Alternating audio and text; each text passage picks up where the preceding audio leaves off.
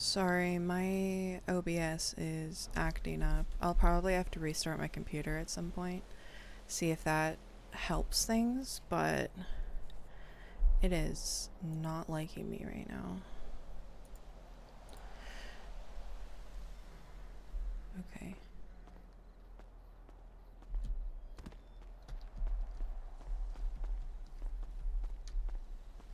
All right.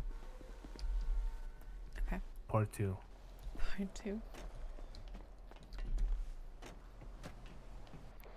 I have to be fast.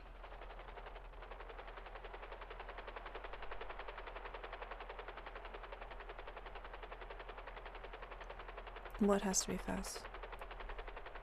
Me. Okay. What are you giggling about? I'm not giggling. I said me. Oh. It sounded like me. That is something you would do, though. No. Yes. 100%. You're just a little troll. No. Yes. No. Yes. I refuse. You can't refuse. Not allowed. I can. No. Yeah.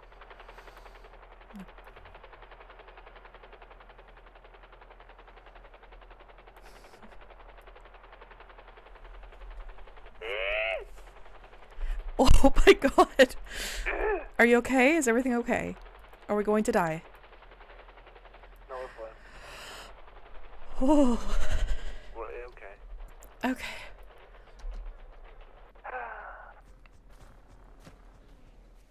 Did you just change your clothes inside of the... Okay. All right. No. Yeah. Okay. No. Right. Are you getting in trouble for this? No. Imagine that landed on us. That'd be funny. Ooh, actually, hold on. Oh my god. Pretty. What? Oh. Oh, it is pretty. Like you. Oh my god. That was cheesy. I was gonna say something. I'm so glad I stopped myself. Oh my god, look at that. He's growing. He's learning not to say everything he thinks. I'm not growing at all. Ooh. You know what else is I'm sorry. Anyway, so hold on, come back here. I hate you so much sometimes. No, you don't. um. Hmm. All right, take off the vest. What are you doing? Oh, okay, Jesus. You see me in uniform? Hmm? No, okay, I'm sorry. That's right. That's right. Okay.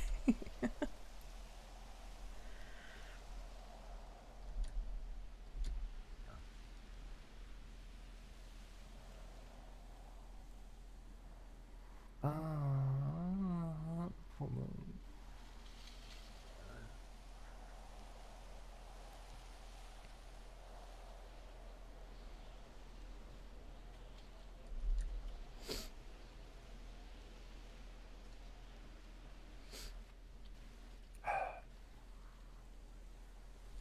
What are you doing?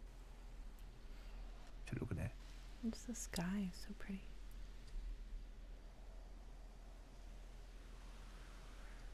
So many stars.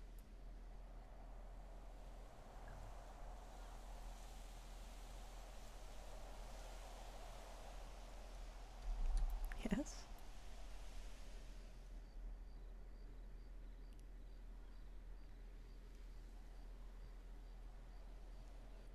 Listen, we had this conversation ages ago, and I should have asked you this before. But I do have a question for you. Okay.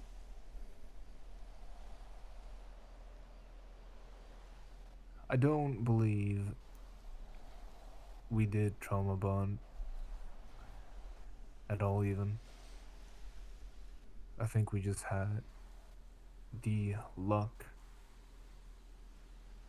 of having a terrible thing happen when we met, reinforcing pretty much every conversation we had. And I remember you saying, I don't say I love you until I'm sure of it. And about 3 to 4 meetups after you said it, uh, I don't know. There's a lot of things that have happened the last few months, including me being sick for almost a month, Mm. and you sleeping a lot, and a lot of bad things, and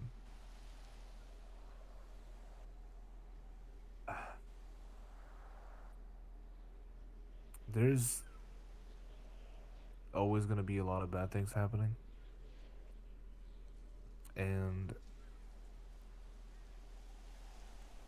I realized that after all these things and after the war, I mean, I've told you this before, I don't really have a goal anymore. It's more so I wanna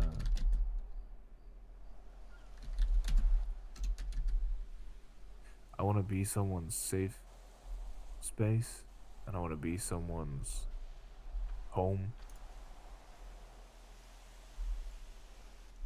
And I think I finally found the person that I want to be my home.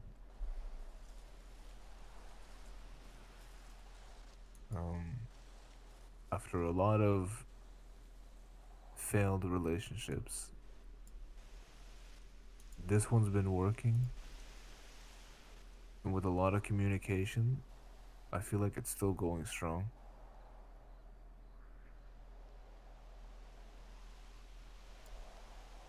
Um, t- I mean, fuck, there's one of the first conversations we had when I took you out was your history with yokai, and you were scared to death that I would cut you off.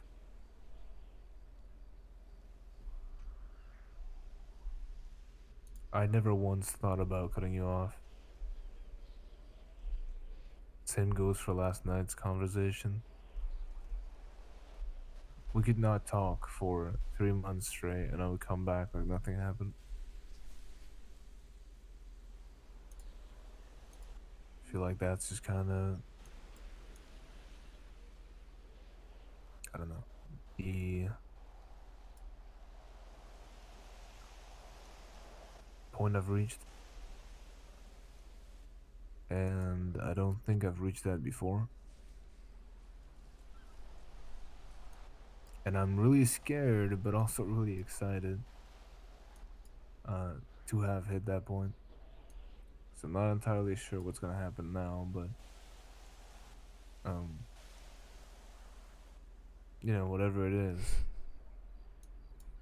I mean, if it's with you, then that's fine. Um,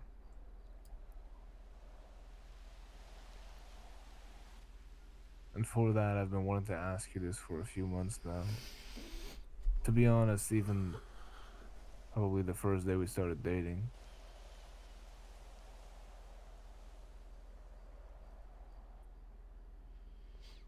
And I would say your full name, but you have a god awful long name. So, Arya Fitzpatrick,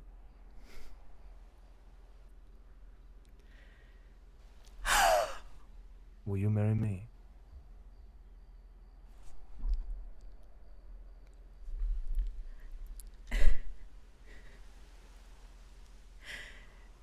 Yes, I will.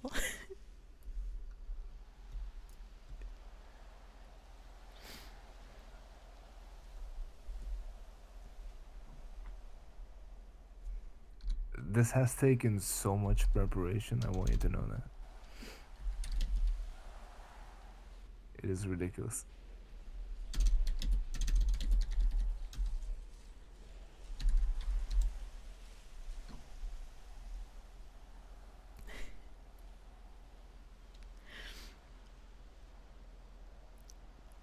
Why'd you put so much effort into it? I love that. I just wanted it to work.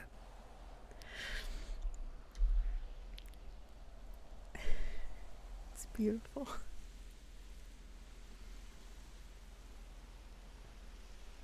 The original thought I had was doing this on the Leviathan, but then I figured, maybe this is a more sentimental spot. I can imagine we head towards the Leviathan and I'm just like, oh my god, it's war! It's that time again.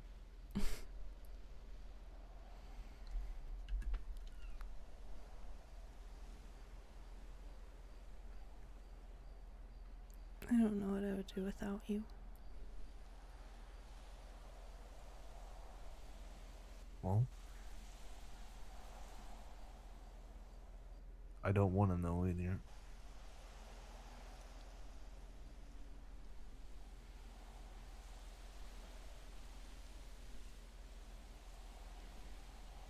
We don't have to think about that either.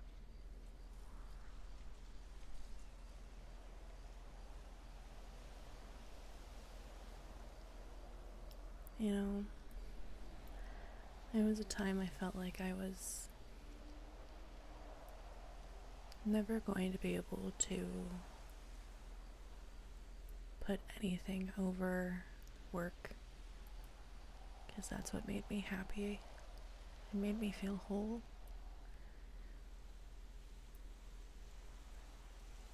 And I was so scared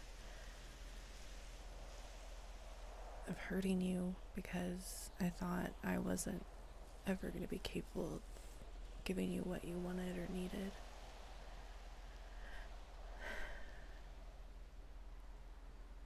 I feel like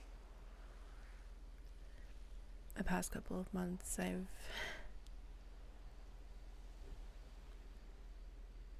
realized that I have no idea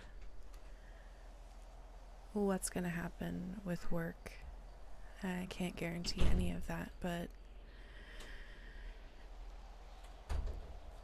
when I'm with you, I feel safe. And I can, and I want to put you first.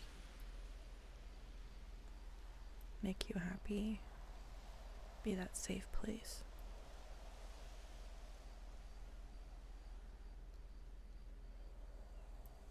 You've been doing that a lot.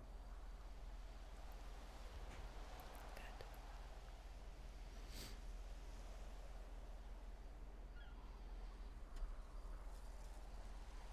And that's really the whole reason it even popped up in my head, to be honest.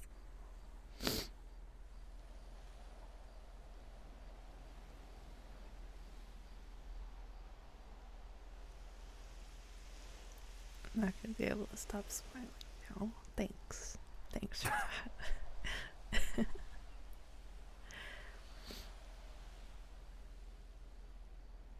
mean, I did tell you I was gonna give you a better last night. True. You So hate true. it, Fitzpatrick. I would change it now if I could.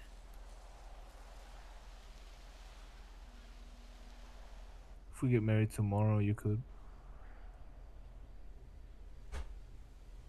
That's true.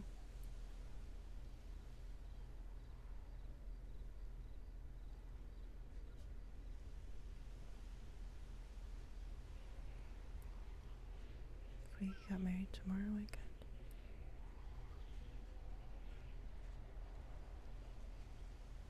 I was gonna wait and do it on the sailboat, but then I realized how much PD cock blocked us. Like overall, just how much it's been cock blocking us constantly. So I was like, you know what?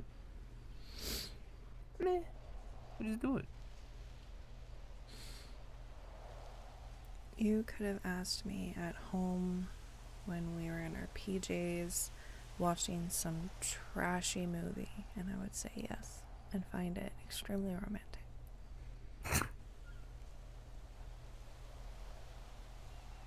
Sir, sir.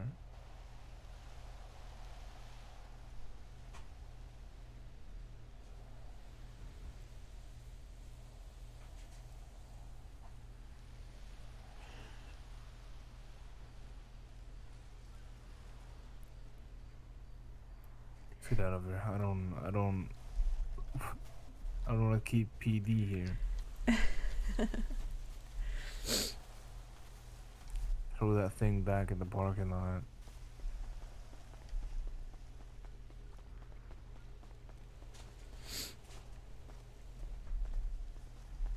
I don't know. I felt like this was really ironic that PD had been cock blocking us, and I Yeah. proposed to you with their one.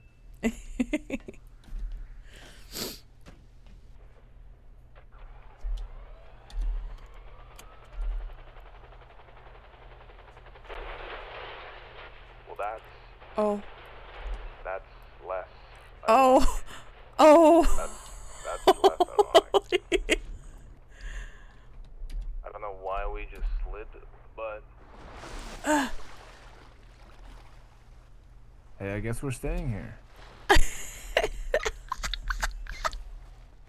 You know what? This is actually no. You know, I'm not even mad. This is funny. This is great, actually. This completes the joke of PD cock Oh blocking. my god. This literally completes the joke of PD cock blocking us. Oh my god. Can somebody come pick us up? That's actually funny. Hold on. Oh my god. Hold on. I propose and Air One sinks. Valid. Real and true. True. That's funny. That's hilarious. That's a mood. A vibe. Truly. That literally completes the joke. I love that. But I also don't. Yeah.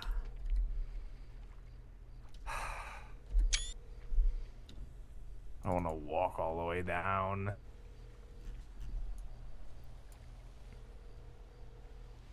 I wish I could put this in my protected pocket. Not walking all the way down. I really wish I could. It kind of is. I'm gonna lose it. Somebody has to be able to help us. Yeah, but I'm wondering who the fuck I'm gonna call.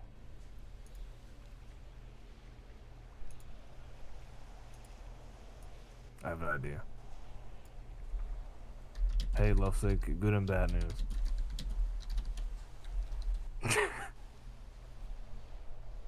The bad news is, we were at a lake and it slid in. The good news, look, we got it, all right, it's fine. I just need it, like, it's not. No, it's not. Yes. What the hell? What? Okay. I don't touch the blue one. Nah, I'll get murdered if I do that. If you don't know, because I had Good to news, look it it up. worked. The woman in my So I'm dreams. engaged now. Another favor. Can you pick me up?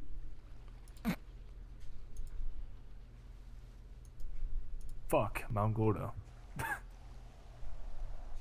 Okay, I'm gonna.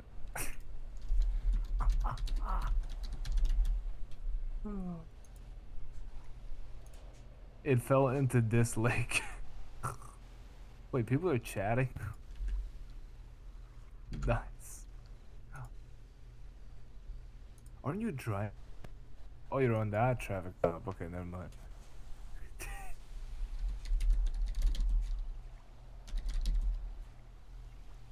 I hope it does. Just for the fun of it. Oh well. Oh well. Yeah, it's all good. I'll ask you that. All right, bye.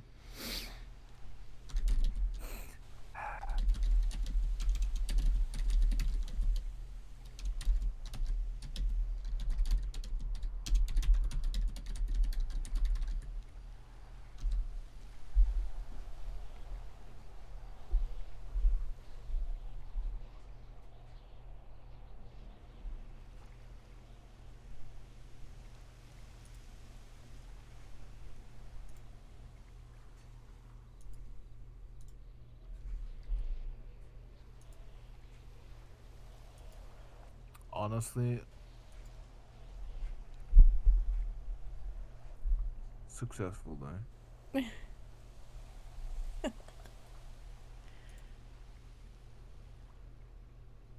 Just realized my screen's too big. What the fuck? It really was. A funny ending. I love that. Yeah. Yeah.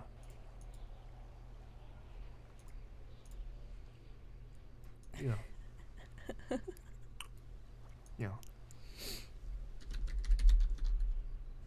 Hold on.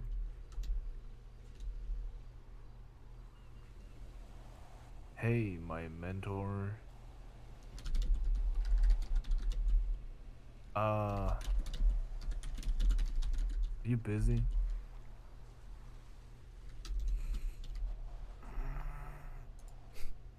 Do you have a cadet I can borrow? He's like, Yeah, I mean, if you're busy, I figured you have cadets.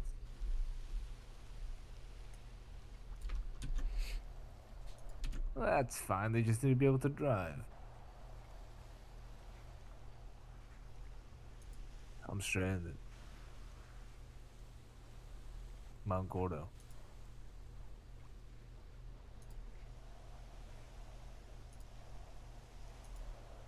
Yeah. Yeah. Yeah.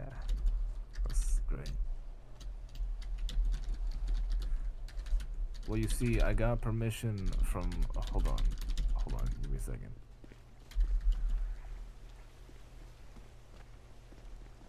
I got permission to fly it here, but I crashed it.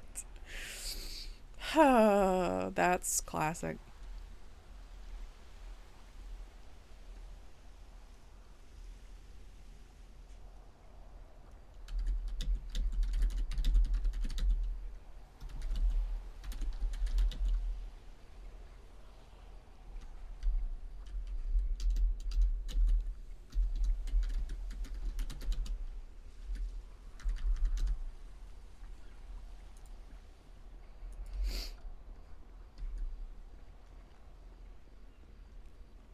He's such a cheesy guy.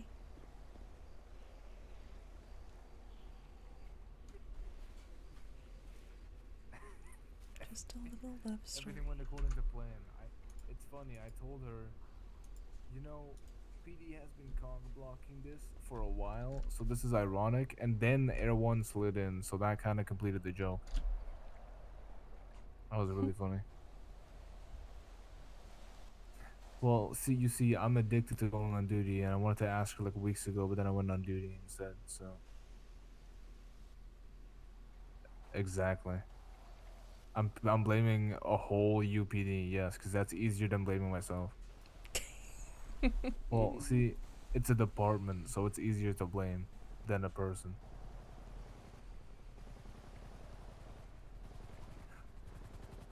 Friendly UAV inbound. Those lights are really fucking bright, you know. Alright, taxi. Yes, hello, here's your taxi to get out of here. Thanks. Thank you. Appreciate that. yes, right? Congrats, you two, though. Thanks. Thank you. Well, you'll probably get a bill for that one, though. Castle. I already called Lovesick and he was like, oh, you better not have gotten the seat wet. And I was like, no, it's not. And he was like, wait, was it LSPD? I said yes. He said, oh, I don't give a fuck about that one. That chicken died. What the fuck? It's a helicopter. He's supposed to care about helicopters. He said, and I quote, I only care about the blue one. As long as that one's fine, I don't care. Oh my god.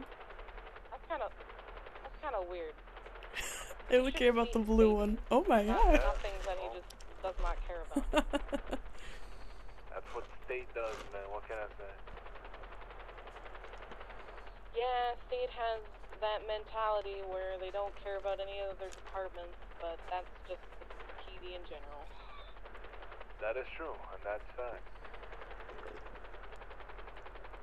Unified Police Department, am I right? Yeah.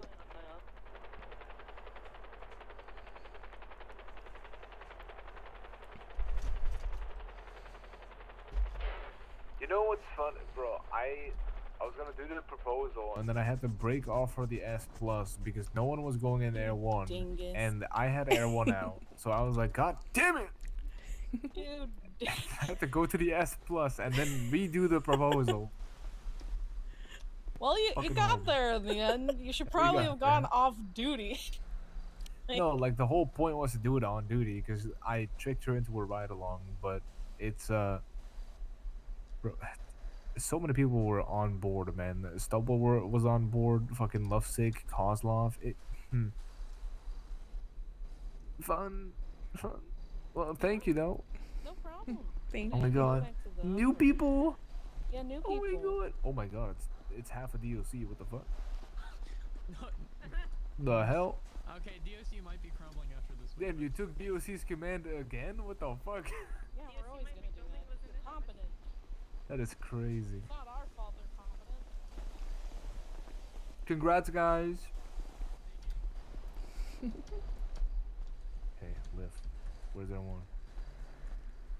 Ah.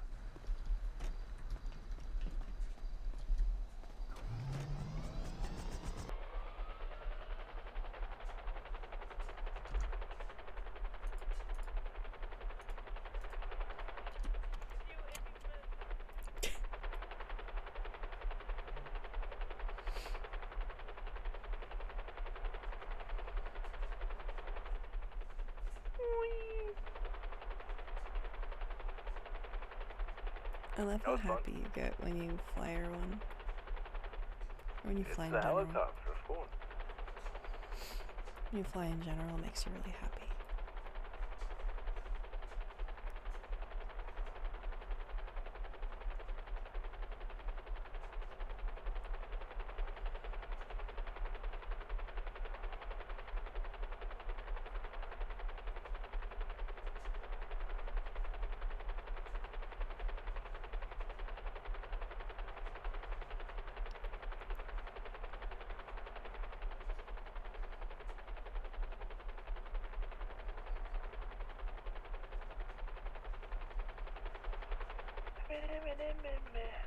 Alright, back to the ride along. I have a question.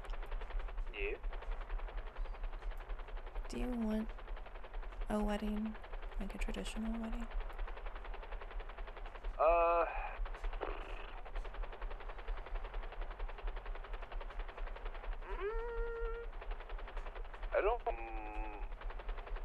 I don't mind. I mean, it depends on what you want. If you want one, I'll do it.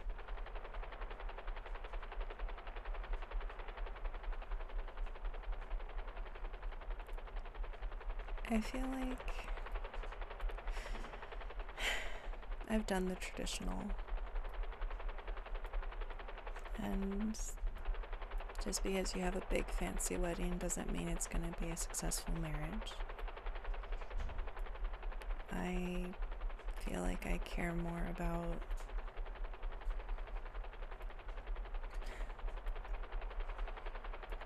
I don't know, I feel like I just care more about being with the right people.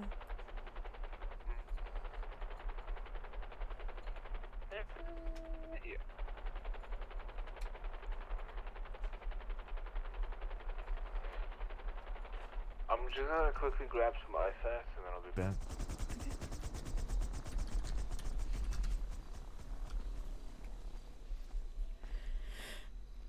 Ow. Oh my gosh, she got married. No, she didn't get married. Oh my gosh, she got engaged. Oh my god.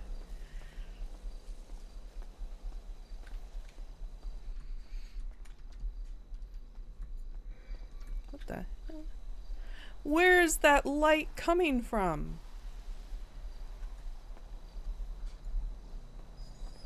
Whoa! Brother.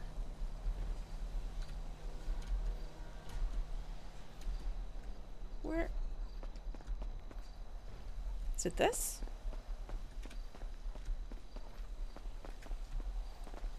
But there's nothing else here. I am confused. What does this mean?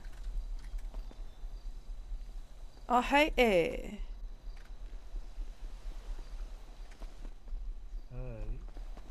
Hey. What you looking at? Just the lighting's very weird here. Is it? Yeah. How's that? That's strange.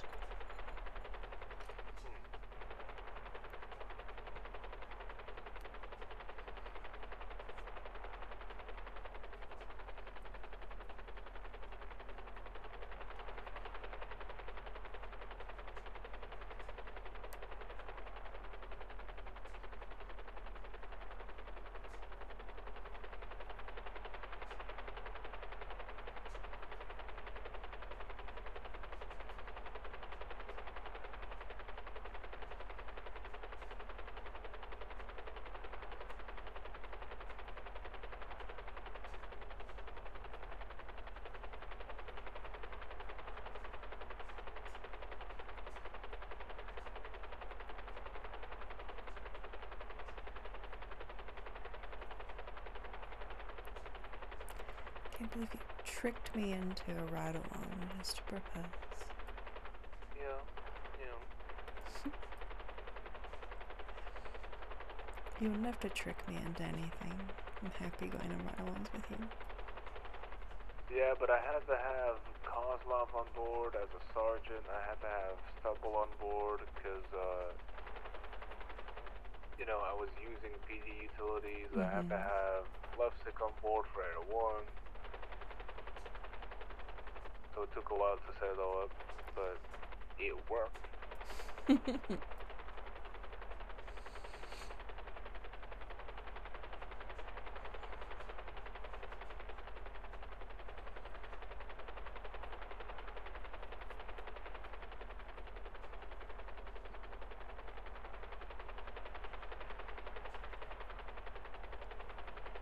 Yes, it did.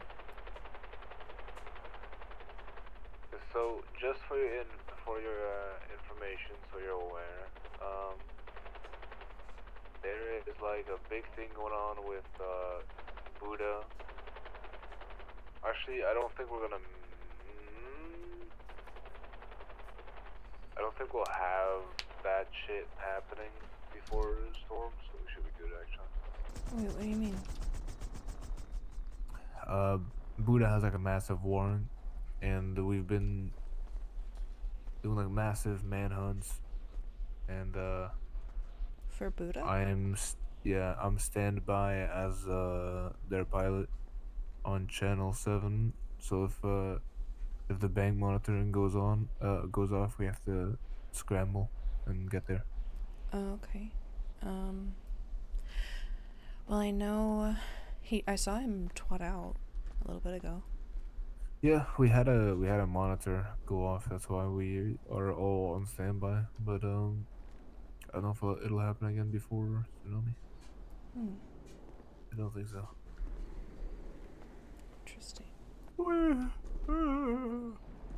You need to go to bed, though. No. You're a tired little guy. I'm always tired. Yeah, I know. always like that. tired.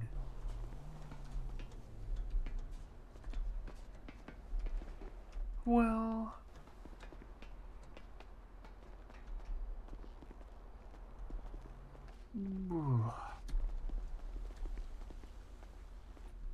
Fitzpatrick's haze.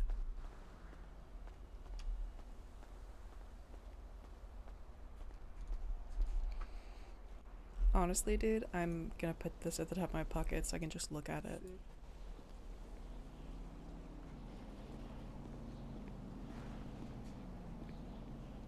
Look at it.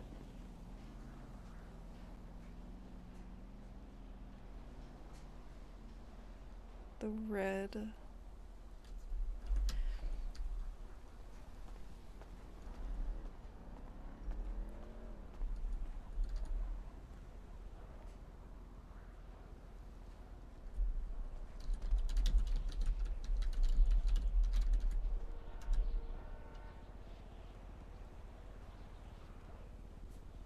You like it? I do, I really do. It's beautiful. I remember you saying your favorite colors were black and red, so I Mhm. tried to put that in there because that ring was originally silver and purple. It's perfect.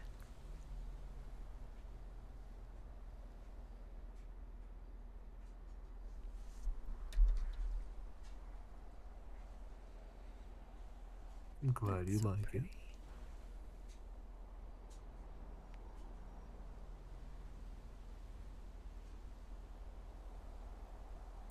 It's perfect.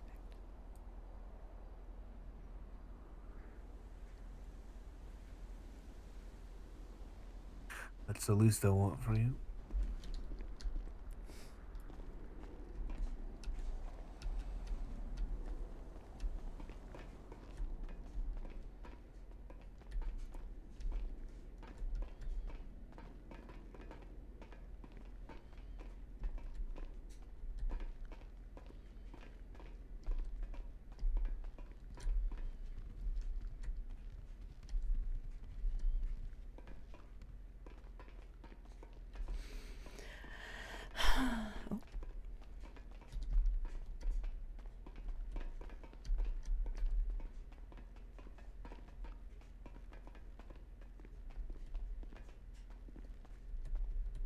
Oh.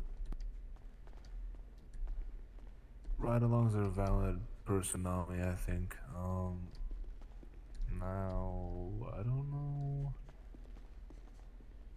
if I'm gonna be awake after a storm. Okay. Not because I'm actually going to sleep, but I'm probably gonna either stay indoors. Hmm. Hmm. Don't push yourself. I'm not pushing myself. I just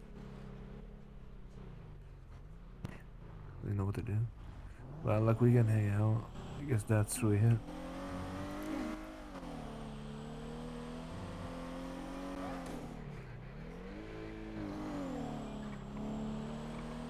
Because I think after Tsunami is gonna be Shootout Central. Mm. Mayhaps.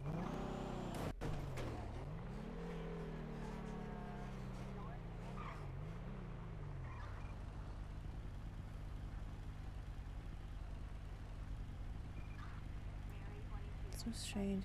What did Lang even do? I actually don't know. Don't know what his warrant is for.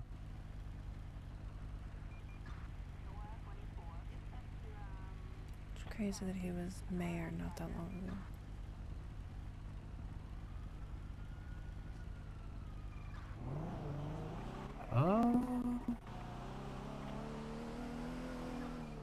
Let me check what it did.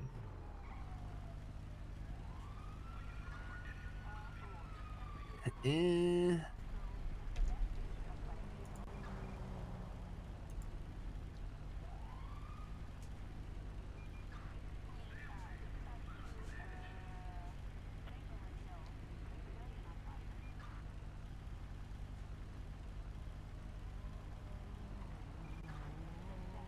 Oh, he's got a lot of warrants.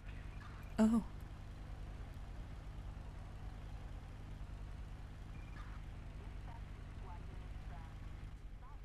Someone getting shot and dumped. Attempted murder of a government employee. Fun. And an OIS. Elias. Officer involved shooting. Oh. So pretty much 2 times attempted murder of a government employee.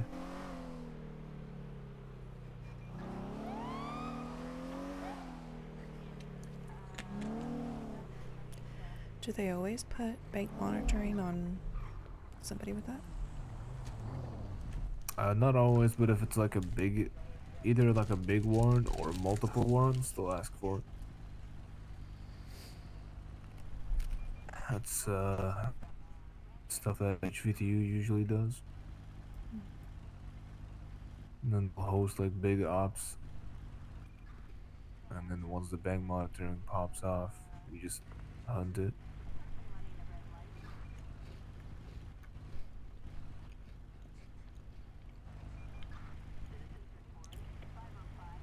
It's kind of a game of cat and mouse, to be honest. Like they withdraw money, and then we get the ping, and we just try to get there ASAP.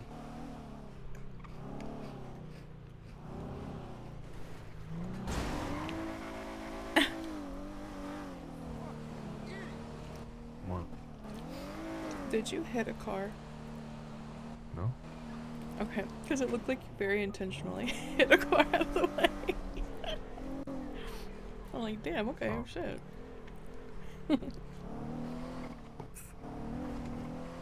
Yeah, I did that. Totally intentional, dude.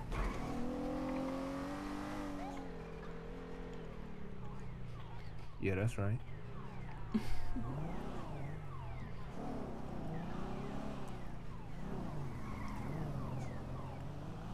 Stop fucking blaring. Anyway. It's still blaring. Yeah. What the fuck? Oh. Welcome, our subjects. Guys, I don't... This is the What the parade fuck? of the real kings of this world. Kicks. What? It's a parade. Hey. You're supposed to like clap and wave. Yeah. I can't clap, I'm driving. That's Praise dangerous. us. Take Is your it hands up. What is happening? No, that's Castle? dangerous. Hey, what's up? What's up? Oh, hi, Castle. What's going on, Misha? Hey, what up? She We're got parade. How are you guys doing? That's It's so cute. I hate it. Anyways. Good, how are you? We're good. We're No, good. don't die up there, alright? Just Don't worry. And don't, this. Don't die. We want. It's I don't okay. know what is happening. Know what we're doing. Okay. We're skilled professionals. Oh, Try this okay. at home, okay? Don't try this at home. Don't. Sorry, I trail forgot the I have a streets. bulldozer in my backyard. My bad. Who doesn't have a bulldozer in their backyard? Me, I'm not American. Yeah, I think you're from like some backward state or something. Watch this. You're gonna lose. Never expect it. What the hell? Oh my god, guys, you broke my ankle. Oh my god. Jesus. I can't believe you've done this. I can't believe they've done that. I can't believe they did that. Wow, It's they wild. actually- they can't believe they've done that. Hey, everything for the show.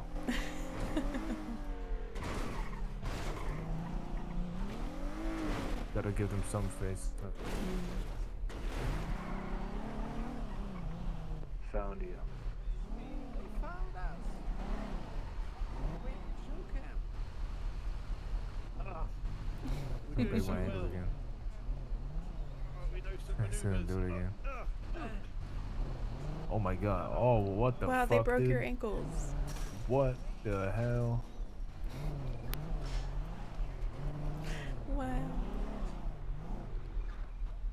go and grab a rhino. Just you wait. Alright, go for it then. Yeah, we've got. I'm kidding. I'm not allowed to do that. Have fun. Stay safe.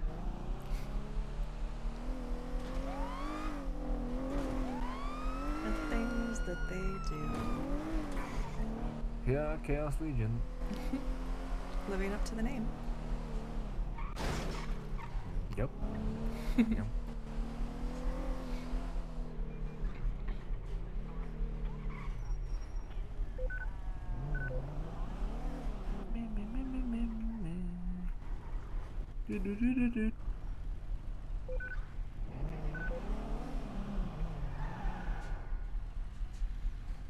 I should either A, sell the CVPI, or B, change it to LSB because it still has the Oh October PBSO on it. yeah. Yeah.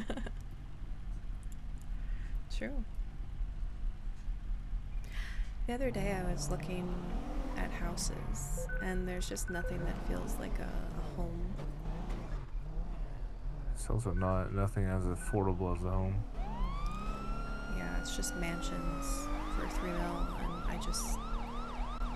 I mean, sure, I could work at autos every day for 12 hours and probably have that in a 12 hours. You have to work like 6 or 7 hours for like 2 weeks and you'll have that. Yeah, but also there's not as many repairs and I would go mentally insane. And I know that, I mean, even if I get my bar license at the end of this week and start taking cases, it's not going to be that much money. State pay. Oh no, so- lawyer doesn't pay shit. Yeah, I know. I mean, more than top, but it still doesn't pay shit. It's something where it's like, I don't even know exactly what I want to do, you know? Like, do I want to just be a jack of all trades, or do I want to specialize in something? But also I don't... Lawyer-wise? What? Lawyer-wise? Yeah. Like, do I want to be a defense attorney and just do that, or... I will say defense is a million times easier than prosecution. Yeah. But also...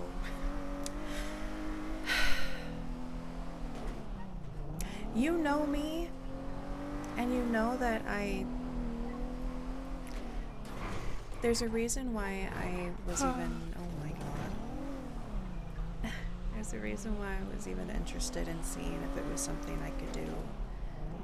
I'm methodical, I'm organized, I love paperwork, I want to do something good that is more... Play-Doh. I don't know. Did you say Everything's Play-Doh. Play-Doh? Everything is Play-Doh. Oh no.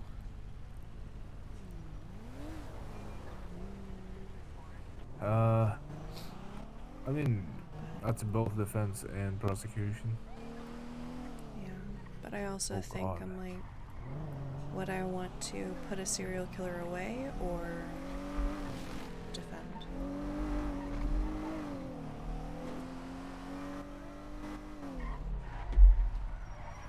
Did you hear that?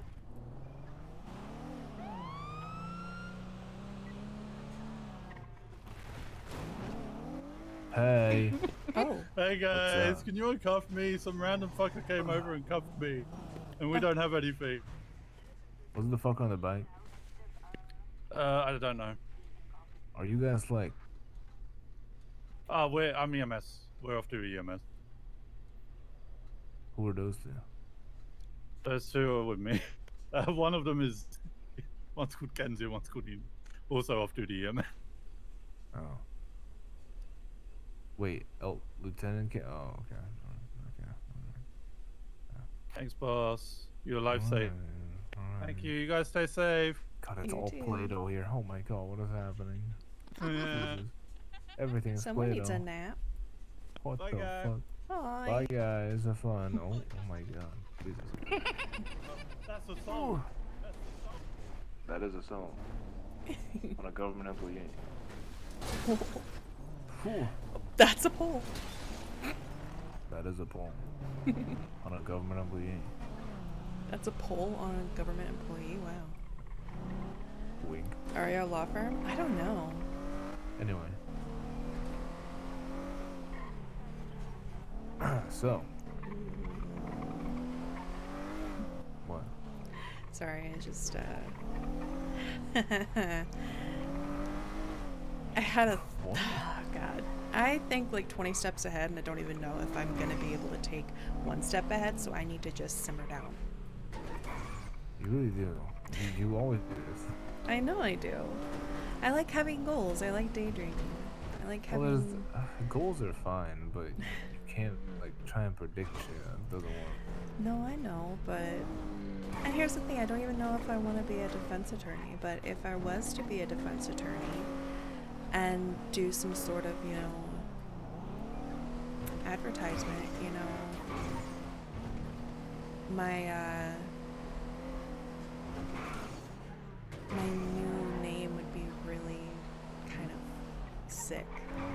Mommy voice defense attorney. Okay.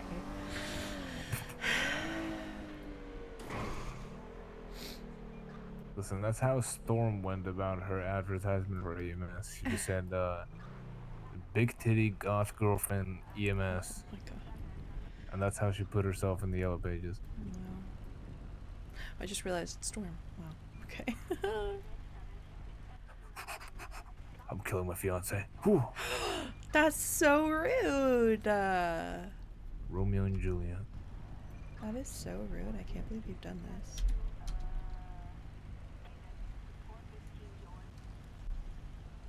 And I'm, yeah.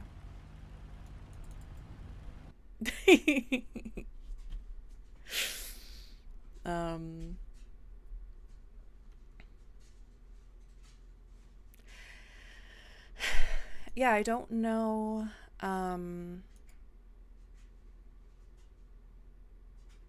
what I'm gonna do. As far as the lawyer stuff, I know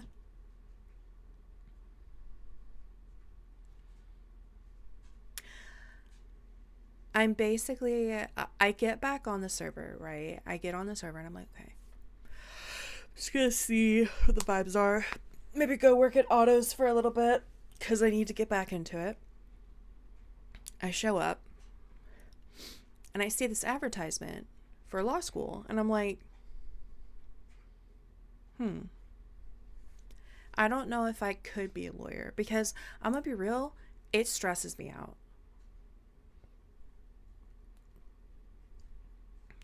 Court stuff, it scares me because it's all just this like foreign language to me. And but I keep like remembering, I'm like, dude, I quite literally felt the same way about becoming a doctor. There was so much that I didn't understand. So I kind of feel like a good way to go about it is to like something that helped me. It you're like, all right, okay, that's great. Something that helped me with the doctor stuff is I watched Grey's Anatomy. And I kind of want to watch something lawyer related to kind of get me in that like headspace. And to be honest, the only one I want to watch is How to Get Away with Murder. It's so not correct. Smile. There's a lot of good lawyer shows. I know that. I honestly think I need to I want to find a show. Honestly, Law and Order, like vanilla Law and Order. Law and Order Criminal Intent's also really good. Is actually really amazing. It's so good for the detective and the lawyer stuff. It's really good. I guess I just kind of feel like it helps me get into the headspace of like, okay, you're acting. You don't have to know everything perfectly. But having the basic information and knowledge, that's what law school is. And that's what I want to put the effort into. You know what I mean? I want to, I guess, learn as much as I can and get comfortable with it. And see if it's the right vibe. See if it's something that I can see myself doing. I do want to try it out.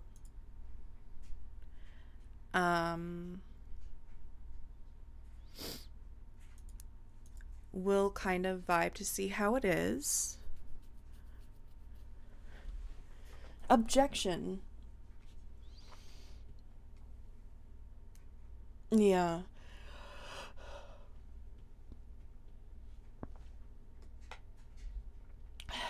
All the objections and everything, I feel like it's a lot. It's a lot to learn. You know? I'm still going to try. I'm still going to see if it is something I can do. I'm not going to rush myself with it. I'm going to be straight up honest with like Grayson, Carlson, everybody who's hosting it. I'm going to be like, I'm very nervous.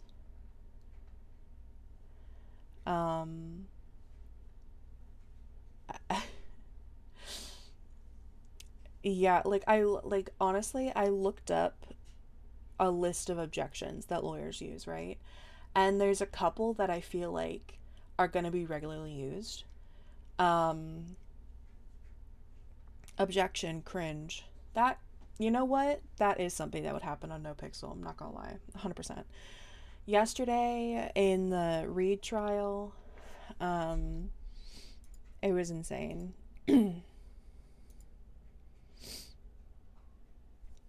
Yeah, I have like the cutest little thing. My notes from yesterday, a lot of these were in my notes.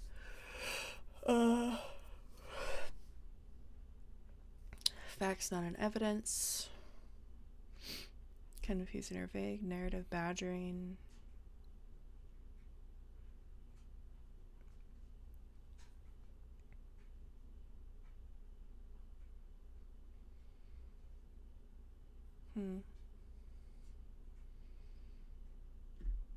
I still feel like it's just gonna be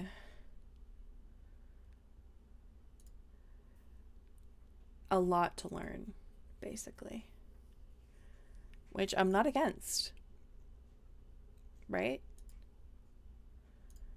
We'll learn. We'll learn.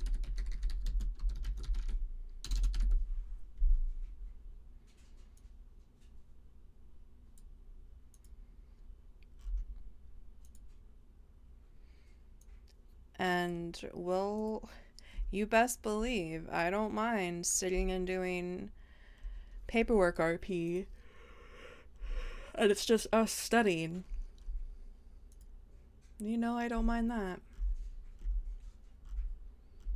That is my vibe.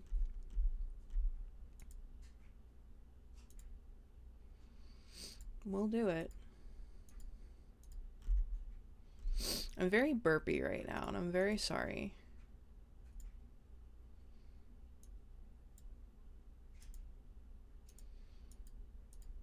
Oh my god, I looked up romance music for the proposal, and it was so funny me being like, wait, what sounds not stupid?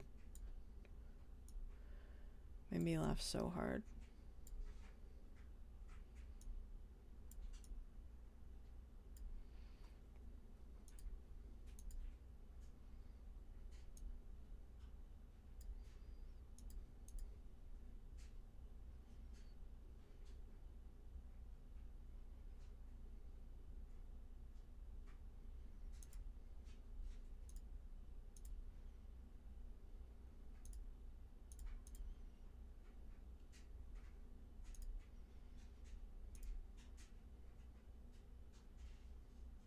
Basically a TV show, yeah. There was a lot there.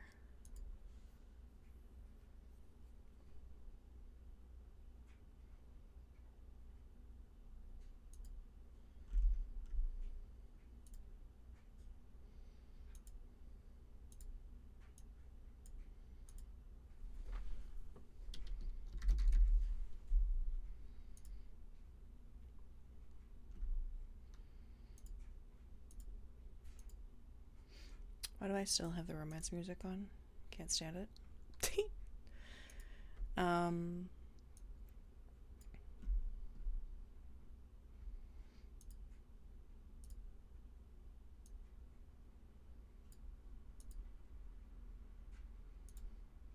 Arya and Castle are really cute, I'm not gonna lie. Love them. They're so cute. Adorable.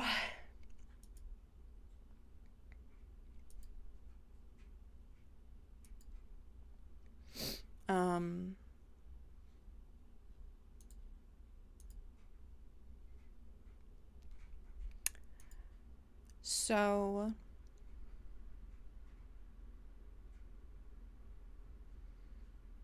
trying to figure out what I want to do because I'm so tired. I hate that I'm so exhausted all the time. We love being tired.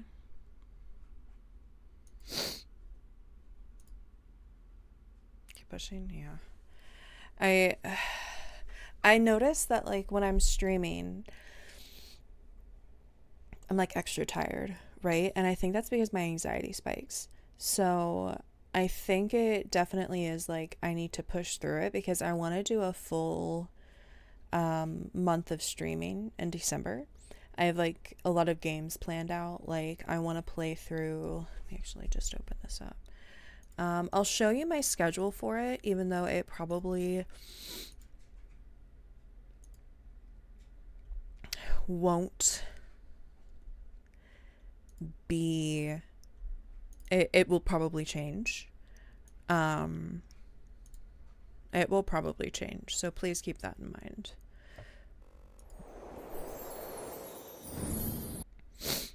So this is what I want to do, right? I want to play. I've never played GTA. Never played the base game. I want to. Ow, fuck. I want to play it.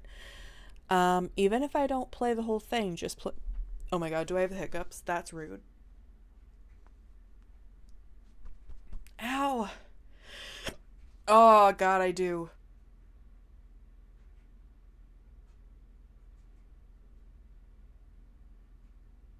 Oh, ow. I don't have a PlayStation 5. Ow, fuck.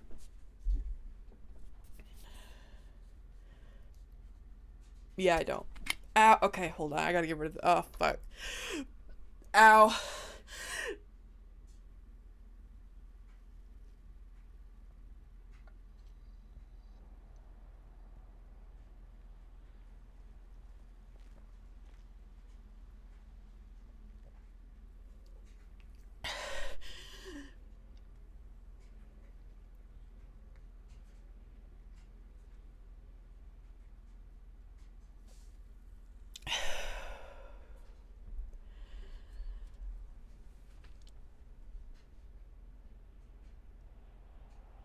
That hurt. You ever get hiccups and they fucking hurt? Fuck. I haven't played Resi 2 since before Resi 8 came out. I want to play Resi 2 again, for shits and giggles. I want to recreate Hill House in Sims 4. I want to do holiday stuff in Sims 4 as well. Play through Last of Us, the OG version. Play through Resi, OG version. Last of Us Part 2. Haven't played that in a hot minute. I used to play Resi. Oh my god. I used to play Last of Us Part 2 for fun. Back to back to back. Smile. Look at how hot Jade is. God, I love her so much. She's so hot. Love that for her. I love that for her. She's so cute.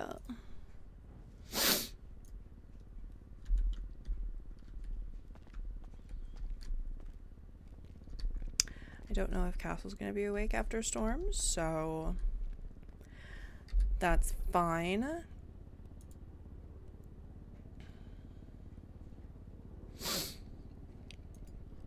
I do have I can go to law school.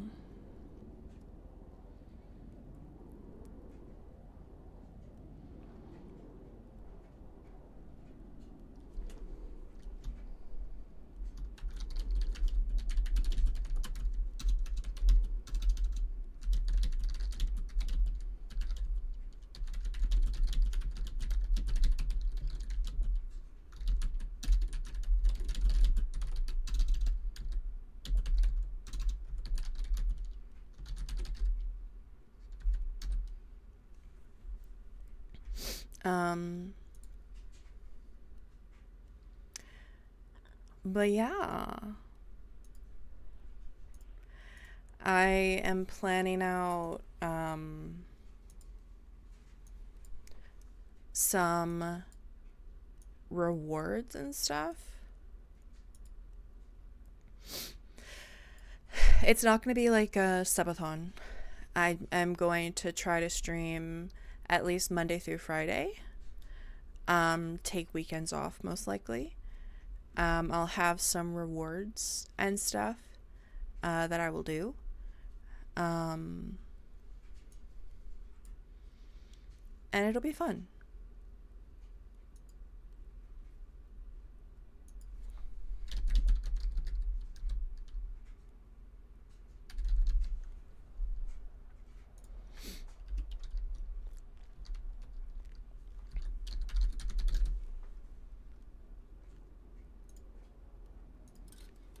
It's her law school outfit for the day. I do change it every day because I feel like that's very Arya.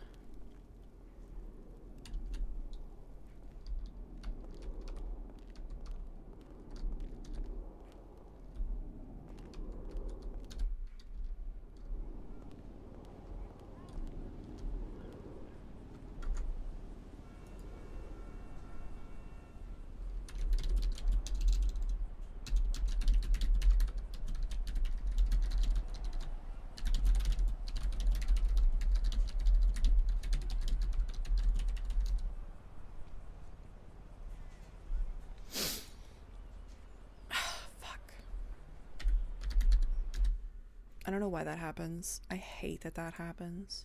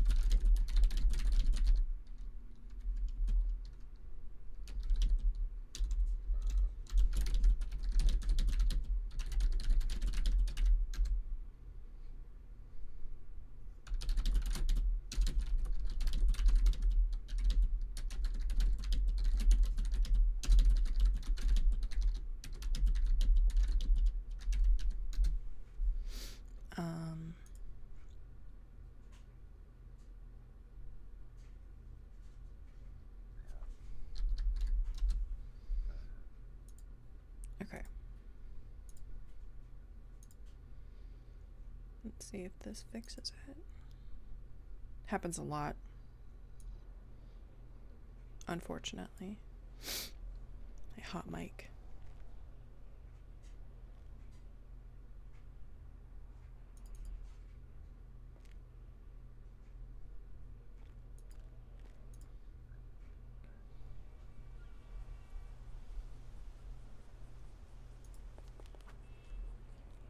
Oh god.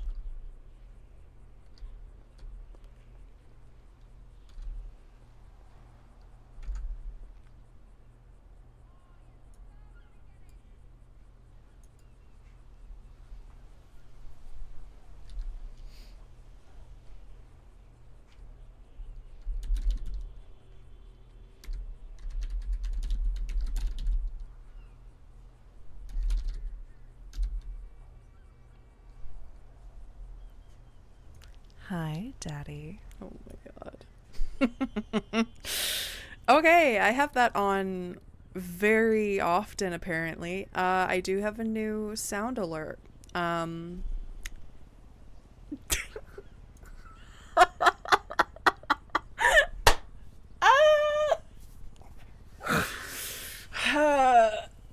That is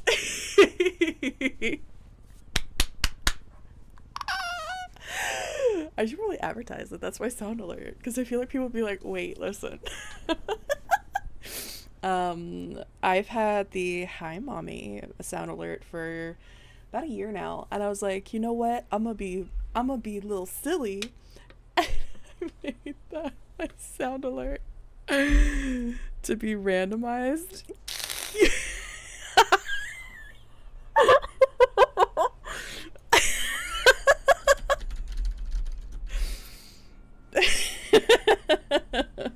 I'm sorry, I laughed so much.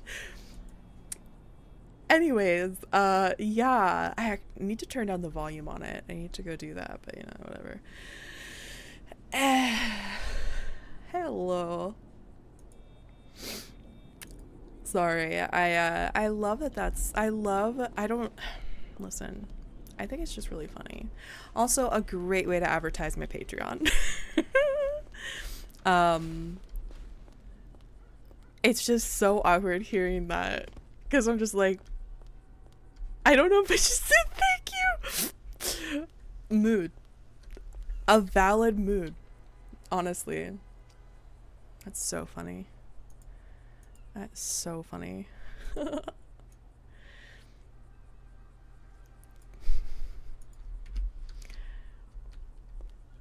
That is a vibe. It's a full vibe, my dude. He had food yesterday. If he doesn't have food today. Let me fix... God, it's so pretty. It's so pretty. I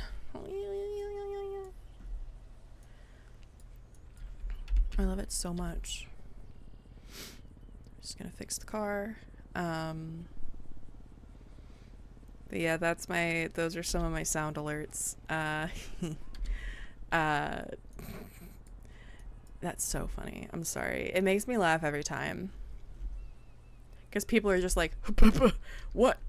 What was that? And I'm like, so funny.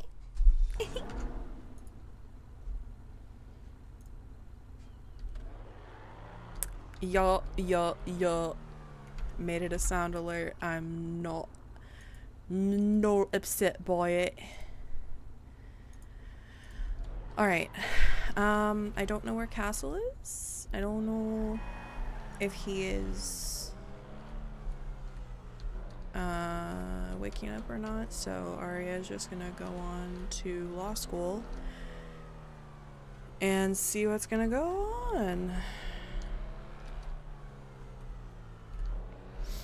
We're not gonna go to Burger Shot because last time I went to Burger Shot I felt very awkward.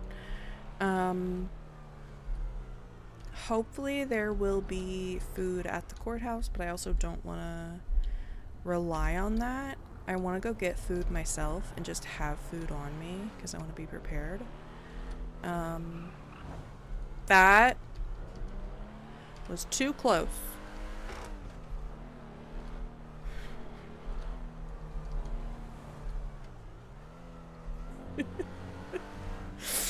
Um,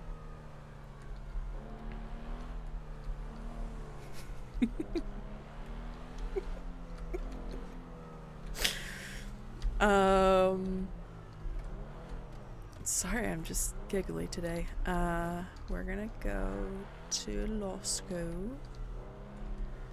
And you guys are gonna take notes with me. Smile.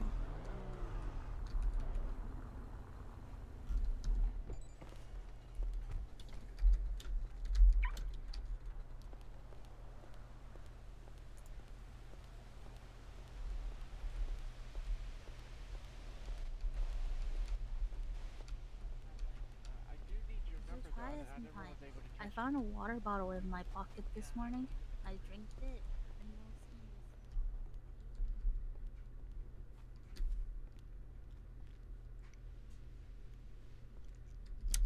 Interesting. Hello.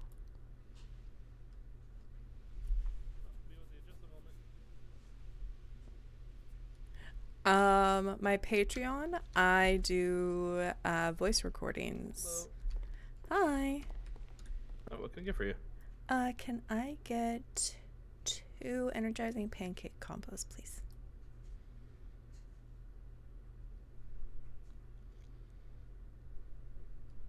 Two energizing Mhm. combos? Yes. Alright.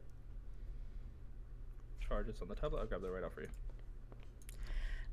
So like I am trying to get it set up. I've had it for a few months and I feel pretty bad that I haven't really done a lot with it. Alright, 2 energizing combos on the tray for you. Thank you. Of course. Enjoy and have a good day. You too. But I want to do like audio clips, where it's Ooh, like, okay. I don't know. whether it's like, oh,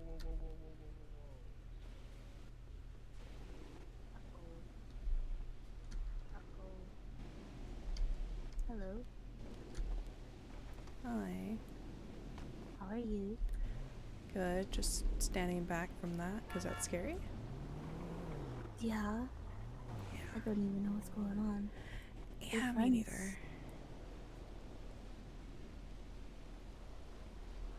I just thought we were gonna call the cops or something. Yeah. Better get out of here before anybody starts shooting.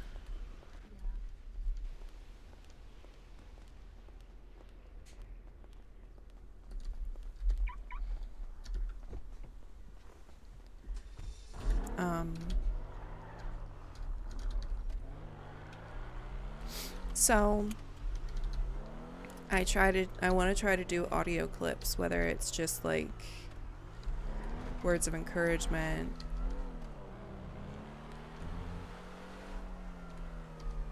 I guess like I'm basically selling my voice, and I find that really funny that people would actually spend actual money on that, but people do. And you know what? Valid. A vibe. So we'll do it. We'll do that. We'll vibe with it. We'll see what happens. But I'm trying to get it more set up, and I want to spend like a day just like recording a bunch of stuff, and then I can like just slowly roll it all out. But I've been absolutely awful with my depression and anxiety, just like kind of eating me alive.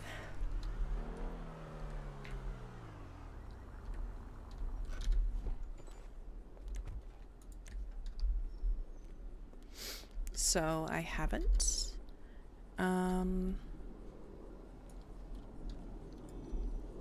Pancakes. I wish there was still yoga mats here. It really sucks.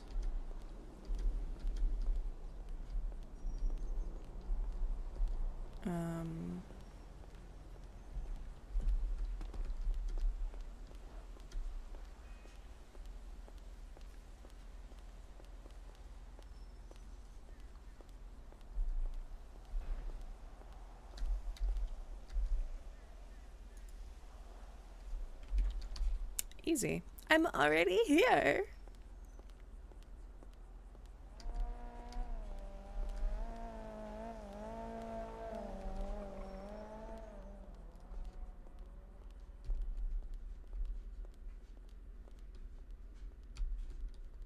saw some people get arrested today, so I'm interested in seeing if there might be a court case. I want to see some people getting petty that like I want a bench trial over this thing. I want to go help him for it. Yeah. I want someone to get interrogated. I want to be in there and coach him. Past few weeks, it's been very rare we've had a day go by during my shift when we haven't had a request for a bench trial. They're fairly common right now. I'd expect one. If not today, tomorrow. Like, if we go one day, we don't go two. Something will come in, you know? Tomorrow I have a dental appointment. I'm so sad. But I'll Yeah, be here tomorrow I have to Thursday and sleep on my Friday. fingers. Is there a law school here? That's fucking right. Holy shit. Welcome to the law. The law? Yeah, we're here for the law. The law. The law. The law. Question. Yeah, let's do that. I'll sue Norman. Right. Norman sues me. First question. I'm waiting for an expungement. Hey. Am I still allowed to participate? I mean, I saw criminals here yesterday, so. How about your criminal record? You're doing well. I'm doing alright. Did you just I run love your away? dress. I'll name and shame. Thank you. We kind of match in a way, only Kind of, yep. not all the way, but like Half, halfway. yeah. Sorry, I didn't hear you. You're kind of quiet. 454. Yeah. But I'm doing well. I just woke up Name like and maybe shame, Akari an hour Sasaki. ago. Ari Sasaki. I forgot Oh, which yours tsunami isn't- it was for a second. It's not that Flood. bad. Worthy? Grand Theft Auto's the violent only, though. You can always get a sponge Yeah, bath. we heard that there was a law school, so Akari wanted to I mean, when's the stop last time by. you got arrested? Yeah. Because we let Dick Chicklets in, and he's in the program. Last time I got arrested was about He 2 dipped weeks out ago. to I 5 see. minutes. Yeah, Oh. actually did. Last time I got arrested was a week ago, I think. 2 weeks ago, I'm not sure. Okay, Plus okay, then- that makes sense. Yeah, Totally you're not understandable. expungement I hope eligible yet. I hope he's so. okay. I need to wait like what, Yeah. until December 3rd. Yeah, about that. Yep. Okay, so Yeah, who knows, right? Can't get. There's always so, something to so learn. it's gonna be a Sunday. Sunday. Yep. Yep. It's gonna be fun. Hello, this is Gwen. All right.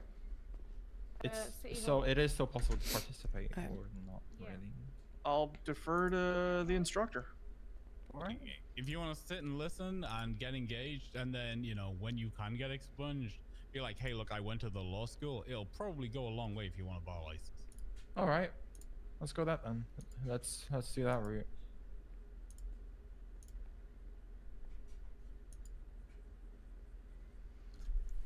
Yeah, probably help you with an expungement too, I'd imagine. Oh yeah. Requires legal knowledge, skill, thoroughness, and preparation Shows you responsible to actively serve your trying. participation. Yep. Reveal information related to their position of client. I don't know. It's just something about. It's just something about crime Yes, that isn't for informed me to be consent, fair. But, disclosure. that's not the story. Yeah, you're not about that dirty work. Honestly, not really at this point.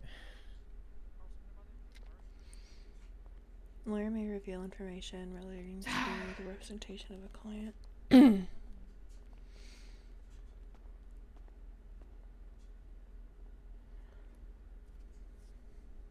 I'm reading over the attorney guidelines right now. Anybody else just want to respond to Leonova with cringe? Just me? I don't know who that is. I mean, I can. I mean, it's super cute, but it doesn't Is really that seem cute her or is that style. cringe? That's It's cringe. not cringe. That is cringe. It's not. Not cringe. It's not cringeworthy. I felt my flesh crawl a little bit. Oh my god, the drug cop plus my employee together, it's beautiful. I woke up and choose aloud. My god. Oh my god, there's a lot of people in here. Holy shit. Okay, we're gonna have to find somewhere to post up and have a conversation that, you know, you can all keep your phones, right? That's the main thing, because there's no point as like posting up somewhere where you have no access to your phone, no access to like information. I can't share documents with you, all those things, right? So I think either we can sit here or we can go sit outside on the grass, whatever you want to do. We'll find somewhere to post up and we'll have conversations there, right? I mean, grass seems pretty spacious. Not gonna Let's lie. touch grass. Let's Go touch touch grass. Yeah, Oh, let's yeah. touch grass. Okay. If you got pets anyway, and drag them with you. Hey, Akari. Hey, how's it going? Good. How are you? Honestly, I thought about becoming a lawyer. Not gonna lie. It's beginning to dawn on me at this rate.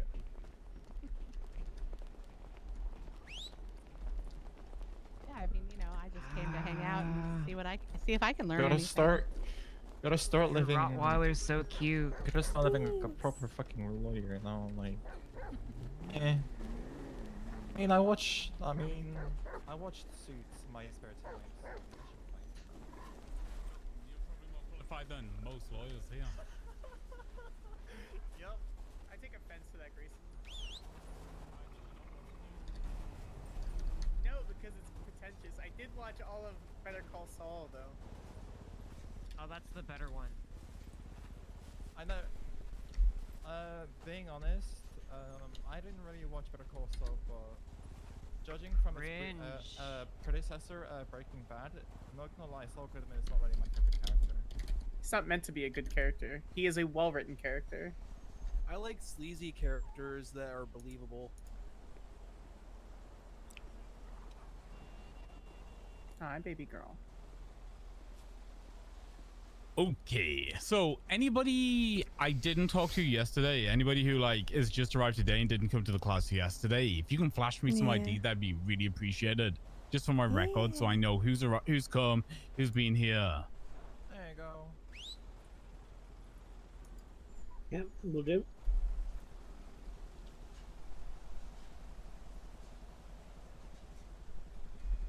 Can't I figure out how to sit in a better way? I didn't plan my outfit well.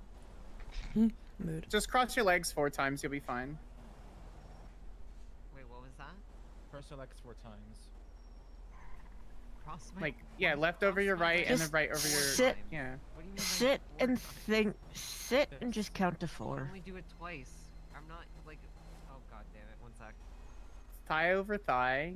Hello. Ankle over ankle. I don't understand. Yeah, you just roll around like you're on fire.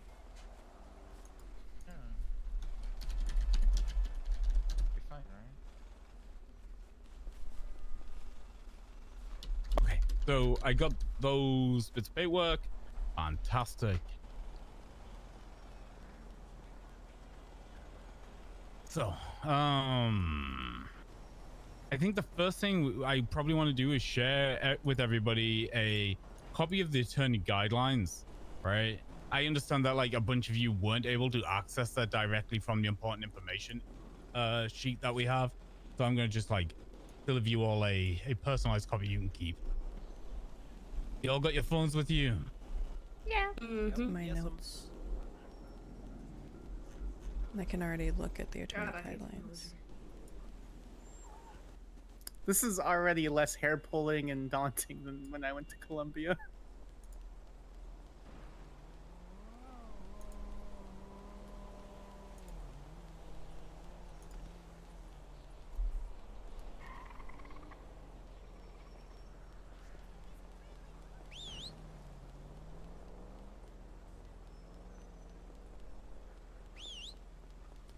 Everybody answered the likes. I'm crying. Okay, tell me you got that. I got it. Yeah, got it.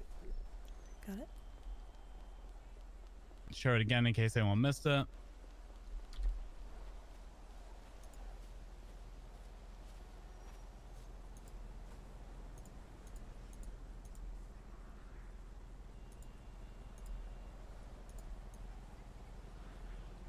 Make sure this is the right one. Oh, I'm sorry. I'm kind of leaning on your cat to. Okay. Everyone, It's fine. She's used to it. Oh, she's used to it. Okay. I mean, cats do like. She to be might just squished. complain a little bit. You gotta squish that cat. So, if you get hired by the Department of Justice in San Andreas, right, you're not really being hired by us. You will be an independent contractor. You will work for yourself. A judge is not your boss. Regardless of the hierarchical structure that basically the Department of Justice ends up feeling like it has, I am not your boss. Norman Adams is not your boss. Alan Crane is not your boss. You work for yourself. You are answerable to yourself. You become answerable to us based on the guidelines I've just sent you, right?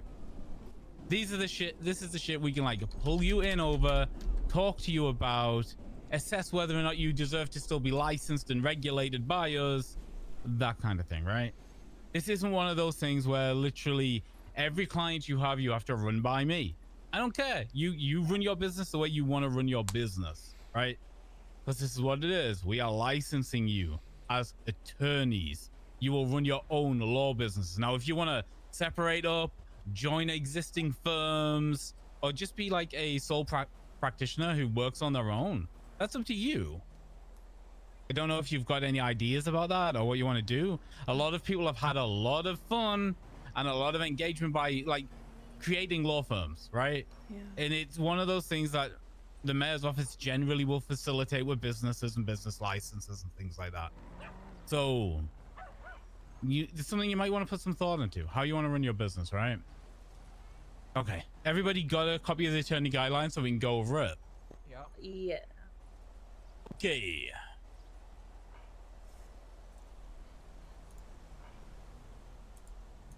Guideline number 1, a lawyer shall provide competent representation to a client. Competent representation requires the legal knowledge, skill, thoroughness, and preparation reasonably necessary for representation. Basically, you come to a court case and you're like, I did nothing for this, and you YOLO it, and it's a shit show. Chances are we might take your bar license.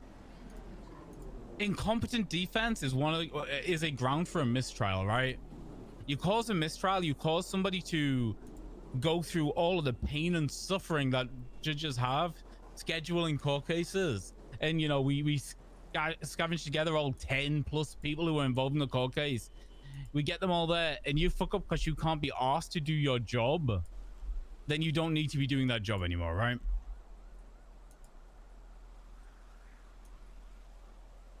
I mean, I don't think I'm saying anything strange here. I think everyone gets that, right? Oh, yes, yes. Okay, good.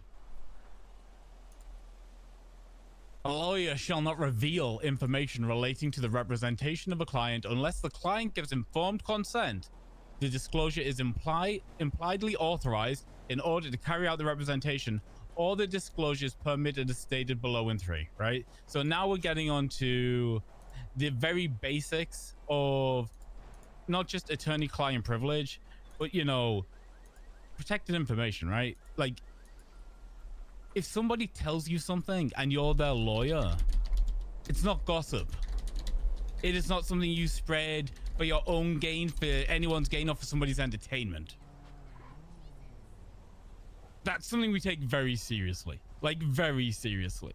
Accusations of this will tar your entire practice for as long as you decide to practice law. It will stop you getting clients. It will stop you working very quickly if people don't believe they can trust you with information. So it's like lawyer-client confidentiality type thing. It's the basis of it, right? The basics of it. But also of, you know, the idea that anything a client says to you as their lawyer is also protected, right? Like, nobody can compel you to give that testimony. Shouldn't happen, right? Officer drags you to the into a corner in MRPD and threatens you with, you know, I know, obstruction of justice, felony, or even misdemeanor, regardless. They can't, right? You have that is a protected piece of speech. They can't compel you to testify. They can't engage with you that way. So if we have, say, a client that is getting charged for something that they didn't do because they were doing something else that was, say, suspicious, in order to get them off, we would have to say, okay, like, these are the terms for this. They'll tell you what happened, but you can't charge them for this. No, even then, you could attempt to negotiate that way, but you can't set the terms that they will engage with you on, right? Mm-hmm. But if your client didn't do it, and the only way they can prove they didn't do it is to further implicate themselves in different crimes, well, they have a Fifth Amendment right not to incriminate themselves, right? Right. That is what the Fifth Amendment right is for, specifically those circumstances. Okay. So they should probably at that point be pleading the fifth and not further incriminating themselves to different crimes. Now, if you, between yourself and your client, wish to at that point engage and argue a different set of circumstances and an alibi that involves criminal behavior that you can prove, unless you take that affirmative defense in a court case, that's your choice. But understand, if you choose to waive your Fifth Amendment right, if your client chooses to waive their Fifth Amendment right and give testimony that provides, you know, evidence or probable cause of other crimes being given, like as an alibi, they're probably going to get charged after the fact on that, right? Like they might walk that day, but they're probably going to get into further trouble further down the line. So I'd be very careful with that form of defense. Very careful. A little bit of general feedback I can add to that too. If you're going into the cells or you're going into an interrogation, just know that you going in have absolutely no advantage in that point in time. That is the officer's domain. That is where they are going to. Half the time, that's where they continue their work to try and find the charges to put on clients that you may have, if you're going into defense, right? Your main objective, in most cases, should be to gather information, figure out what they know, ask questions and see what they'll tell you, figure out what they're charging your client with. Then go to your client, get the true story, and then kind of come up with a roadmap forward there. You don't want to telegraph that for the other side. You need to make that plan with your client at that point in time. So when Grayson says that, you know, it's not necessarily advantageous to do that in that point in time, I strongly agree. Because if you offer too much, that can get your client's arm twisted into a whole mess of other charges too. Okay. First thing I also always did when going into cells is making sure that the client is still very aware that they should probably just tell me the whole truth. First thing I always say to every client is, don't lie to me, tell me the truth. Right? I need to know everything. The other thing you want to be doing is you want to be making sure, right? Like, I know we're getting off track a little bit, but this is just good advice for when you're doing a cell rep. You go down the cells, you're talking with your client. Get some privacy. Make sure nobody can overhear you speaking. Whisper, right? You don't want to give the game away. Because if they overhear you, if they hear everything that's being said, hello. Hi guys, I didn't see you. Dr. Nibia, can you flash me some ID so I can just get it for the record? Mixing room. There you go. Appreciate it. Just quickly going over the attorney guidelines. Do you have a copy of that, Dr. Nibia, or should I get you one? I'll give it. Sasha sent me some stuff. I'll also email it over. Thank you. Yeah, so get some nice peace and quiet while you're talking to your client.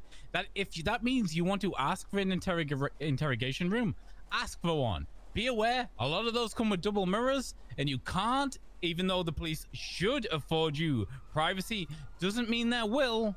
So, you know, sometimes a quiet corner in the cells is safer and more secure than an interrogation room while talking with your clients. Okay. Right? Because not everybody has the morals we wish they had. Also, one other just general point of order: for the love of God, don't text anything that you want to consider privileged. Just don't do it. Texting is awful in general. Not wrong. Okay, so we have some exceptions to when you can give out what is considered confidential information, right? A lawyer may reveal information relating to the representation of a client to the extent a lawyer reasonably believes it necessary to prevent reasonably certain death or substantial bodily harm, right? Your client tells you, hey, this guy's gonna die in 10 minutes. Look, I get it. Your first implication is to, like, protect your client. Somebody's life's on the fucking line. As a moral human being, we expect you to tell somebody about that, okay? But we're talking imminent threat of life, right? We are not talking, oh, they might go do something naughty tomorrow, right? It is literally to save a life.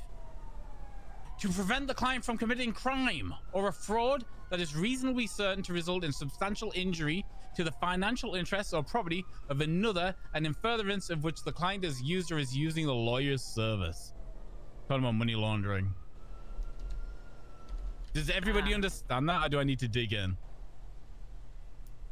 I have a very specific example I can offer if anybody needs, because I had this happen to me once. Do it. Give the example, because Okay. that's useful. A couple of years back, I was representing a man by the name of John Paul down in the cell. It dragged him into an interrogation room, and we were talking a little bit of strategy. And he had mentioned in passing, while we were discussing what should have been privately, that he had every intention to make it to a court date that was scheduled against him, because he wanted to, quote, blow up an officer's car and cause severe injury. Now, at the time, the officer in question, Ridley Scott, who heard this, I don't think he was deliberately listening. I think he did just genuinely pass by the door, and I think he did overhear that it was said. When that type of a very specific threat is made that you can specifically name, and you know that your client is going to act on it, you do have to report it. That is about, that's the big thing, right? If they tell you that they are going to do this, and especially if you're going to tie your relation to them into this, because you're bringing them in for that court case, err on the side of caution. Play with, there you just have to give it up, right? If it's something that you're having a conversation about outside of that, and you don't think that there's a crime that's imminent, different story. But, if the way they want, the way your client wants you to do your job is going to threaten your bar license, you're probably not doing the job you really want to be doing, right? Come talk to a judge, come talk to, talk to somebody about it, right? Don't remain silent if somebody is actively using your position to harm other people, right? Okay. Or like, hey, you're my lawyer, call this cop and get him here so I can shoot him. That's a no, bro. That's just a no. Because that would not just make you, cost you your bar license, that's going to get you charged criminally, right? Right. So, do we have to report any crime that they're going to do in the future, or just any crime that's going to cause injury to someone? Serious injury or financial harm. Or financial harm, okay. And it has to be clearly articulated. It can't just be a broad threat of, oh, I might go rob a bank next week. It has to be specifically targeted. Specifically targeted. Yeah. And you have to have a certain amount of reason to believe that your client is actually going to follow through. Okay. If your client says, I want to shoot that cop, I mean, that's not, necessarily specific. If they say, hey, the minute I get out of here, I'm going to hunt him down and shoot him, that's a little more specific. Some of this requires a little bit of understanding who your client is, right? So, if, for example, your client's Owen Dundee and you're talking to him, he's like, yeah, I'm gonna fucking kill him. He gonna do it. I mean, I don't need to know every time Owen Dundee says he's gonna kill somebody, right? Because 9 times out of 10, that's just Owen being Owen. I need you to, establish some discretion. Now, if he's all like, tomorrow when he goes for lunch, I've got snipers ready and we're gonna take that fucker out. Well, we're into specifics now, right? Okay. Right. C's basically the same thing again, right? We're just furthering the conditions here. But D, to secure legal advice about the lawyer's compliance within these rules, that's when you've got to come talk to one of us, right? You want to talk to me, you want to talk to Norman, you want to talk to Gatsby or Carlson, whoever's here, right? Whichever judge you need to talk to. We're here to provide this advice if it gets that way. Anything you say to us in chambers will not leave chambers, right? If you need to ask questions to protect yourself and others, you can expect to be extended the courtesy of discretion, because that's our job too. Okay, to establish a claim or defense on behalf of the lawyer in a controversy between the lawyer and the client, to establish a defense to a criminal charge or a civil claim against the lawyer based on the conduct in which the client was involved, or to respond to allegations in any proceeding concerning the lawyer's representation of the client. This is basically like the situation Norman just described, or I described, in which you then become a possible accessory to a crime. Well, at that point, you're allowed to talk about things because your civil freedoms shouldn't be infringed to prevent you from mounting your own defense against, criminal accusations, right? Okay. So if somebody says something to you and then all of a sudden the police are trying to push, accessory charges on you because you overheard something, you're allowed to talk about it in order to provide yourself a defense. To comply with a law or court order, right? Very obvious. If you're in court and somebody, the court orders you to do something, we kind of expect you to comply. To detect and resolve conflicts of interest arising from the lawyer's change of employment or from the changes in the composition or ownership of a firm, but only if the revealed information would not compromise the attorney-client privilege or otherwise prejudice the client. So you're in a law firm and everybody has access to all of the files of that firm, right? You've got a court case, there's 3 of you, you've all got access.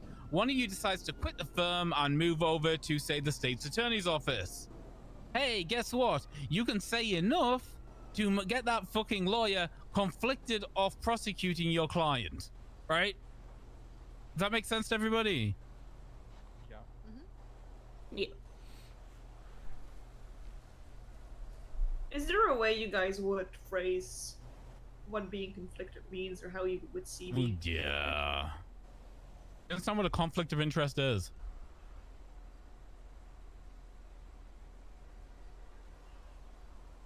Anybody? Any ideas at all? Oh, sorry. Repeat that. A conflict of interest. Personal relationship.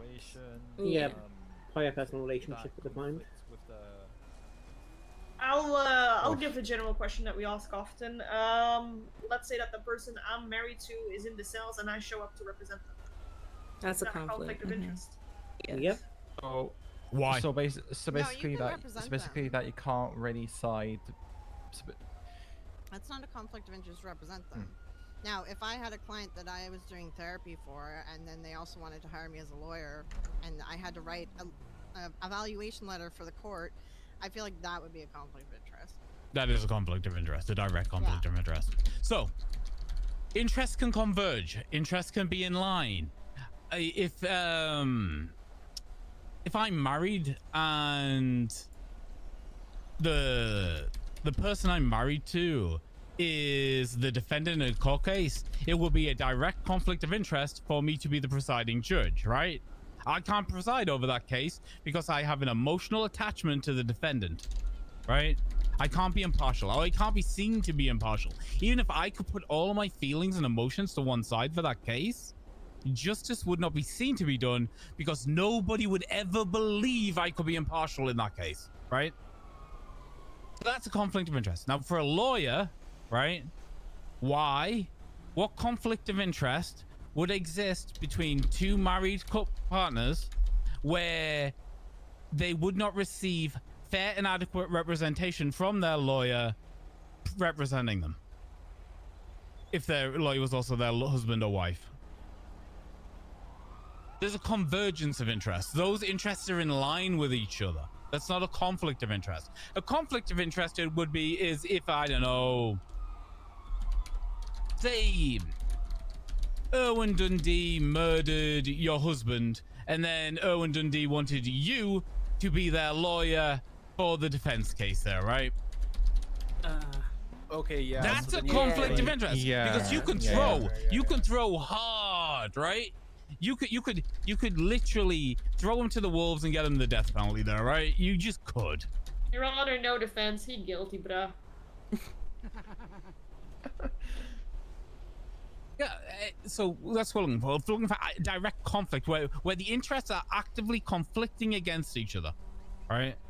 Now, 9 times out of 10, I'm going to be real with you.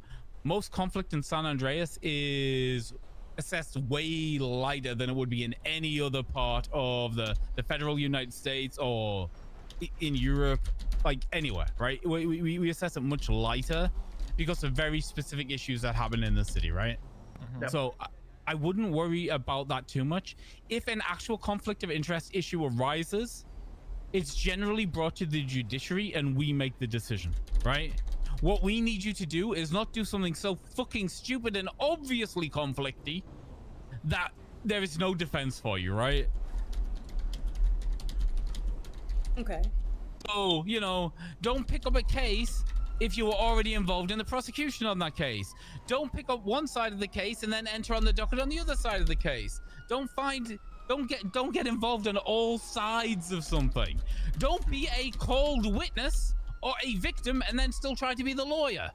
All of this shit, right? The very, very basic and obvious conflicts. That's what we need you to understand and know. So, did any of those examples I said you're like, oh, wait, what? Because, like, I'm telling you, we've got examples of every single one of those things happening at some point. The cops are allowed to prosecute and be a witness, right? In the event that they can't find someone else, just because Yes, limitations. because we moved away from a district attorney model to the police officers themselves prosecuting their own cases. Now, in some of those cases, the officers will have been victims or have family members who were victims of said crimes and they're still choosing to prosecute. We waive that conflict. We do not assess that conflict. That conflict is just a standard part of operating in San Andreas, right? Okay. You won't be given the same leeway. The reality is we expect there to be enough attorneys around for y'all to, you know, share the workload a little bit. You shouldn't be actively engaging in, you shouldn't be, you know, the defense attorney and generally, you know, some other part of the court case at the same time, right? It's Another example that crazy. might be Sorry. relevant to everybody is if you are representing somebody in a case, you know, and or Grace, in can an you speak up, interrogation. sweetie? Sure. If you're representing somebody like down in the cells for an interrogation, and then you get a call from somebody else that to represent them in an interrogation, but they were mentioned during your first interrogation, that's a conflict, and you can't take that unless both individuals are going to be on the same side and presenting a united defense. Does But if anybody they're- understand why? Like, I'm going to ask. I get Grace is absolutely 100% right, but I want to know if you're picking up why that's a conflict of interest. Because they could turn on each other type thing? Or is that 100%. 100%. Because one defendant's defense might hinge on actively throwing the other person under the bus, right? Which means you can't give both of them a perfect defense, right? You can't. Because to do so, you would be throwing one of your clients under the bus. So you've got to be very careful like in Elwood's- conjoined defenses. If there are Oh my God, I multiple have my dog with me, defendants, stop. you might need to talk to all of them before you can assess what that conflict of interest is. Or at least talk to your client, see if there's any interest there, and then you talk to the next person, see if there's any interest there. But the second a conflict arises, you've got to like step back and like once you've already claimed one defendant, that's kind of who we expect you to stick with, right? Yeah, okay. But we If can the- talk to them first and gauge, right? You've got to be able to assess if there's conflicts, right? You gotta toe that line though too. You gotta like. Yeah. Okay. But once a conflict becomes apparent, once you see a conflict of interest, once you see that the narratives aren't converging, once you see that each of these defendants probably have a different defense that hinges on, you know, some amount of turning on each other, you gotta step aside from at least one part of that and just, you know, focus on your client, and you know, the other guy will have to get another lawyer. Problem with that is that you can't glean too much information either, though, right? Because if you become testy line, aware right? of too much, yeah, it's not. So try would and you avoid it if you can. So we right? could start the conversation by saying it's not a good idea for me to represent both you. Like, I can work on getting you a separate lawyer, but for now, let's just deal with what's in. Like, if we ever call down there, we can at least just deal with the problem at hand and then get them a lawyer after. You will understand very quickly. And speaking to your client, you will understand if their intention is to, hey, I want to roll on the other person. Like, if they make any sort of that known, you cannot defend both. Right. Any semblance that, oh, the other person did this, this, and I did. Even if you just look for little context clues like that, stick with one, not both. Yeah, 100%. It's complicated. The issue is, I know flat out, you will get phone calls. Oh, we've got a cell rep. Can you come down to MRPD? You'll get there, and there'll be 4 people in the same scenario who all need a lawyer, and they'll all want a lawyer, and you will go from one to the next to the next to the next. And 9 times out of 10, it won't be an issue. But the one time it is an issue, you need to be able to identify it and protect yourself and your business. Okay.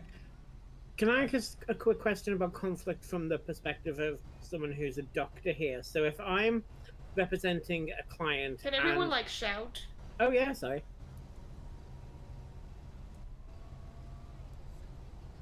Okay, so from a doctor. Yeah, sorry, it's not allowed. Just bear with me 1 second. But yeah, from a doctor's perspective, if I'm challenging something on the prosecution side with regards to a medical report, I don't have to. My background as a doctor, challenging a doctor report or challenging a medical report, that's not considered conflict because I'm essentially a doctor challenging another doctor, is it? Because I'm a lawyer in that court. That would be the issue. That would be you providing testimony and evidence yourself as a lawyer. That's not your job, right? Okay, perfect. You would probably at that point either need to now. Okay, as we discussed yesterday, we have a 2-witness limit in court cases, right? Each side gets to call 2 witnesses. If you want to use one of your witnesses as an expert witness, you will call an expert witness and have them testify to, fight against another expert piece of testimony, or you could depose them or get a statement or some other evidence that you could introduce to challenge the validity and expert, opinion they're laid out, right? But you wouldn't do it yourself just because you happen to be an expert yourself, unless you call yourself as a witness, which again, we get into conflict of interest issues, right? Great, thank you. No problem.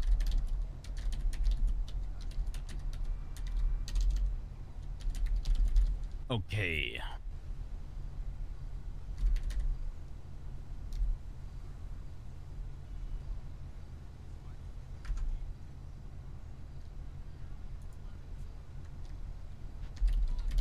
Okay, so there's a million exceptions to when you can provide, privileged information or share attorney-client privileged information, right? All they're laid out. If you have any questions about them, I will answer them.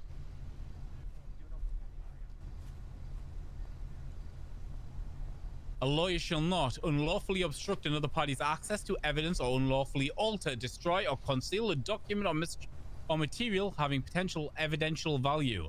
A lawyer shall not counsel or assist another person to do any such act. B. Falsify evidence. Counsel or assist a witness to testify falsely, or offer an inducement to a witness that is prohibited by law. C. In a pretrial procedure, make a frivolous discovery request or fail to make reasonable diligent efforts to comply with a legally proper discovery request by an opponent party. Okay. Everybody understand what's being asked of you here? Don't tamper with the evidence or paperwork. Yeah, right. It is not your job. Right. Okay. It is your job as a defense attorney to lay out a narrative that provides an alibi or reasonable doubt for the defendant, right? That's your job. Okay. If you move into the area of fraud to do that, that is still criminally culpable and morally fucking reprehensible. It will cost you probably some of your freedom and time in jail, and then also your bar license. Okay. You're not a storyteller, you're a lawyer, right? If you can't offer a defense without literally telling somebody to lie, or fraudulently making up documents that you know to be false, we have a problem, right? We really have a problem. Okay.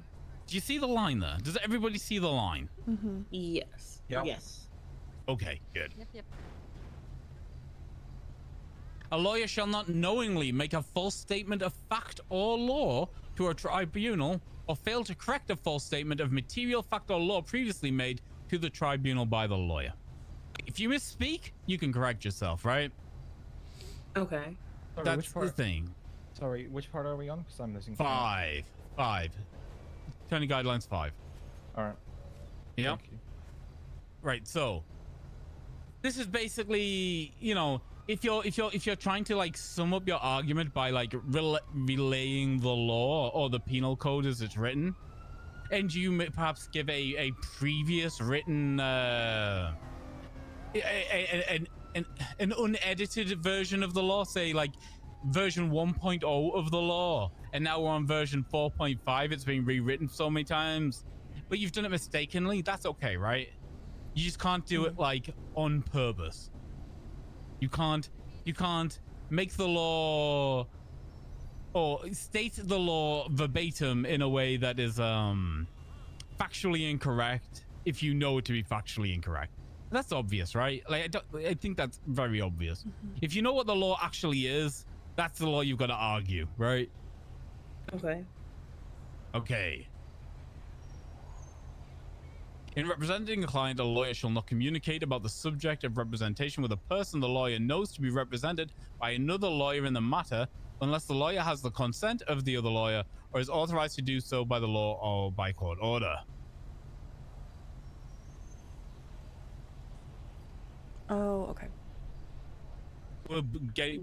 This feels like, I'm gonna be real, when this all gets reworked, and it will eventually, because everything does eventually, that feels like it's already engaged with earlier. Okay, rule 7, and this is one of my favorites, the Sebastian Birch decree. You must wear professional clothing while at the courthouse and all law enforcement stations. Okay, when I was first hired as an attorney, right, I got shot and I spent a few days in ICU.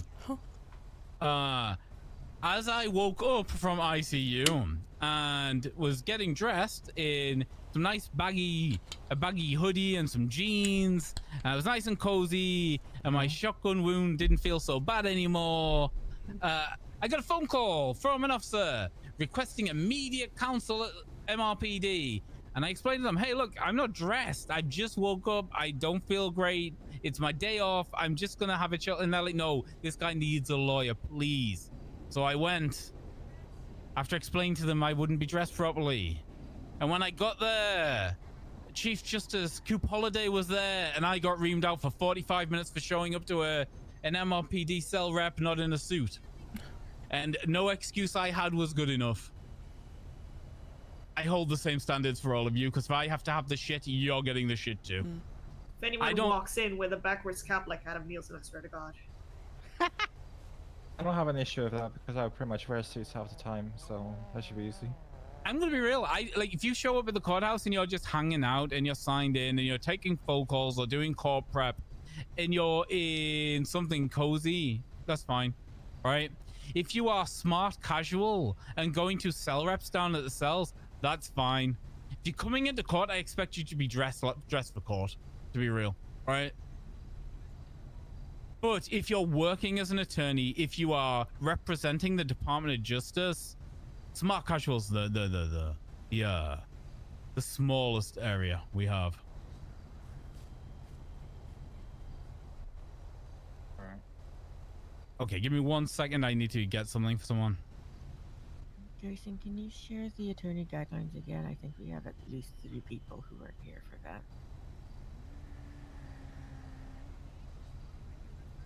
Absolutely.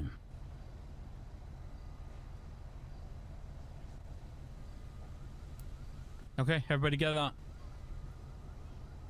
Ready.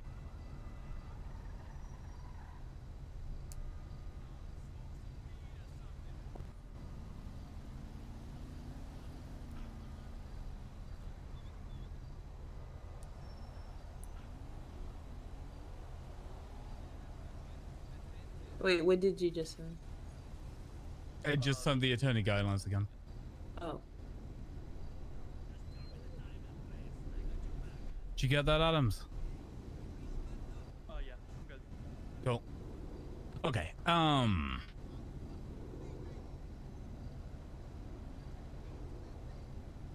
Right. So yeah, just dress appropriately to the situation, right?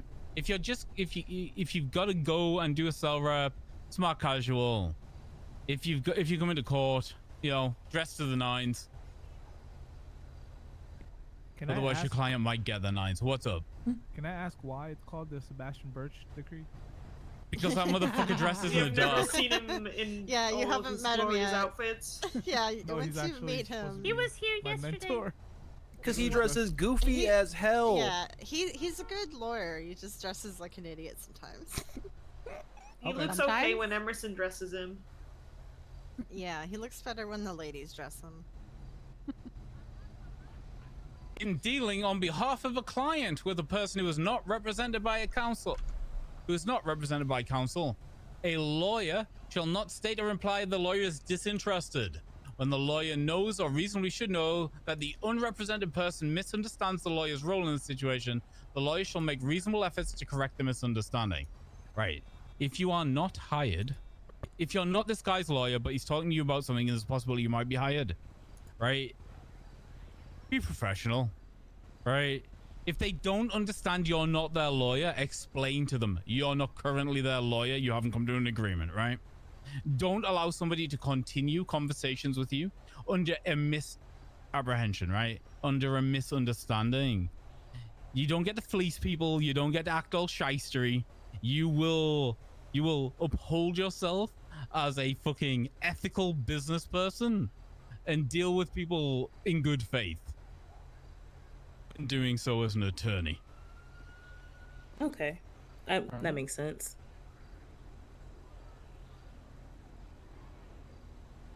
You must be professional at all times while at the courthouse and during the time of representing a client who's been detained or arrested.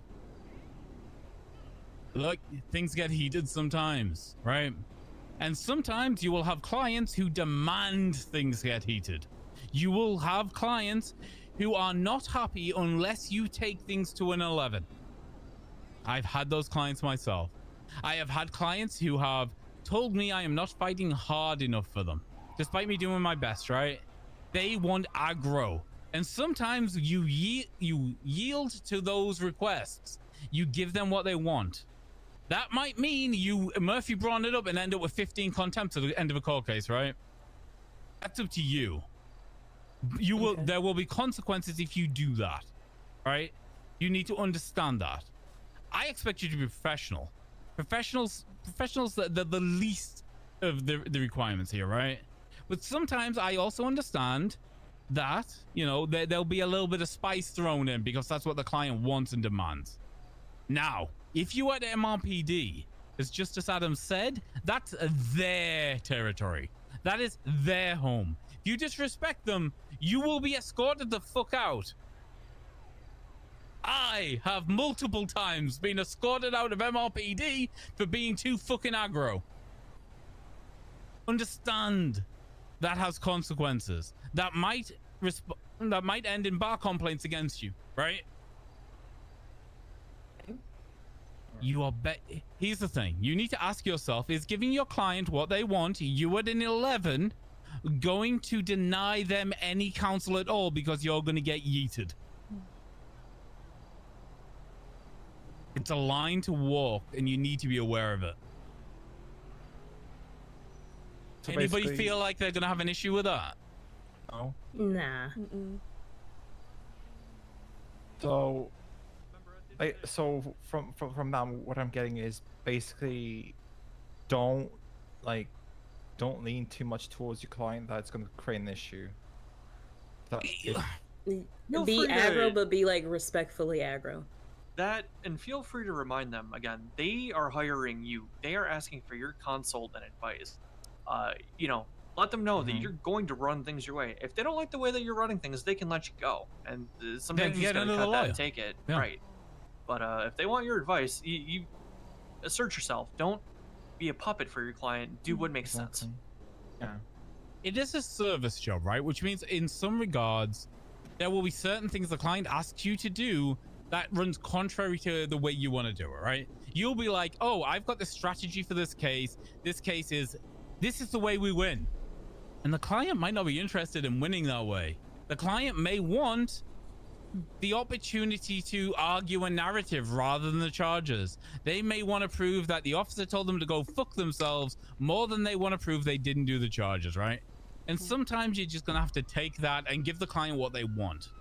But if what the client wants is gonna lose them their lawyer in court or in the cell rep, well, sometimes you've got to be the adult in the room and do the adult thing, right?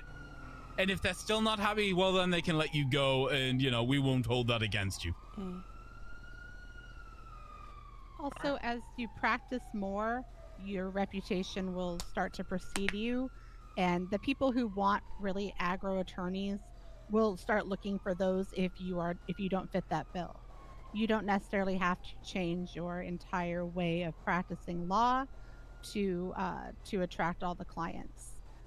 There are definitely lawyers who will go that route, and the people who want that will tend to go for them. But sometimes in the cells, they have to take who's available. So you do need to help them out. You will be a far better, honest version of yourself as an attorney than a B-grade knockoff Murphy Braun. I don't know who that is. You don't know who Murphy Braun is? Okay, No. well then. Okay, which lawyers do you know? No. You don't know any of them. Grace. I know Grace. Grace. An ex-lawyer named James Hayes. No, Hayes. Oh, well, Hayes can be an asshole. So don't be a knockoff James Hayes, right? Don't be an asshole. Got it. That's not. Be you. And if you involves a little bit of asshole, if you got a bit of spice to sprinkle on top, do it. Just be aware there could be consequences, right? Now, I like straight up, right? If you get a couple of contempts in my courtroom, I'm not taking your bar license. It might mean a fine. It might mean a few months in Bolingbrook, but it's not going to cost you your bar license, right? All right. Okay. Like, I'm setting realistic expectations here, right? I don't mind a little bit of spice, but you need to see where the line is and draw it in before you cost your client their attorney in a court case. Because if you get booted in the middle of a court case because you're so fucking aggro, I don't want you there anymore, or you're getting violent or threatening, you cross that line, that will cost you your bar license, right? That makes sense, yeah. But a little bit of spice ain't hurting anybody. Got an Uncle Vinny it. There's a little bit of drama involved in the court case, as you all saw yesterday. Everybody who was here, Just right? a tiny bit. That was that I was something. I wasn't here, Your Honor. It was a shit show. Who was the lawyers? Littlemans, the Littlemans. Littlemans were Littlemans, protecting, defending Reed Dancleaf versus Stephanie Meyer and Deputy Boober. Oh. That's a shit. Oh, and Sanders was a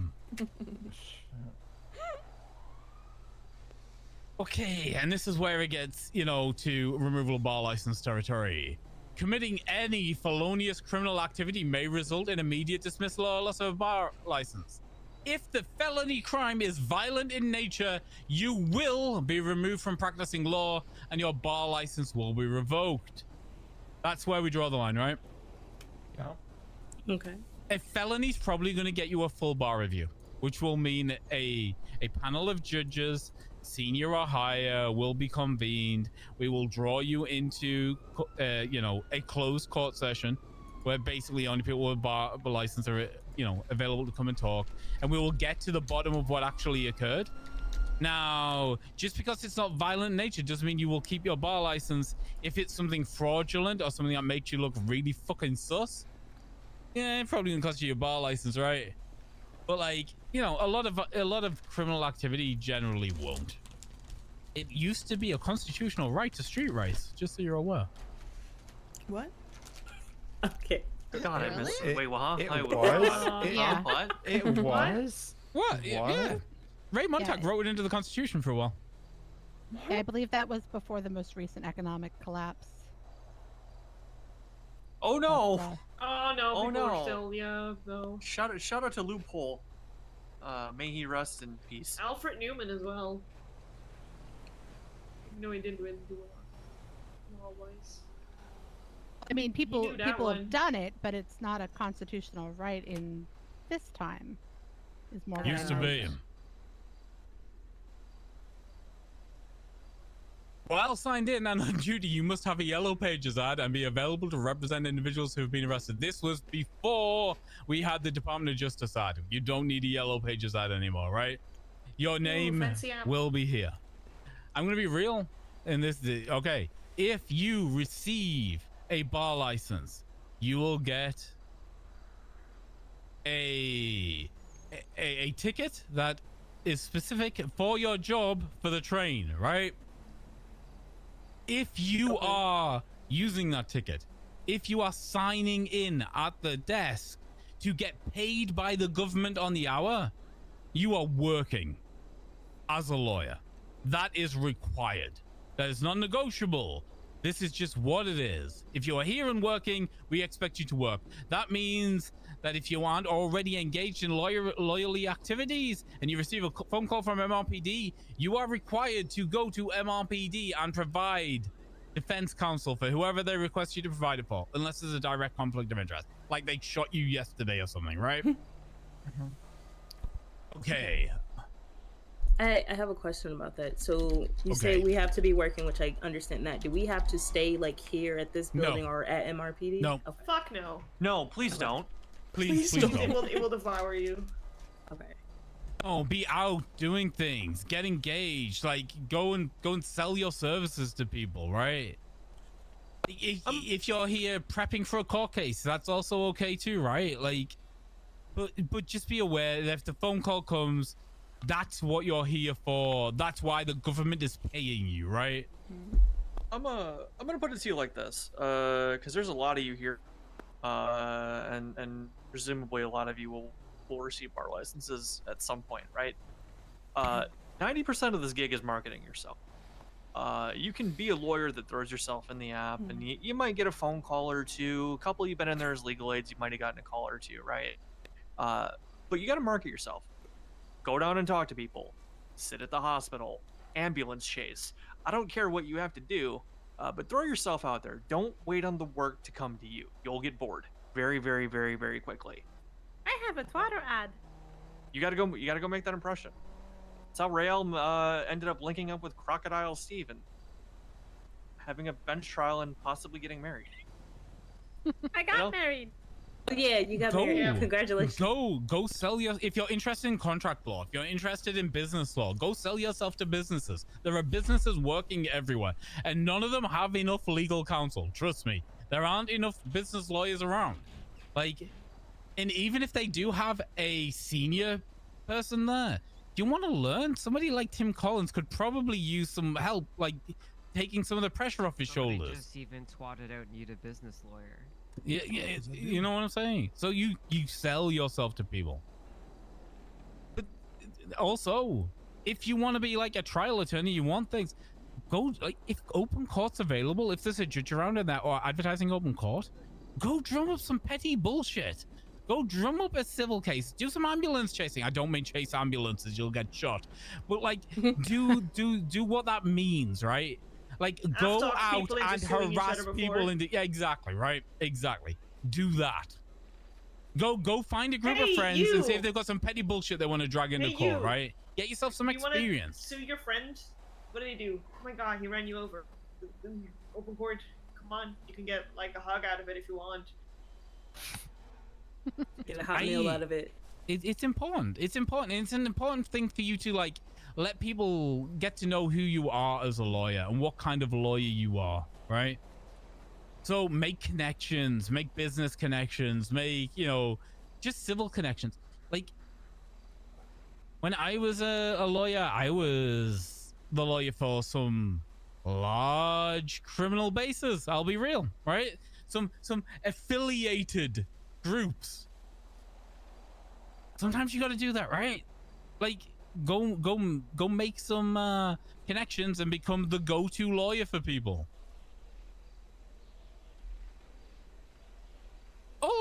Or just be the guy who's always in the app and available for calls for any random who needs help, right? That works too sometimes, but you will get quiet spots. You will get quiet times.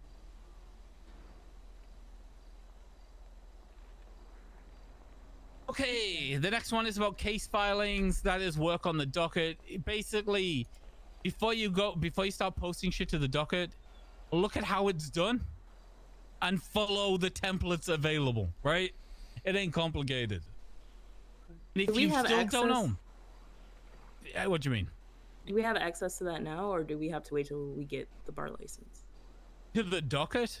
Yeah. You have access to look at the docket. Anything that isn't sealed is public facing and there for the public to see, right? So you can look at it. You shouldn't be posting on anything that doesn't actively involve you.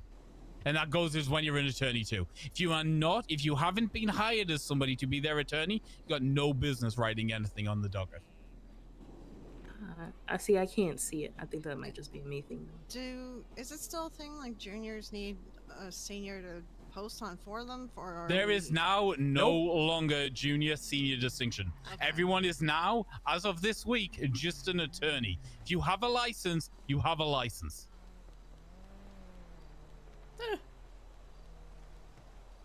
That being said, if you do need help, you can certainly ask somebody who has been doing it for a while to assist you. Let me Or, give you a know, little run piece of things by. advice. Ask for help. Don't work solo.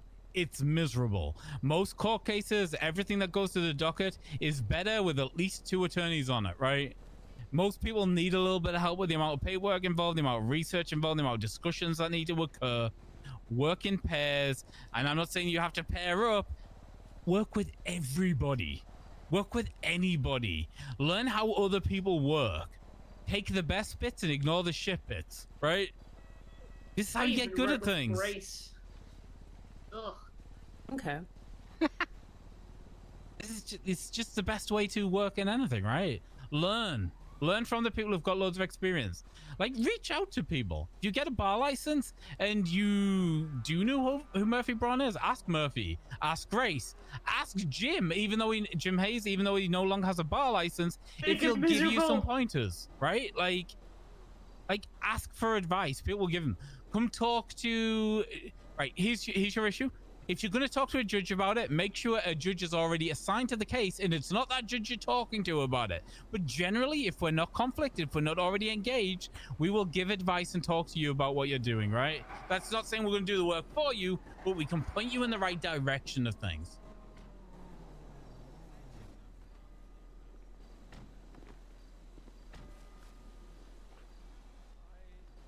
Okay, there's a thing here about paralegals. We're going to skip that because we're not...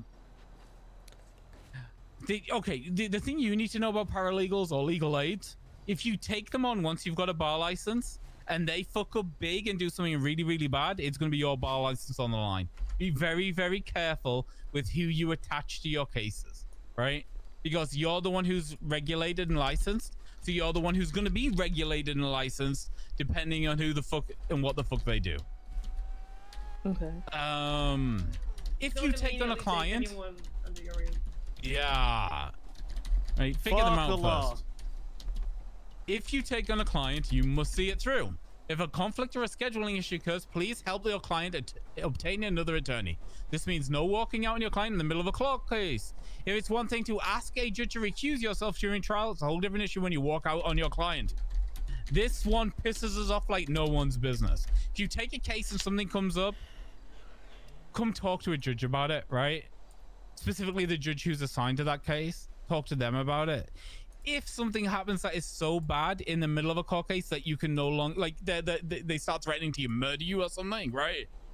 Ask the motion to be recused, ask for a sidebar, explain to the judge what is happening. We will look after you. But if you just turn around and walk away to us, you're quitting.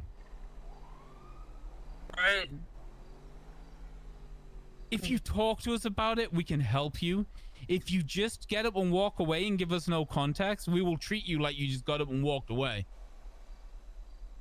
Communication. I am an adult. Everybody else in this circle or on this lawn is an adult. I will treat you like adults. You come to me and tell me you quit? Guess what? I'm taking your bar license because you quit. Right? Now, if you come to me and I'm struggling, I need some help, I will give you as much help as I can. I will give you time. I will teach, I will mentor, I will give you every bit of help I can if you ask for help. You tell me you want out, I'll let you out. because I'm not keeping you hostage here, right? Understand the distinction. I'm sure you all want to be treated like adults and have the respect of adults, and I will give you it, but that comes with all the responsibility of adults too, right? Yeah. Okay. Now the Grayson Decree. On the docket, each motion shall consist of only one motion, a response, and then a reply to the response. Further responses are prohibited unless the judge asks you to elaborate. Okay? Everybody gets one turn to talk and then the judge talks. That's the way it works. And that works that way because of me. Because I talk too much. You may have noticed. Yeah, you do. Yeah, when I was a lawyer, me and Benjamin Crane, who was one of the major big name attorneys who was around at the time, went back and forward on the docket so often that we both ended up being sanctioned for hundreds of thousands of dollars, and we were making the judge miserable. So yeah, you've all been limited in how much you're allowed to talk now. Oh, sorry. How much are we allowed to talk? Just for a reference. A motion, a response, and then a response to the response, right? So if the opposing counsel puts up a motion, you get one rebuttal. You get one chance to put out your argument. That's it. And then you wait for the judge to respond. If it goes backwards and forwards infinitely ad infinitum, the judge is going to shoot you the fuck down and you may face sanctions, whether those are financial or suspensions.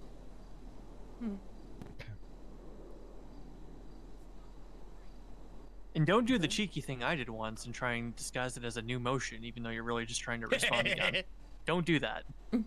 We see through that bullshit. We're not stupid.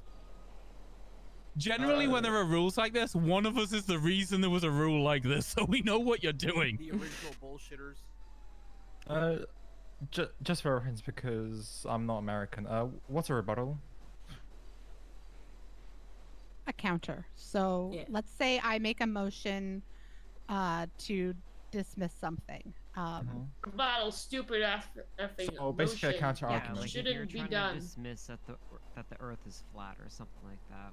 So to my understanding, it's a counter argument. Okay. Yes, Oh, and then the attorney that made the motion gets to counter your counter, and then that's the end.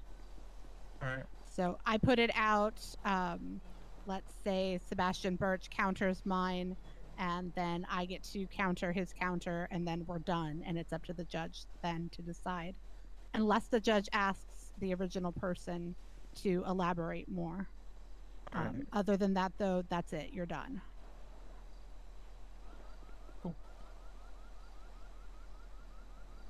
Okay, more paralegal stuff, which we're going to ignore. No motions are to be posted to the docket in the final 48 hours before a case is to be heard. This includes, but is not limited to, plea deals and settlements. Unless critical, extenuating circumstances arise, this will also fall on a motion for continuance. Failure to adhere will lead to sanctions under the paneling judge's discretion. Okay, so from the moment a court case is posted until the final 48 hours before the scheduled trial, that is what we call discovery, right? That is when evidence and motions can be made, right? At 48 hours, discovery is closed. At that point, we no longer engage because the court case is scheduled. Even plea deals, we might engage, we might not, right? I hate them. If I've got a court case scheduled and you try a last minute plea deal, we're going to court. Fuck your plea deal. Right? Court case is scheduled.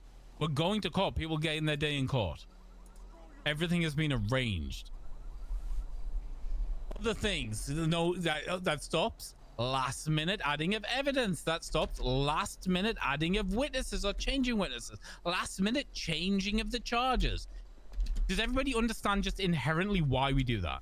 Because it's very obvious. Because it provides an unfair advantage to the person changing things. It last minute changing things just provides an unfair court case because you spend all that time and just changing a last minute just pretty much fucks everything up. It's that. There is that, and that is absolutely a part of it. The other part of it, the other half of it, I'd say, is it gives everybody the same starting ground, right? That last 48 hours, everybody knows what the evidence is. Everybody knows what the witnesses are. Everybody then has that last 48 hours to prep for what they know is coming, right? I'm going to be real. If you hold all of your like last minute motions on the docket for the hour before discovery closes, we notice and we all think it's bullshit and we're not happy with you, right? It is the easiest way to upset a judge before a trial. Because we see you're playing not fair. We see that you're trying to, you know, fuck the opposition with just last minute changes to a court case, right? We see Holding that. on to your evidence, Can you're I not ask- giving them the time to go through it. Exactly. Can I ask a question about that though? Sure. If something does come up in that time frame and you reach out to opposing counsel and you advise the court before you do anything if it's all right to submit it and everybody agrees, like if defense counsel or opposing counsel doesn't have an argument or an opposition to it, can you still do it? Sometimes, right? So here's the way we generally do that, right? Either you request the way I do it, if on my cases, I make in that last 48 hours, if anything happens, I make people request a pretrial hearing, which will either happen immediately as soon as everyone's available to deal with it in those 48 hours, or pretrial motions before the court case. You will have seen yesterday, if you were at the case, Gatsby dealt with some pretrial motions before the case started. So then we do it there. We do it in person. It is argued face to face. If there is something that is so pertinent that needs to be added or changed, we'll deal with it there and then, right? We'll deal with it in person with everybody having the opportunity to actually argue it. Now, if the prosecution tries to do this shit, add charges, change evidence, normally that will be ruled inadmissible because it will be seen as being too prejudicial for the defense, right?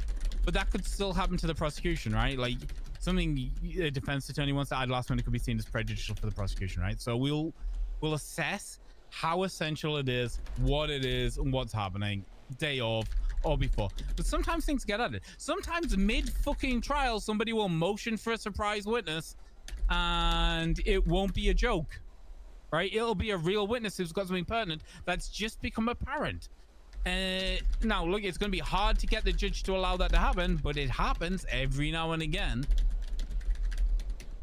But doesn't that not provide like enough sufficient evidence and pretty much just voice the whole entire trial?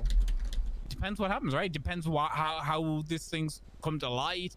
It depends, you know, on the full context of that. So some of that will end up being like somebody will ask for a sidebar. The other judge's fucking most hated word in a court case, which basically means the defense counsel and the prosecution will shuffle off to the side and have a conversation under the fucking breath with each other to assess if something's going so fucking off skew that needs to be addressed right now, right? It's generally a problem. It's generally a shit show occurring, but sometimes like if you've seen more than one court case, you'll know it doesn't happen. But like 1 out of 50 court cases, something weird happens and you just got to deal with it, right? Sometimes you got to roll with the bullshit. All right, that's nice. Thanks. What about the Reed case? It never closed discovery.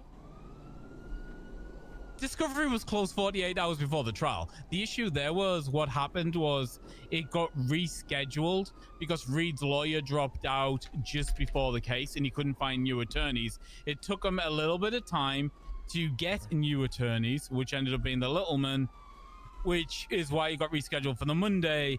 Now, a judge does not have to tell you formally 48 hours before a trial, hey, discovery is now closed. Discovery closes automatically 48 hours before the trial. Now, Judge Gatsby just decided to roll with the bullshit.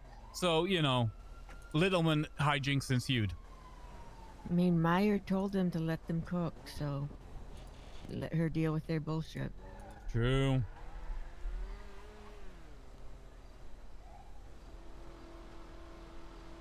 Okay, do you have any questions about the attorney guidelines or anything we actually expect of you, though? Not for me, Your Honor.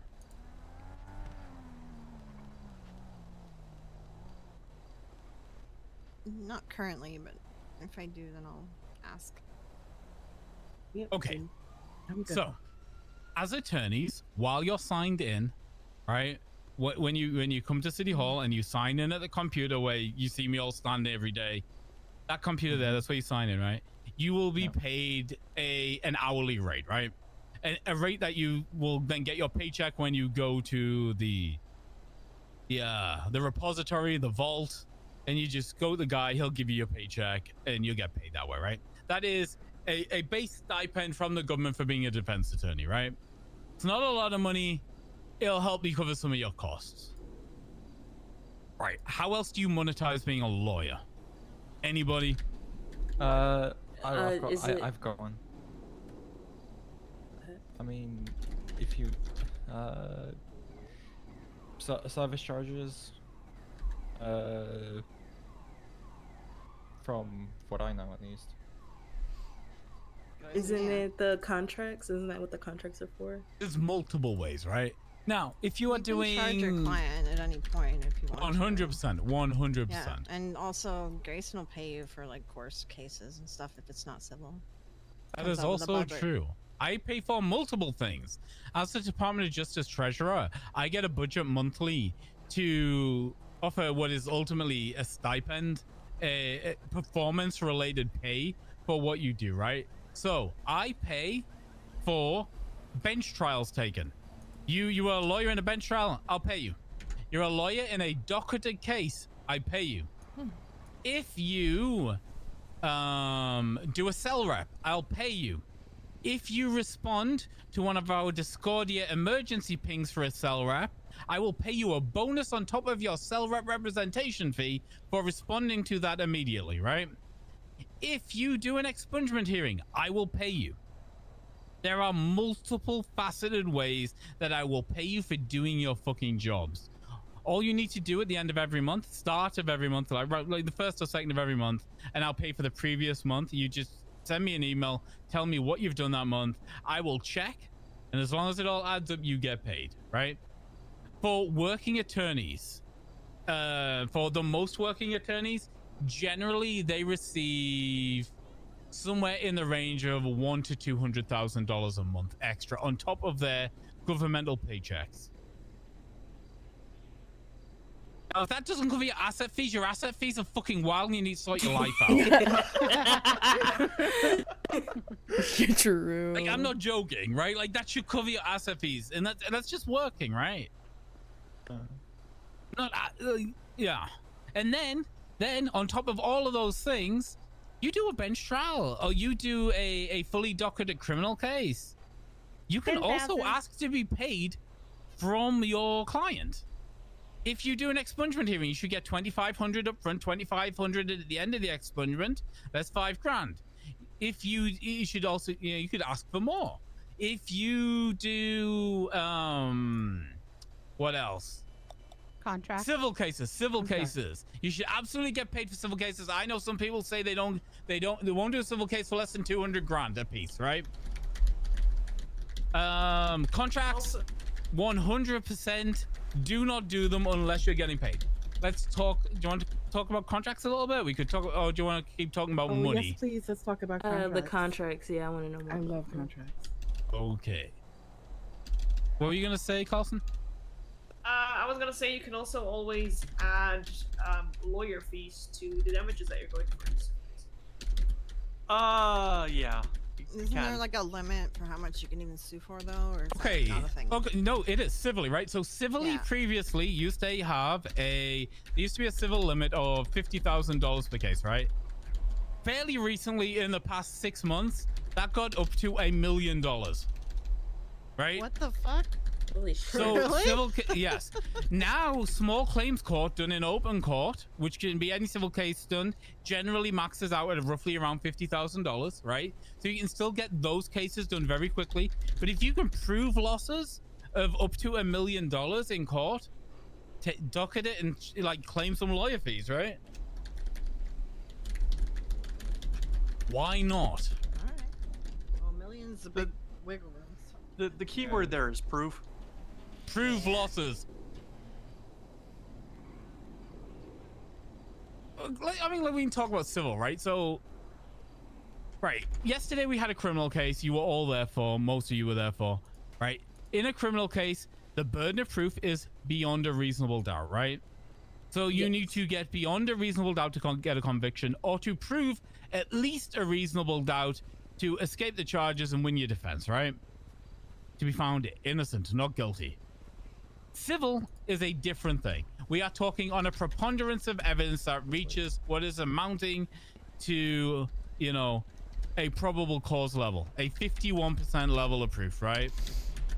So if on the balance of probabilities, which is the language we generally use, on the balance of probabilities, it is proven that somebody is liable for an action that caused a loss, that loss should be remedied, right? We are trying to make people whole again from a loss that they suffered through no fault of their own. What about pain and suffering? Is there like a limit on that? Okay, so there are multiple different kinds of damages you can request, right? There's general or compensatory damages, which are for things, these are like the intangibles. These are things like pain and suffering, stress, discomfort, loss of reputation, loss of clients, all those things, right?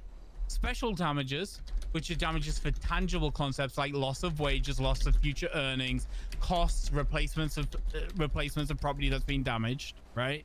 So if a broken leg is worth, you know, whatever, you get it, right? If you can prove the losses materially, that is special damages.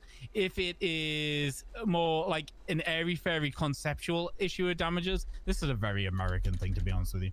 That is, you know, like, you know, pain and suffering, then we're talking compensatory general damages.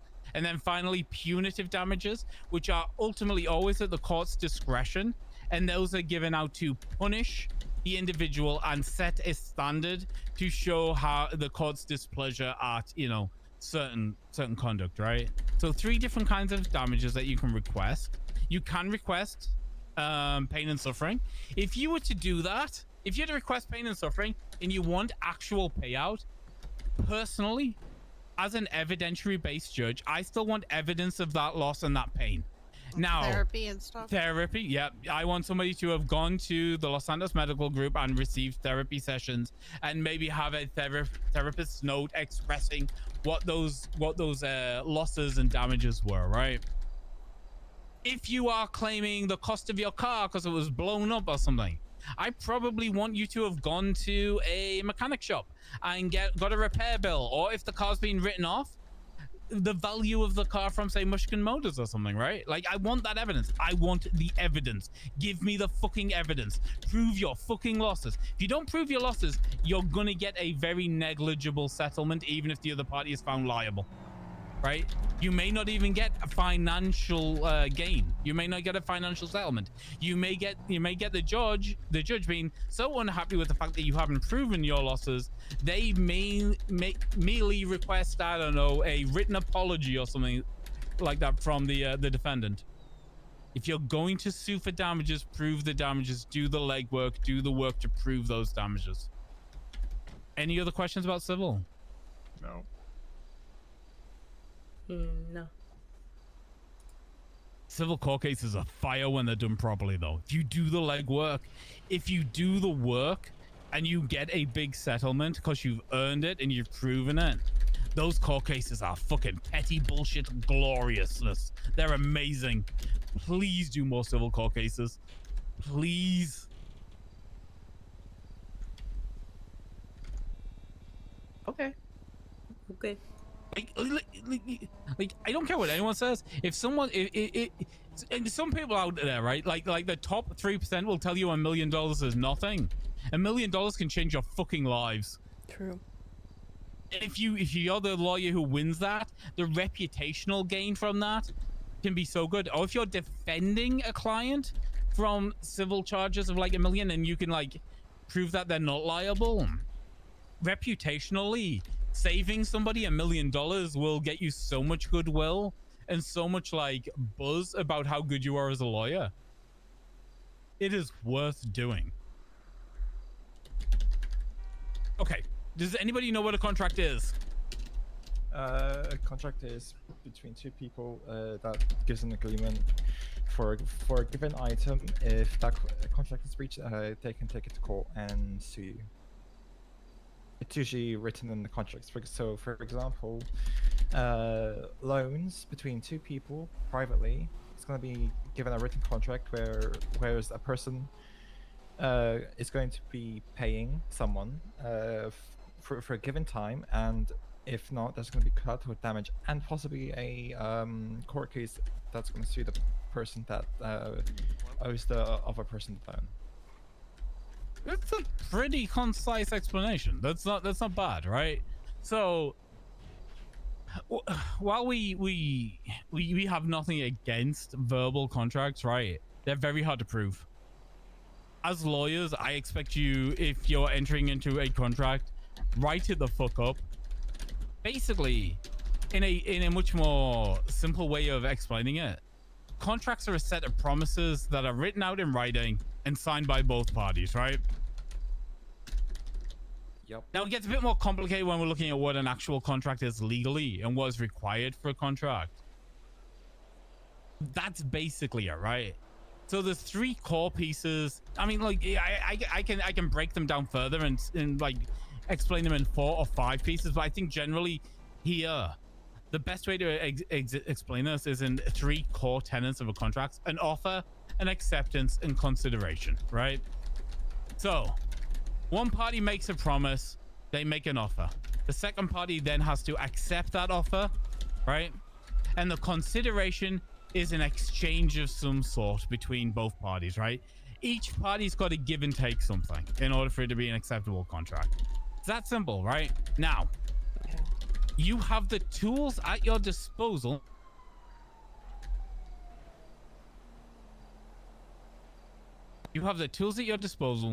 to make and write contracts already. It's all on your phone, right? Some people are fairly determined to, you know, produce out-of-city documentation that isn't as available on their phone. Here's your issue with that. Evidentially, I don't know how. I think we're all willing to accept if everybody's accepting that the contract's being signed. But the second somebody's like, hey, that's not my signature, comes a problem, right?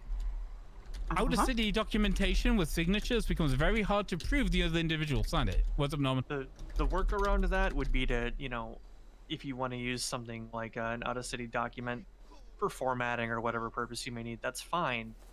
Drop it into a contract in city and collect their signature here. Yes, this is exactly what I'm getting at.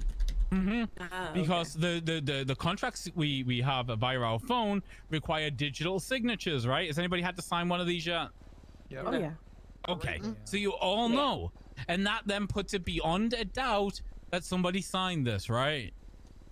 And who signed it? Evidence can be provided to the court.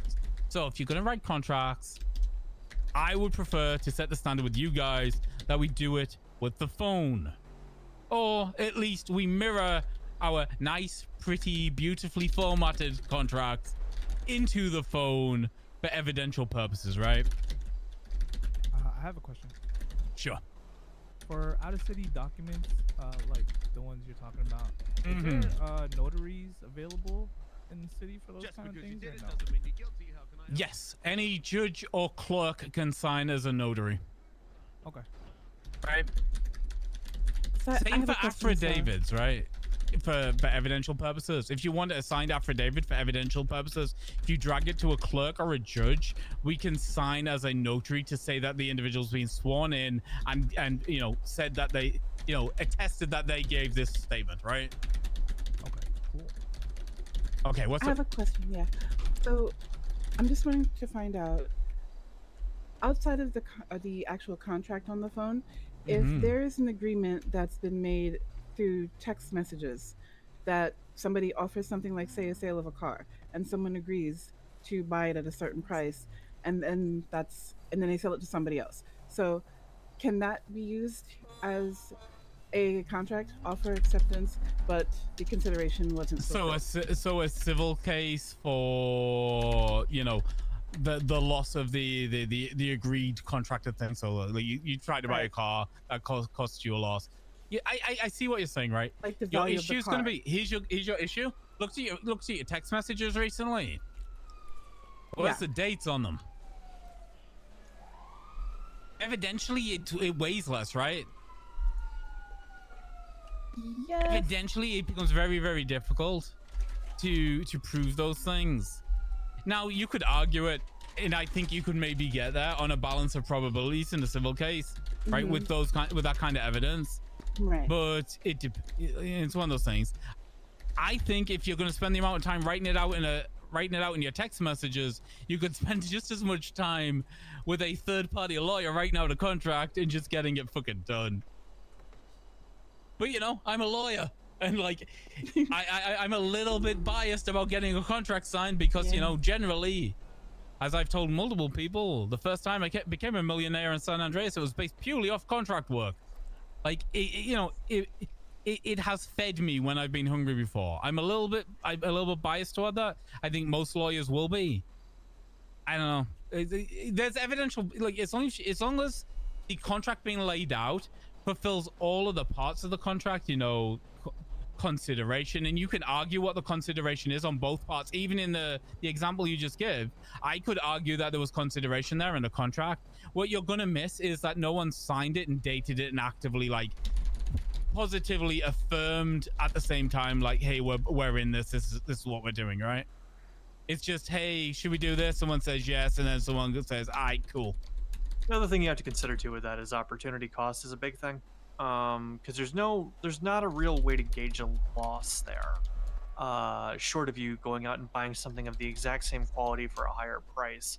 But even then, there's an inherent choice there. That's not a damage that's directly inflicted on you by somebody. That's a tough one to argue, right? Yeah. Again, that might be one of those things where you end up, like, when we're proving losses, you might end up with like a written apology as relief, right? Sorry, I didn't sell you my car.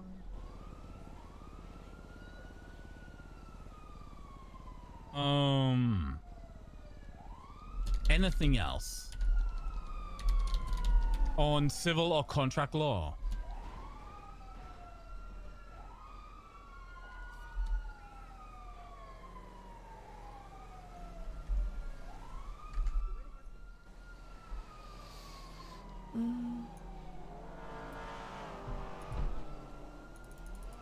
Those engines are so goddamn loud. True. I like them. Same.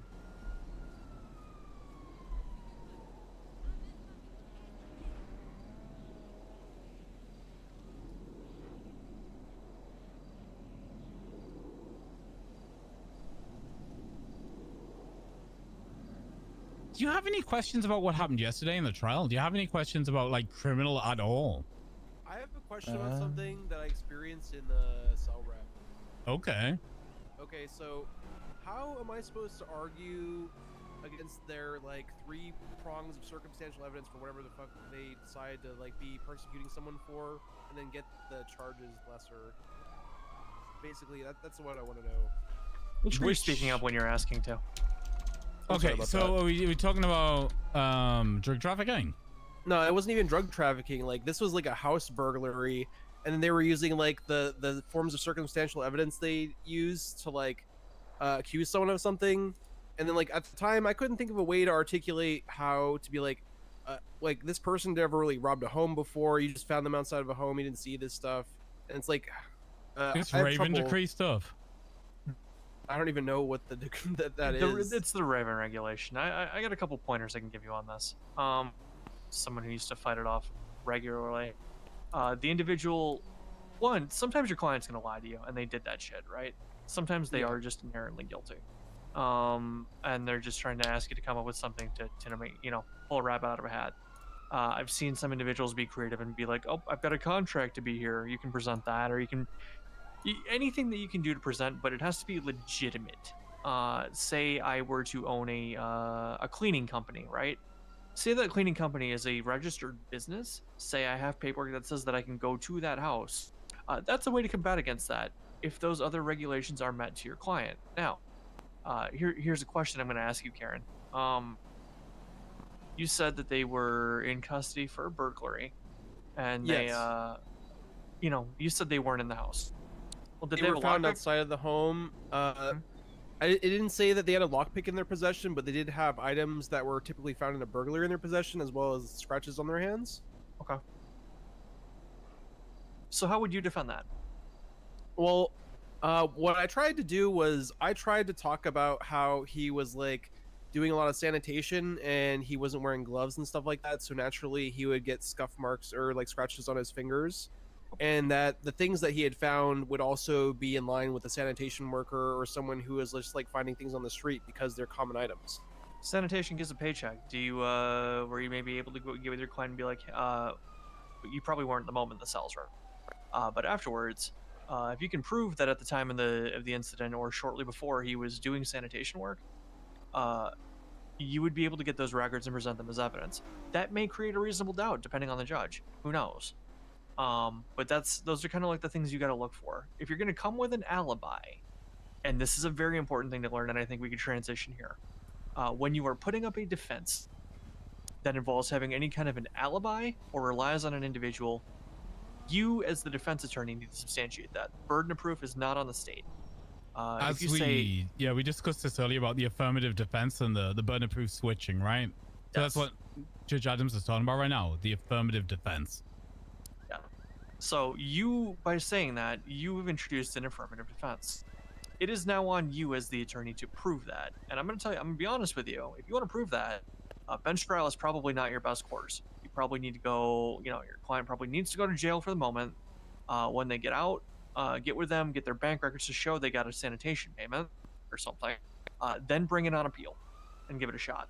Which is exactly what I was going to ask you there. What would everybody do there? What would you advise your client? Because what you should be advising is what Justice Adams just said. You should be advising to go to full appeal. The difference there is it will give you the time to actively get your fucking defense together, right? Now, if that's witnesses and knowing what those witnesses are going to say in testimony when you ask them questions on the stand, or if that is actively going and getting bank records, getting physical evidence that is going to corroborate your story and your narrative to get this person, a not guilty charge, right? And to fully appeal those charges. Sometimes the word bench trial can act against you. Yes, it will give you quick and deliberate justice. It will be fast. It will get you there quickly. But that doesn't necessarily mean you are prepared to the level you will need to be to take an affirmative defense if you don't have the evidence available immediately. Correct. The biggest thing that you want to look for when deciding bench trial versus appeal is you have to ask yourself, do they have enough to prove the charges they are pressing? If the answer to that is no, go for a bench trial. If you have to prove something, take an appeal. Okay, then I have another question. So when you go to a bench trial and the entire report is circumstantial evidence, right? There's like no photos, there's like no hard evidence, right? How is that weighed like against testimony and stuff like that? Or like questioning? Varies because there are times where a certain amount of circumstantial evidence can rise to a bar where it is beyond, where it is beyond a reasonable doubt. Doubt that is created has to be reasonable, right? It's not any doubt. It's not a shadow of doubt. It is reasonable doubt, right? Right. Okay. For example, I had a bench trial yesterday, right before this started. A gentleman comes in, says he's charged with sale of drug. He's seen out in the y'all know where the hippie camp is out in the desert. Yes. He's out there handing off things to locals. They got photos of him doing it 4 separate times. Officer rolls up on scene, detains him, does their investigation. They find some key for some marijuana on the ground.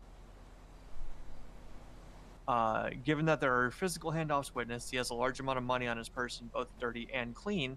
Although there was no more marijuana left, that key is there, and the fact that they've witnessed all those things, those are all circumstances while they weren't right next to him and say, hey, I saw you handing off drugs, those circumstances were enough for me to find him guilty of sale of drugs.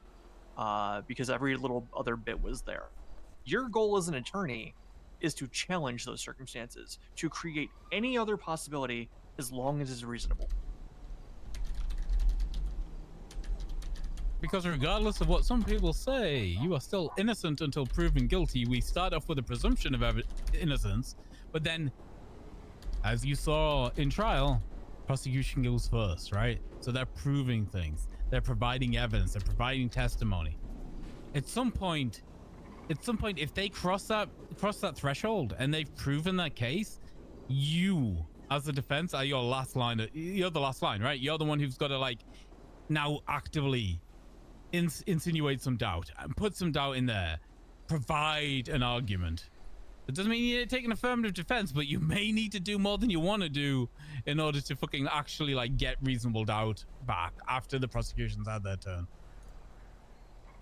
And then the other thing that you want to consider too is there's just sometimes you're just going to go in there and your client is guilty. They're you know, no matter what argument you can come up with, they're just guilty. They did it. Don't be afraid to try and negotiate on charges. Don't be afraid to maybe offer a guilty plea for lesser charges or lesser time or thing. Figure out what your client's looking for. But if they're guilty, right? You know, I mean, there's certain circumstances that you just can't argue against sometimes. Possessions being chief among them. Possessions are very hard if they're documented properly. You're just kind of fucked. Okay, so on possessions, if they had like possessions discovered after the fact, and the appeal happens, and they appeal the charges, they win the appeal, and then how are the possessions later handled from the discovery after the detainment? It's determined that the things that were seized were not part of evidence of a crime. They are returned to you. Okay, and then would they be like still punished by like anything that they had, or like I guess I'm like talking about a raid, like a search and seizure warrant. Yeah, maybe like something that would cause a raid or something that like could happen. I don't know.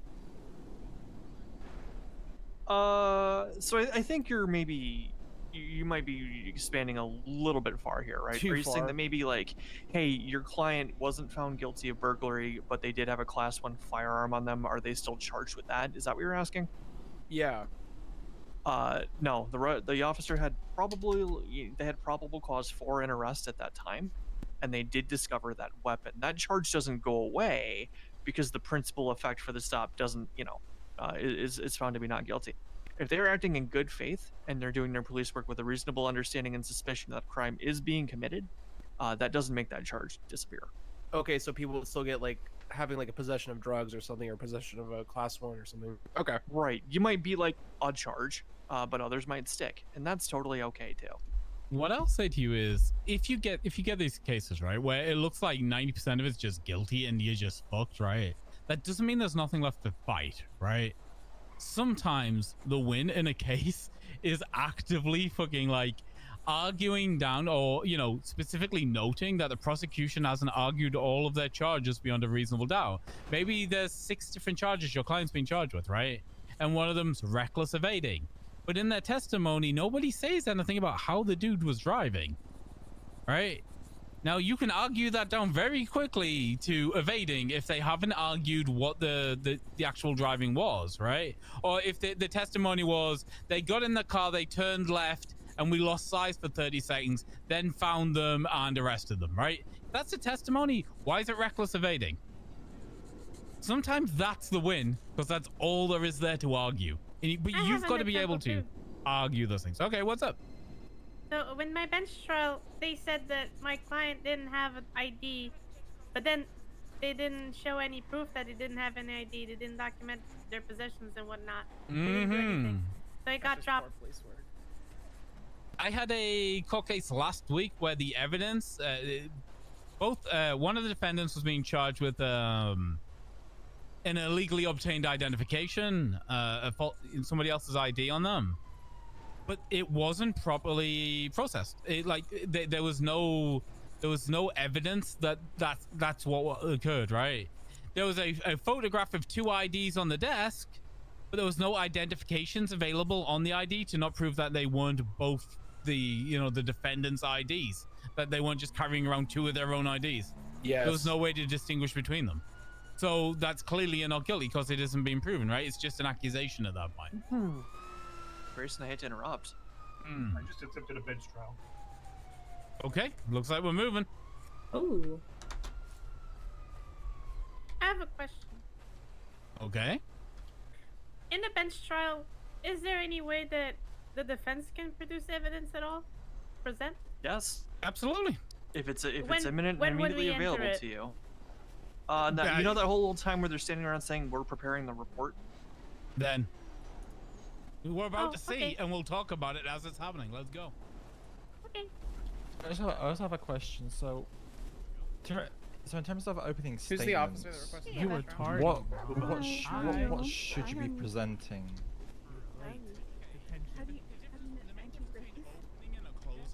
Is your closing is your last chance, right? So that's your Hail Mary. That's everything Huh. you've got, every argument you've got. Openings are tactical choices, right? You can lay out your whole fucking argument early and then attempt to prove your whole argument throughout the whole court case. But you're then giving the prosecution or the other side, if it's civil, your whole argument. And they will actively try to counter it the whole time. So I'd be honest, tactically, I give as little as you possibly can away from your actual argument. If any of you know First Temple was the senior attorney who kind of trained me when I first got here. He does a bait and switch, right? He does it on the docket. He does it in openings. He will literally say, hey, look here, A, and then his whole argument will be B and C, right? He distracts so that the opposition argues things that aren't relevant. He'll be like, oh, my argument is he wasn't there. And then his actual argument will be, yeah, he was there. He was the victim. How does that make sense? It doesn't make any sense. It depends who it is. It does, right? Because what he'll say is, oh, he wasn't involved. However he'll word it, right? He'll word it in such a way so it looks like what he's saying is, oh, my client has an alibi. But the alibi will end up being he was actually he was a kidnapping victim or something like that, right? He will literally make people think it's going to be an A and then go to B, whatever that ends up being. And it's every single court case he ever takes, First Temple argues it that way, right? Now I'm not saying it's the way to do it, but it's very effective, and it was effective enough for him to be a judge for years. Like. He is good at what he does. He keeps clientele because he does it a specific way, and it confuses the officers in prosecution.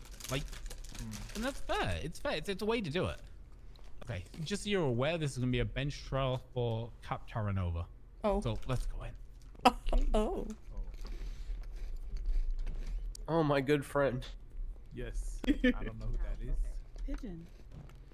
Yes, I do. You don't know. Go ahead, no pigeon.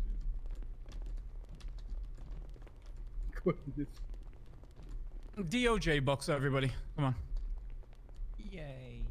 Ooh, I I don't think we can fit. Fans, you've never been up to the DOJ box. Move, Deuce. Karen? Hey, what's up? Hi, Karen. Oh, I gotta go to the end. Fine. Hey, I'll go no to the end. pushing. No Mother. pushing. Move for your mother. Where do you I want me love to court. go? It's my I'm at the favorite end. court TV. What's your guys' Can't wait till I'm names, participating if you don't mind me asking. more. I assume they already have their lawyer. Hasn't been specified. Love but- those glasses on you. Is that Judge Gates? Thank you. You're welcome. Looks There like are- Crocodile Steve is in the app, so I guess this is Crocodile Steve based on the app. They do. Can I volunteer? Hey Cap, do you want like 25 legal aids? That would be pretty funny.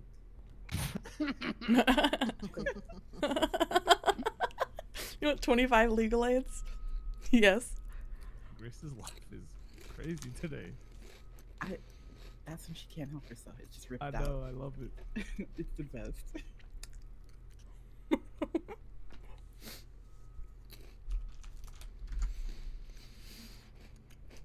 I'm gonna be taking notes, so I'm also coming out distracted by soon. thinking Oh, about okay. food, so it's Ooh. more of a so close cute. you know? It's so good. Aw. God damn it. Oh, you're not using me as an example, Jason, because law school, are you? You were the prime example. That's fucking Hi, right. hi, husband. You got Oh, this, God. husband. Hello, my beautiful wife. Can I help you in your case? Sure, why not? Oh, Good job, Ryle. there she go. Get it. You just witnessed one of my first lessons. Shy Ben's getting out to ask if you want things. Okay. But can Mr. Terranova be uncut for this trial? That is real. What was the question? Can Mr. Terranova, my client, be uncut for this trial? Mr. Terranova, if you flee from the courtroom, you will receive a hefty punishment of contempt of court with a never expiring warrant. All right, mate. Do you understand Thank this? you. Yes, Your Honor. All right. Deputy Booba, could you please uncuff the individual? Your Honor, the people would like to assert that Mr. Terranova.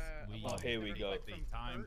Here we go. He has a tendency to. Time-wise, we're just you asking can't that play he it. has What? At all. I mean, if he flees, he's getting a long warrant, with a large time and fine. Has Mr. Terranova got a? Wow, Samantha hasn't changed one bit after. That's crazy. Okay. Your Honor, I can got you you, please don't have worry. the defendant and their counsel stop making side comments? I'm gonna give you a Thank long thank toss you, to the officer. chair, all right? Thank you. Appreciate you. Thank you. Oh. Your Honor. Yeah, he can go as far as he wants in the courtroom. I'm asking that there be some professional decorum and respect for the court, so that Mr. Terranova Samantha hasn't changed. Holy shit. Hello, class. I hope you're doing well today. Thank you. Okay. Thank you very much. Hope you're doing as well. Congratulations on your marriage. Unlawful imprisonment, from my understanding, as an accessory. Now, accessory, accessory is a hard charge to beat, but it all basically depends on the evidence. We don't know who you are. Who were you on the phone? You could be talking to your wife, your child, your anything. Have they uploaded any evidence of you and McGregor working together in the past? Have you ever been arrested with McGregor? Trying so hard here. I don't think so. Deputy Booba, how long are we looking for the police report? Just one. But give me like I said, a couple to minutes. move on in the car. Okay. Your I Honor, really we're wanna know asking if, for the whole point of less this, than 10 minutes. for me anyway, is to find out if they can mass mandate me in a fucking apartment. That's what I'm here. Okay, so when you got mass mandated, were you in the parking lot? Were you in the plaza? No, or I were was you in the lobby inside. You were in the lobby inside. He was, That's I'm in the good. lobby. That's the best defense. Yeah, he approached me, and his suspicion was two people next to each other in a public area, must be together, must be committing a crime, is what he said. Okay, so when I call you up as a witness, we're not going to do a narrative testimony. I'm only going to ask you questions. So, you're not going to go up there and talk. I know exactly what point you want me to get across, and I'm going to ask you the right questions. You were on private property. You were wearing a mask, yes, but on private property, your main residence, your main location, where you live. You were on the phone and you said, I did it, but who were you on the phone to? Well, you could have been talking to anyone. Okay, that's the question. If he asked me, were you on the phone to McGregor, I can't lie on the stand, can I? Or would he ask me that? You would get the phone call. Were you on the phone call to McGregor? I as your lawyer heavily urge you to tell the truth, but I as your lawyer recommend that question is a really bad one to answer. So yeah, but don't. So when you put that stand, that gives him the right to also question me, right? So when he questions me, I'm if I was him, I'll ask him, hey, were you on the phone to McGregor? I'm gonna have to say yes. What happens? But here's the thing. Here's my thinking. Even if I say yes, that still doesn't mean I'm accomplice. Because what I said, just do it. What? I can't say the famous Nike slogan against the law now. What's going on there? My best advice as a lawyer is that when you were asked the question, were you on the phone to McGregor, to the best of your recollection, it is heavily, I'm heavily implying that you do not lie, but I'm heavily implying that you don't say yes. Is what I'm trying Say to you don't remember, fool. Okay. Okay. Thank you for being here. I appreciate Sorry, it. mate. You're here to learn, please. Please don't talk. Thanks. Get a haircut, man. That's a fucking wig. Oh. I knew he wouldn't mess up his hair. Your fucking moustache is ridiculous, you little fucking stupid prick. You understand me? You're my lawyer. You're fucking my lawyer. Also, I'll definitely sue Norman if need be. Thank you, love. Sorry. Forgive me. I'm under stressful. I nearly got killed by cop stars now. Okay, so. Say you don't remember, bruh. So true. Food? I have extra There's a food. ton of food. There's a ton of food here, by the way, if anyone needs it. Oh shit, I'm hungry. Okay. Dude. Not on the phone. I don't care what the fuck you say, but you weren't on the phone to McGregor. Hey, Arya. How you doing? Oh, Looks like we're getting closer.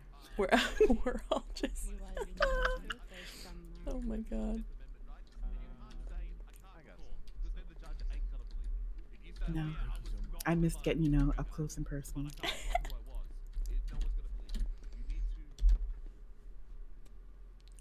You weren't talking to McGregor.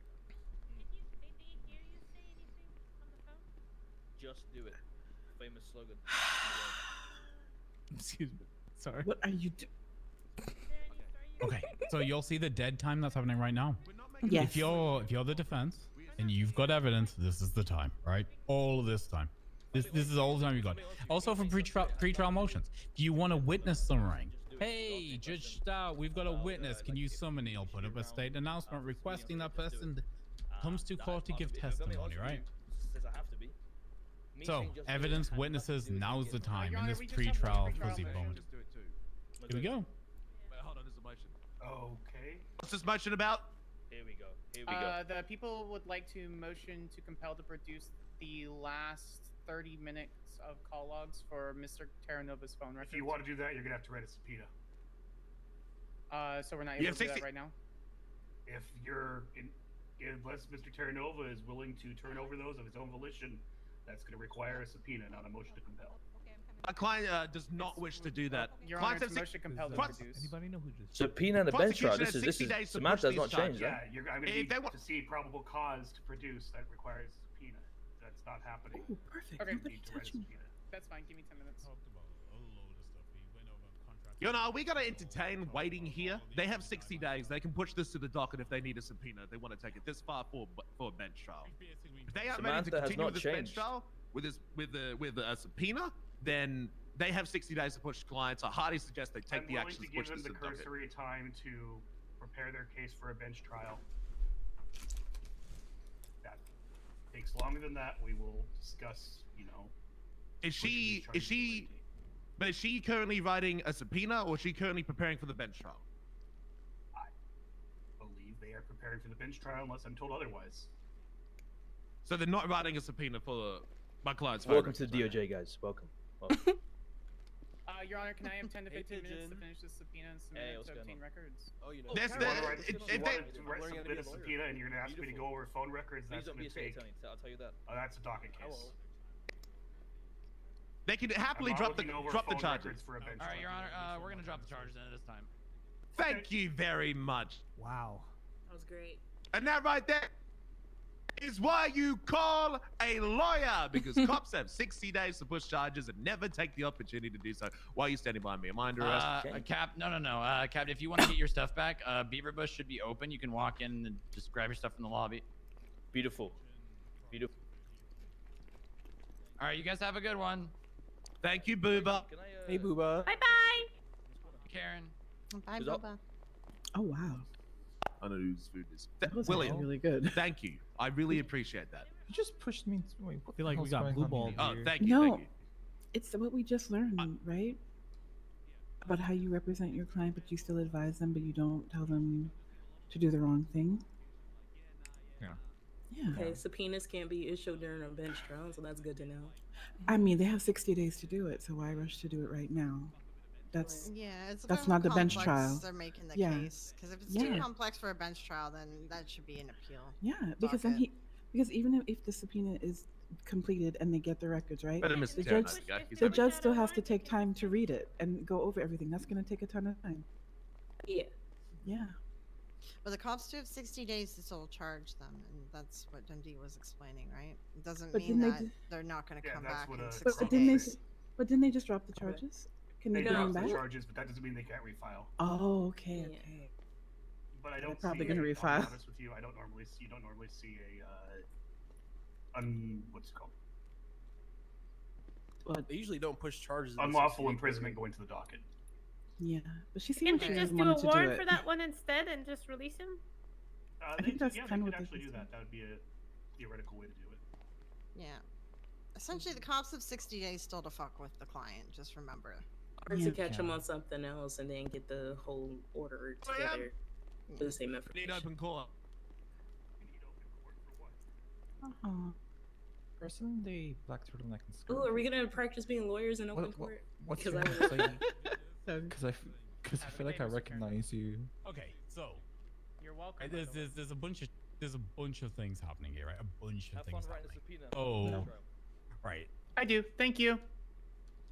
There's a multiple ways of looking at this, and generally you won't find judges stepping on other judges' toes when they're in court and they've got this, right? So, do you not understand about warrants and subpoenas yet? Have you looked at anything? Have you been talked about? Do you understand just colloquially? Have you had friends who've been subpoenaed? What do you understand about warrants and subpoenas?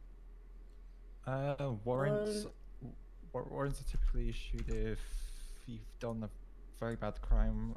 For example, driving away from a traffic stop and getting away. That will get you a warrant. Okay, so Mr. Terranova.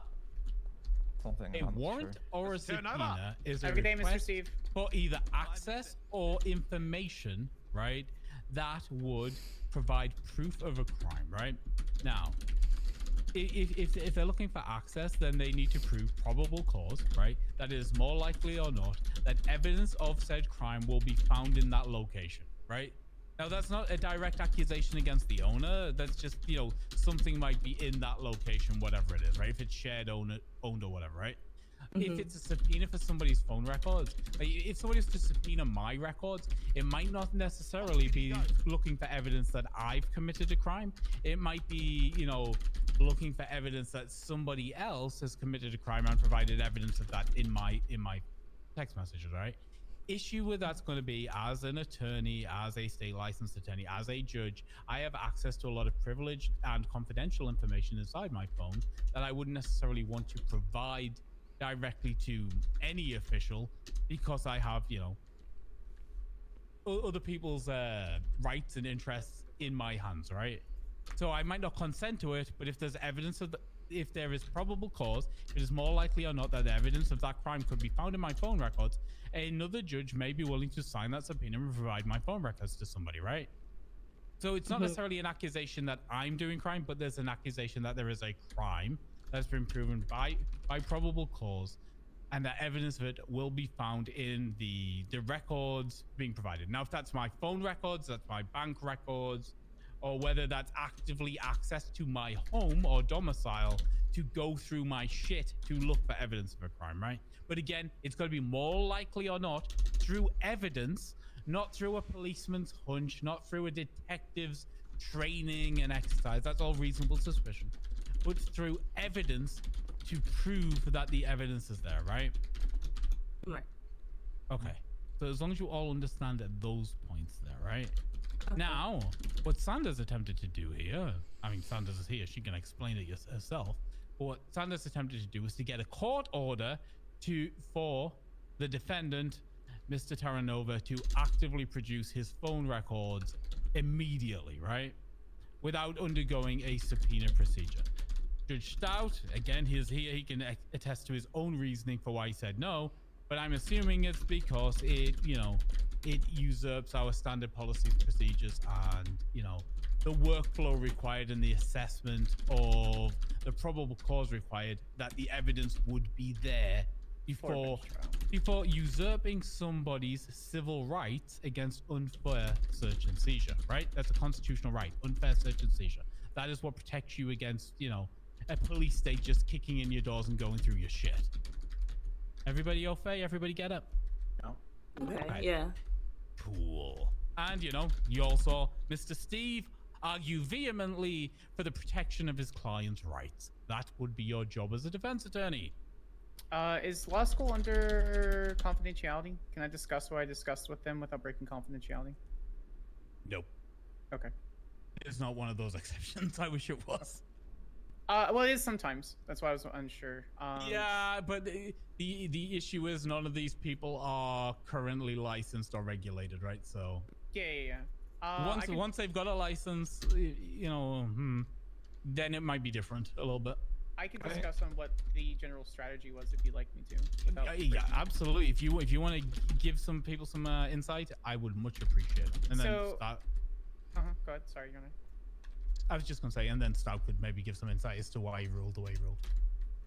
So I have gone through I don't even fucking know how many bench trials at this point. I've been practicing law for quite a long time. I'm an assistant state attorney with the San Andreas State Police as of this morning again. So that being said, obviously I'm well aware. But you got rehired. I am rehired with a different contract. Yeah. Okay. Anyway, what? You were not hired again? No, I quit Monday because of some disagreements, and then I got a better contract, so now I'm here. Oh. Okay. So that being said, so I was very well aware. I've written numerous subpoenas throughout my lifetime. That is information that's very typically granted through a subpoena. Now there are outlets and motions that you can do to go through that is unconventional, which is what I was trying to do. Obviously to preserve the rights of the right of the defendant, and two, to preserve time concerning the charges at hand. Obviously that was declined, and so after discussions with the officer chose to drop the charge since at the time we did not believe that there was enough beyond a reasonable doubt to press the charge against Mr. Terranova. So as of this time, I'm writing a subpoena to continue, pursuing those charges. Oh, okay. Now, if it doesn't mean you're gonna help. If Stout had brought the hammer down and said court was in session, what happens? Everything goes silent, and be able to get the subpoena. yeah, you won't be able to get the subpoena. There could have been a motion to dismiss with or without prejudice, which would have allowed the prosecution to, if it's without prejudice, it would allow the prosecution to file the charges at a later date. I would be willing to bet that Croc would have fought for prejudice, which would prevent them from doing so. Which my argument at that point was that they didn't have necessarily adequate counsel to advise them based on the situation, et cetera, et cetera. Yes, and that's multiple steps here, right? This is where it turns into the game, right? The back and forth. Yeah. Like, then the judge is left with weighing, right? Whether or not, the prosecution should have even fucking dragged this here if it was going to turn into this kind of shit show, and whether or not he would then want to, dismiss with prejudice in order to protect Mr. Terranova from, facing undue jeopardy twice, which is why we have those double jeopardy protections, right? It's like a lot happened just here, and I don't expect any of you to even get like 5% of what just occurred, but it could have descended into a massive shit show very, very quickly if all that had happened here was Stout brought the hammer down and said court is in session. Like everything would have changed very quickly, which I wasn't about to do because the defense had not received the evidence yet, so I wasn't going to bring it into session until that point had happened. It's just an arbitrary line in which things change, right? And I need you to be aware of that. So you need to be aware of what's happening in the courtroom, what portion we're in. We're still in the everybody getting set up stage, passing evidence backwards and forwards. Nothing's official yet, right? So there's no argumentation here that like Mr. Terranova, if he faces these charges again further down the line, or if is facing double jeopardy, right? There's none of that argumentation because that line hadn't been drawn in the sand yet. Can I offer a comment on that, Your Honor? Sure. Well, nope, never mind. Forgot everything I was about to say. Hold on, I'll get there. It happens to the best of us. Line in the sand, starting court, blah blah blah. Nope, I forgot. Never mind. Yeah.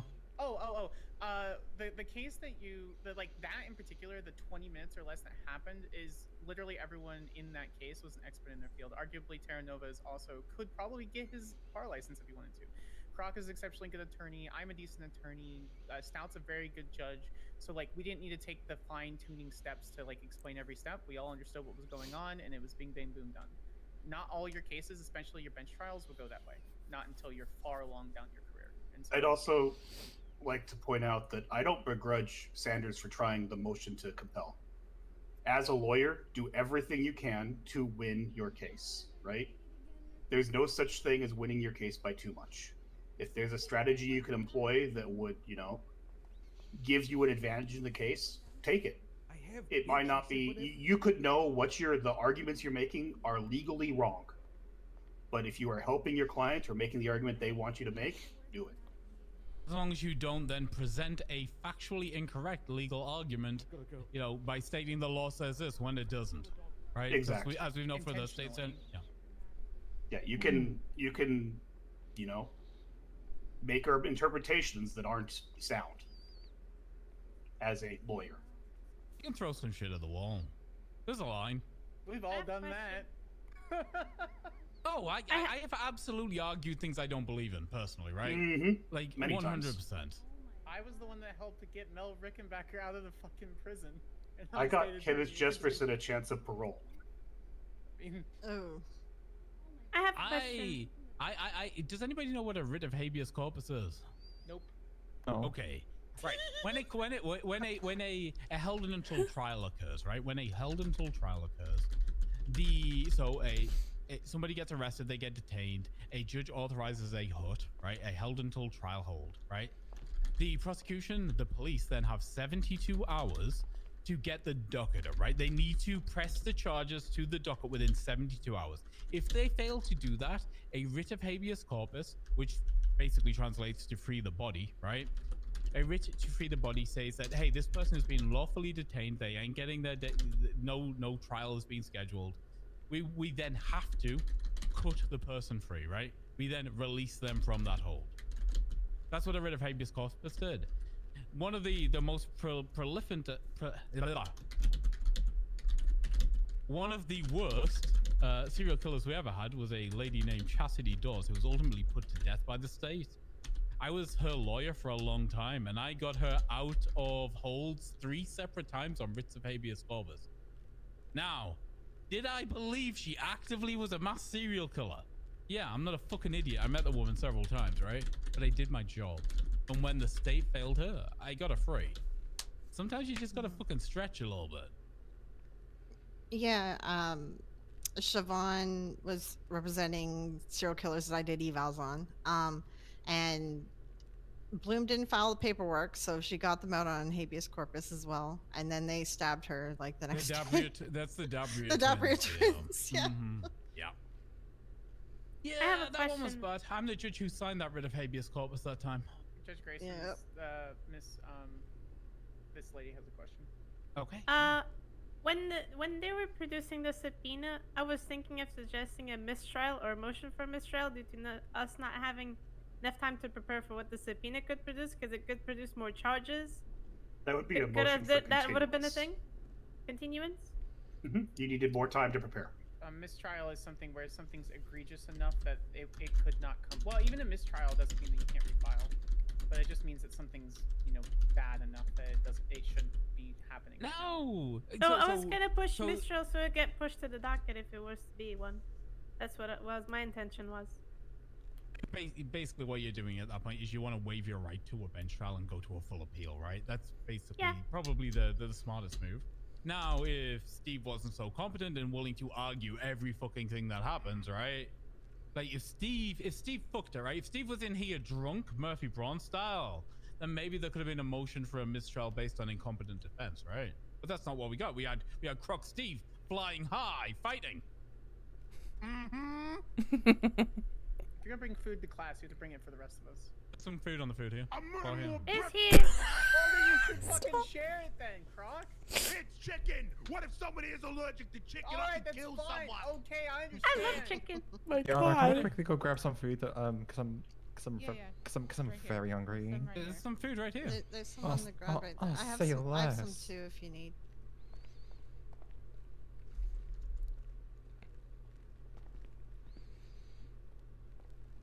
Trying to make sure none of you die on me.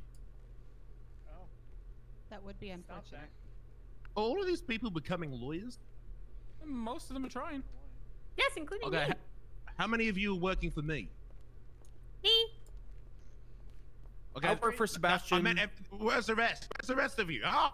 What are you talking about? I work for Sebastian. I'm either gonna work for Sebastian or Sam. One of the two. I'm gonna see. My wife here knows best. Who I really want to work for, but Yeah, you I only really, need me. I don't know who I'm working for. but I really want to push to become a lawyer because the life I've got now fucking sucks, bro. I encourage you to stop doing crime, Miss Sasaki. Oh, got my Well, word. Grayson would teach you how to court. I'll teach you how to win court.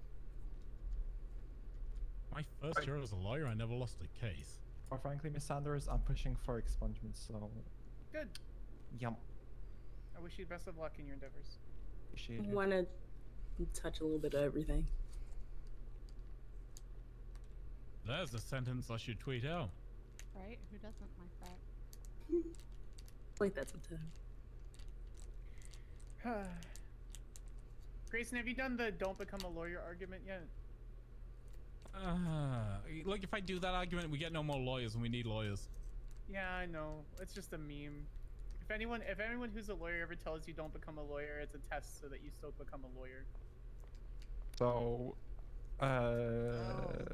So Serge keeps telling me not to be a lawyer, then he's It's just testing me. Yeah, it's one thing that you catch on really quickly when you go to law school. It's like everyone says, don't go to law school, don't be a lawyer. We all both love and hate our jobs for numerous reasons.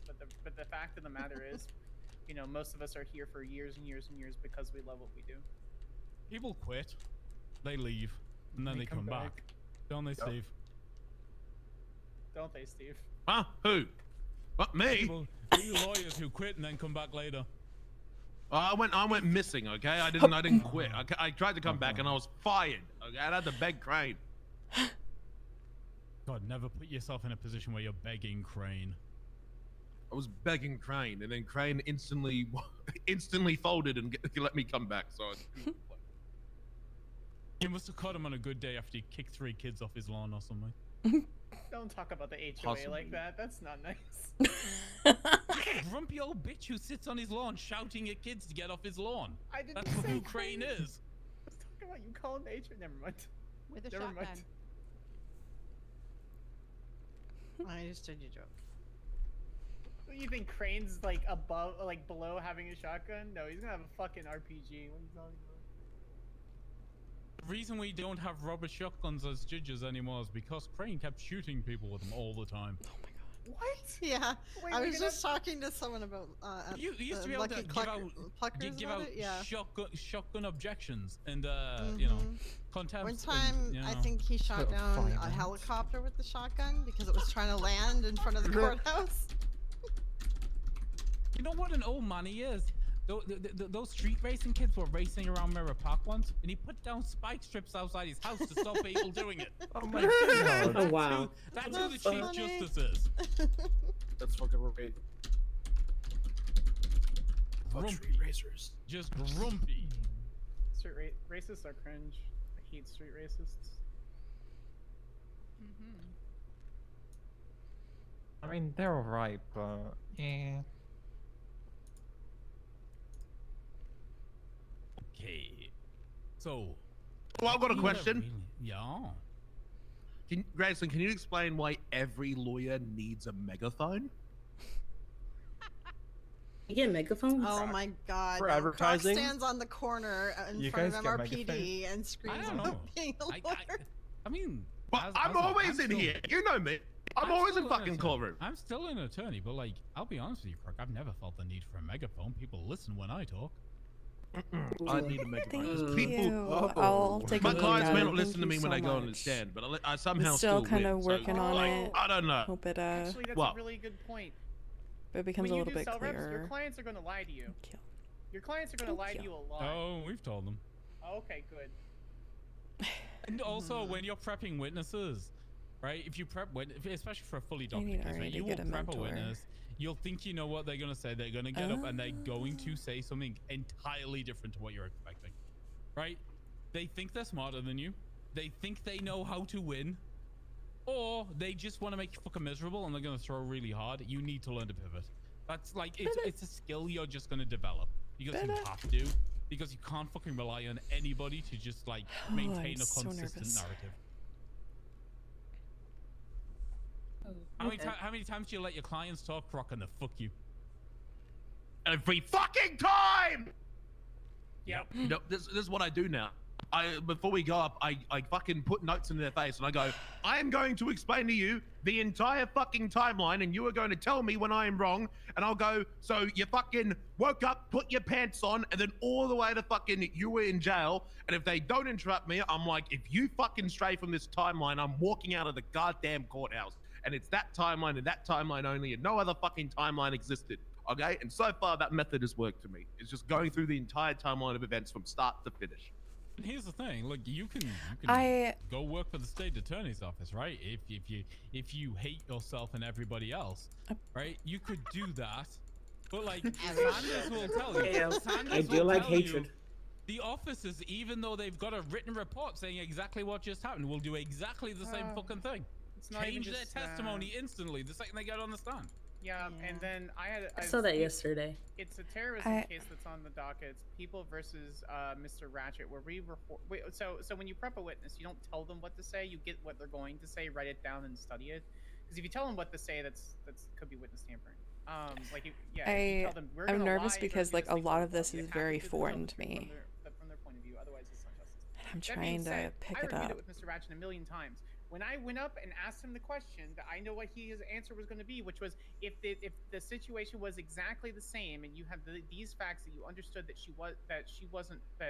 the person wasn't running away, would you stab her again? And he said yes. Creating the old hospital terrorism thing, meaning that he would have stabbed her regardless. He should have said no, but he didn't. He said yes.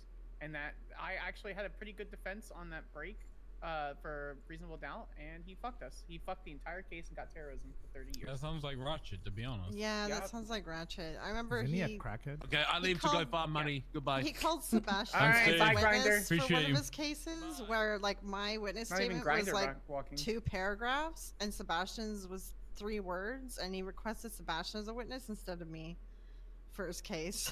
And it made no sense. Sebastian had no answers.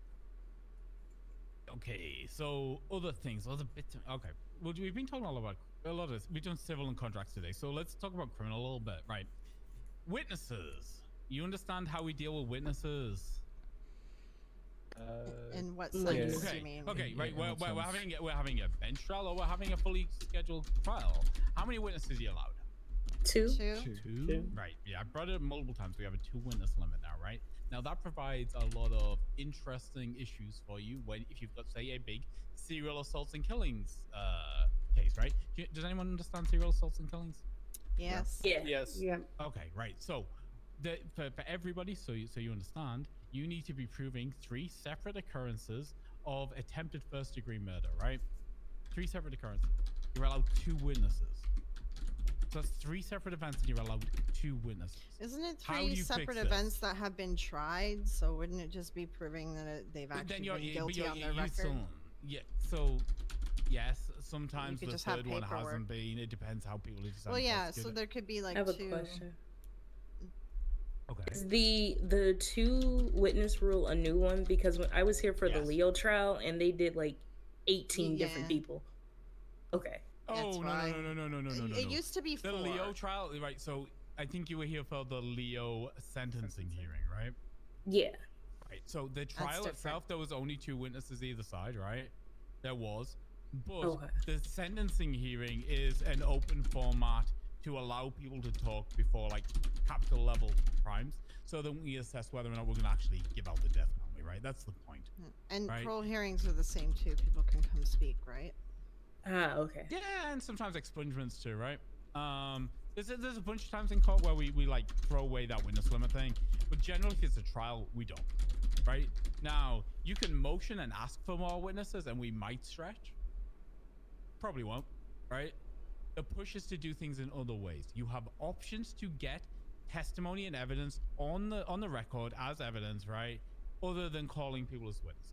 Now, they have different weights, so you need to be aware of those as lawyers and assess what you need in what given time, right? So we can have an actual testimony statement that is not a witness, but like on paper. sworn affidavit, yeah. Yeah, Right, okay, so you okay. then take that to a judge or a clerk to get it signed and sworn in I don't know how as to an spell this. affidavit, right? Then you could also do depositions, right? Which is the other thing. So that would be, a motion on the docket to depose a witness, which would allow basically a small court case would be called into session, right? And we would just question 1 witness, or maybe 2, right? But it'd be done a different day to the full trial, and all of that testimony and the cross-examination from the defense, if it's a prosecution witness, or the cross-examination from the prosecution if it's a defense witness, right, would be added, and that would be given basically full weight. Full weight is any witness called in the trial, right? It's just done on a different day to, I'll be honest with you, stop the 7-hour trials we were having, right? It splits it up a little bit and it allows the trial day of to run 2 or 3 hours. 7 hours was too much for most people. Some of us love them. Some of us can do it. Some of us enjoy it. Some of us are here for a 7-hour trial. A lot of us aren't. So I have another question about the Too much affidavit. AD going on. Yeah, okay. I do have a lot of ACDC. Okay, me so you too. said that's a written testimony. Does the other party also have to agree on that to be presented, or do you just have to agree for that to be presented? You motion to add evidence. You present the evidence as the affidavit, right? The written statement, which will have been signed by a clerk or a judge to say it's been sworn to, right? Okay. And then they can rebut and argue against the evidence being added. But once it's added, right? Would it be better then to request a deposition of the said witness so that the other side doesn't rebut to throw it out? Like, then it gives them an opportunity to cross? They can still rebut to. What's up, Sanders? What's your point? Oh, I was just letting you know I wanted to add, I could answer that question. Go for it. So it depends on the weight of the witness. One of the important things to do is, like, imagine a deposition being like you're coming to court. You're still going to be professional. You're still going to have questions ready. You're still going to prep your witness, or you're going to get ready for cross-exam on the witness. If that witness's testimony is important enough to depose, you'll already know that, and you'll be deposing them or bringing them to court. If you want to do an interrogatory, which is very rarely done, or if you wanted to do a statement, a sworn affidavit statement, that if it's not Do you that want to important, explain to the class what an interrogatory is? yeah, I can. So interrogatory or an ROG is an uncommonly used way of asking legal questions to somebody without having them present. So say, for example, me and Grayson were opposite to each other, and we were going to send Grace an interrogatory about someone, or sorry, it was me and Grace opposite each other, and we were going to send Grayson a set of questions that were vital to the case. I would send him a list of questions because I would call him as my witness. And then that would go to Grace. She would respond in kind with questions, written questions for him to answer on his own time, and then I would respond in kind with questions since we do it back and forth. But it's a very, very, very slow process of me asking questions, him answering, it going to Grace, her writing down questions, sending it over to Grayson, then Grayson sending it back to me. I write down questions, it's answered. We submit that on the docket. That's very long. It is extremely long. It is not easy. Yeah. It is. Deposition's definitely better. I've just shared you guys an example of what an affidavit would look like. It's from the. Phones. They don't. We don't have Oh our yeah, phones. I forgot about that shit. Sorry about that. Well, if we go outside, I'll share it with you. It's from the Yeah, we should Leo go Escobar outside. trial. You can go stand outside if you want your phones back. Oh, yeah. There's There's food food on as the you ground. walk past here. There's food as you walk past, so grab food, please. Yeah, I have done one ROG in my entire year of living here. Hey, you It's Roman? it's What's very up, man? time consuming. Not much, Hi, Roman. And people forget about it. I have sent, in my entire lifetime, I have sent probably 2 dozen ROGs. I've had to remind people hundreds of times to fucking answer my goddamn questions. It's just easier to make them fucking take a depo. I'll be honest, I prefer a deposition. I prefer people in my courthouse deposition with would be full... better. Yeah. The only person I've ever If you've sent... got a big, serious trial, it's the way forward. I've only sent one interrogatory, and that was to Tessa Lamb for obvious reasons. She's super fucking busy, and it was about a unicorn. Right, the unicorn case. Yep, I put it on glitter paper, I put a sticker with a unicorn on it, and sent it to her. I refer to that as Siobhan bullshit. It was Siobhan bullshit.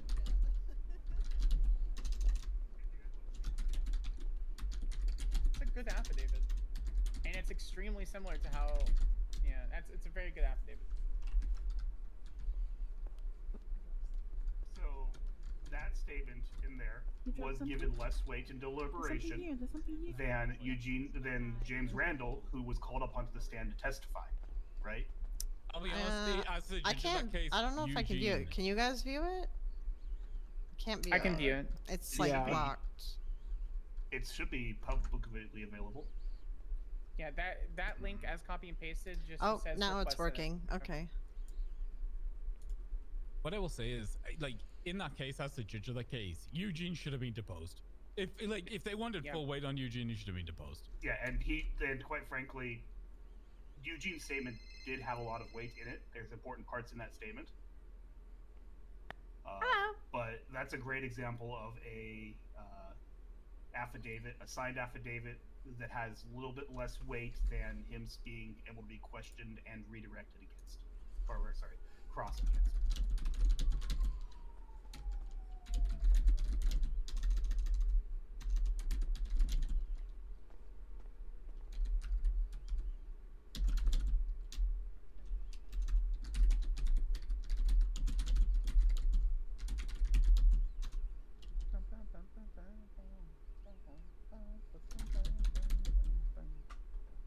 Okay, so what we've got here, right? We've talked about how you get testimony, right? The different types of testimony a witness can give, right? Did you understand the different kinds of witnesses, right? Well, that's a good transition. Yeah. So there are different kinds of witnesses that you can call, right? You got like basically, you know, a principal witness, right? Somebody who was there on scene, saw things. First party witness, right? That's generally what we get here. That's all we get here, right? If you've watched the court case, those are the witnesses you have seen. I would love to see more expert witnesses. I do that. I think I'm like one of 2 attorneys that bring in expert witnesses. I know. But with the witness limit, it's very, very difficult, right? But I feel like, yes, I think deposition for an expert witness is like essential for big, complicated court cases.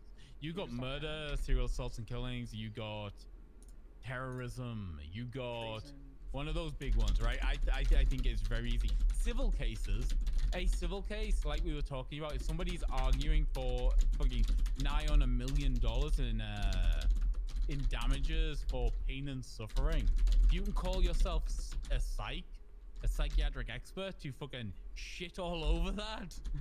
That'll help you more than anything, right? It'll help you a lot. Mm-hmm. Yeah. They're experts in everything. It could be firearms, it could be psychology, it could be automotive, literally anything. I'm sure you can find experts. I have called an expert in gardening here on this. That's true though, but that's the thing, is there are experts in tons. Like herbology is extremely important, especially when it comes to civil matters. Hell, we brought in. So I used to be an entertainment lawyer, and I used to be the main attorney for Siren Radio and MDM Records. And Siren Radio ended up getting shot up. We ended up winning the civil case mainly by default. But we brought in architecture and decorating experts when it comes to the city to go over the analysis, and we brought in an expert for whatever fishology is. What? Fishology. Yeah, fishology. I think that's I think it's supposed to be actually ecology or. But you know what I mean, right? Yeah. Bullets came through, killed a bunch of exotic fish, and we had a pet expert come in and analyze the situation. Makes sense. Huh. But yeah, like expert witnesses, they're important, right? You have a technical argument that you want to make that isn't like a legally technical argument, but a technical argument that's based on something else, whether it's psychology or fucking landscape gardening, whatever the fuck it is.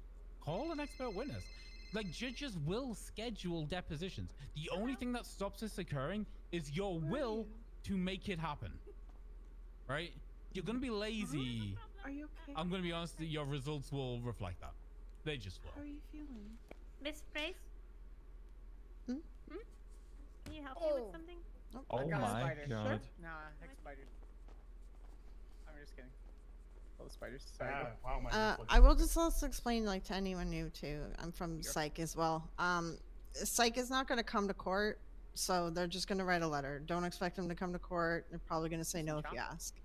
Just your letter. They write letters. They don't come to court because they've been ripped apart too much at court. So too many lawyers have made it their personal fucking fucked. mission to make psych look stupid for some reason. Which is unfortunate because it ruins our entire case because of that. I've had 2 cases where they're like, well, the psych could be here and the statement doesn't matter as much. It's like, well, none of them are coming to court, so I don't. That's a bigger problem. The judges know why, and the judges are aware. Well, Nope. Pixie tells them all. I Well, mean, they all the don't. judges, judges. I'm aware. I've had multiple discussions. Yeah, with Grayson's Dr. Plum. aware, Adam's aware, Siobhan is aware, Serge is aware. Like, they should be teaching the new judges. Bill's aware. Yeah, I'm aware from back when I was. If new judges aren't being taught that, then that probably should be communicated down. But yeah, it's because just lawyers, even lawyers who asked Psych to come, fucked over Psych when they came. So Basically, the long and short of it is, if somebody is an expert in their field, don't treat them like attack their credentials, right? If somebody works at Pillbox as a doctor, they're a doctor, right? You don't need to question where they got their learning and all that kind of stuff. No. It's not even that. It's not even that, right? It's snide questions about how long have you been a doctor, and they say, no, 6 months, and then there's a sneer, right? Well, fuck that bullshit. If you've been working in San Andreas for 6 months or anything, chances are you're fairly expert at what you're doing, right? Yeah, that's an out of San Andreas issue where it's like, oh, a doctor who's been a doctor for 2 years. Well, you can't really understand the intricacies of gunshot wounds to a lung and how it pops. That's not how that works here. I've seen people be made fucking, Chief Justice after having a bar license for a year, right? That shit happens in San Andreas because we are on an expedited fucking move through things. You will meet members of PD who are high command who have been an officer for a year. Like, that's just the way it works here. Questions about that, it's a little weird, bruh. And it depends. Like, for me, it's like I usually ask, well, who's the judge? And depending who the judge is, then I'll come or I won't come as well. Because I know certain judges will shut down bullshit, and some other judges will let bullshit kind of play out. So. But this is, y'all know, I talked about this multiple times yesterday. I'll talk about it again today. Play to your judge, right? Exactly. That's everywhere. Yeah. Everywhere. You should always right? play. Get to know the judges here. If you don't know the judges, get to know the judges. You will see what people say, right? Like flat out, I know what people say about me. People think I am too fucking reliant on evidence. They think my standards are too high, right? I don't.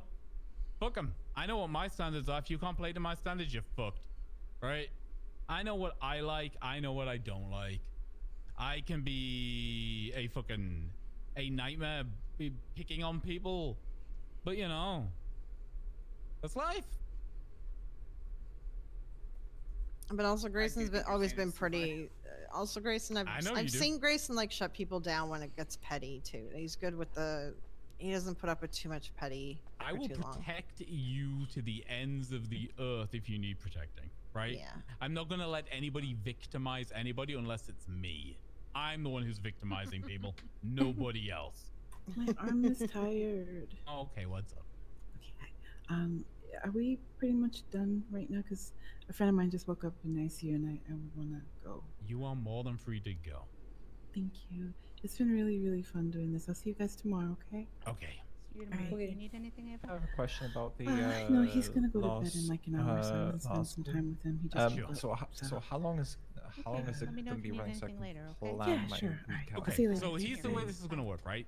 Basically, everyone who's been here for the past 2 days, for the past what ultimately has been roughly 7 hours of law school already, is probably okay, right? If you've only been to one, I want you for at least one more so I can put you in some situations and see what you are. If you've been here for both of them, then we'll have a discussion. That's all I need. I need a one-on-one discussion with you, and then we can discuss your plans, what you want to do, everything. If you've got any specific needs, like you need an expungement or anything like that, right? We'll have those discussions one-on-one, right? So that's what we need. We need a one-on-one. Now, that will be another day. I don't want to inundate you with 3-4 hours of conversation and then make you have to talk to me one-on-one. You just come to me another day this week. I'll be doing this all this week because there's some people who only made today. They weren't here yesterday, and I'll be here for the rest of the week so we can get it. The thing is, as numbers drop as the week goes on, numbers will drop, right? And it's not that you're not interested. I get that. Numbers will drop because people get busy and do other things, right? I'll get to spend more time with you one-on-one.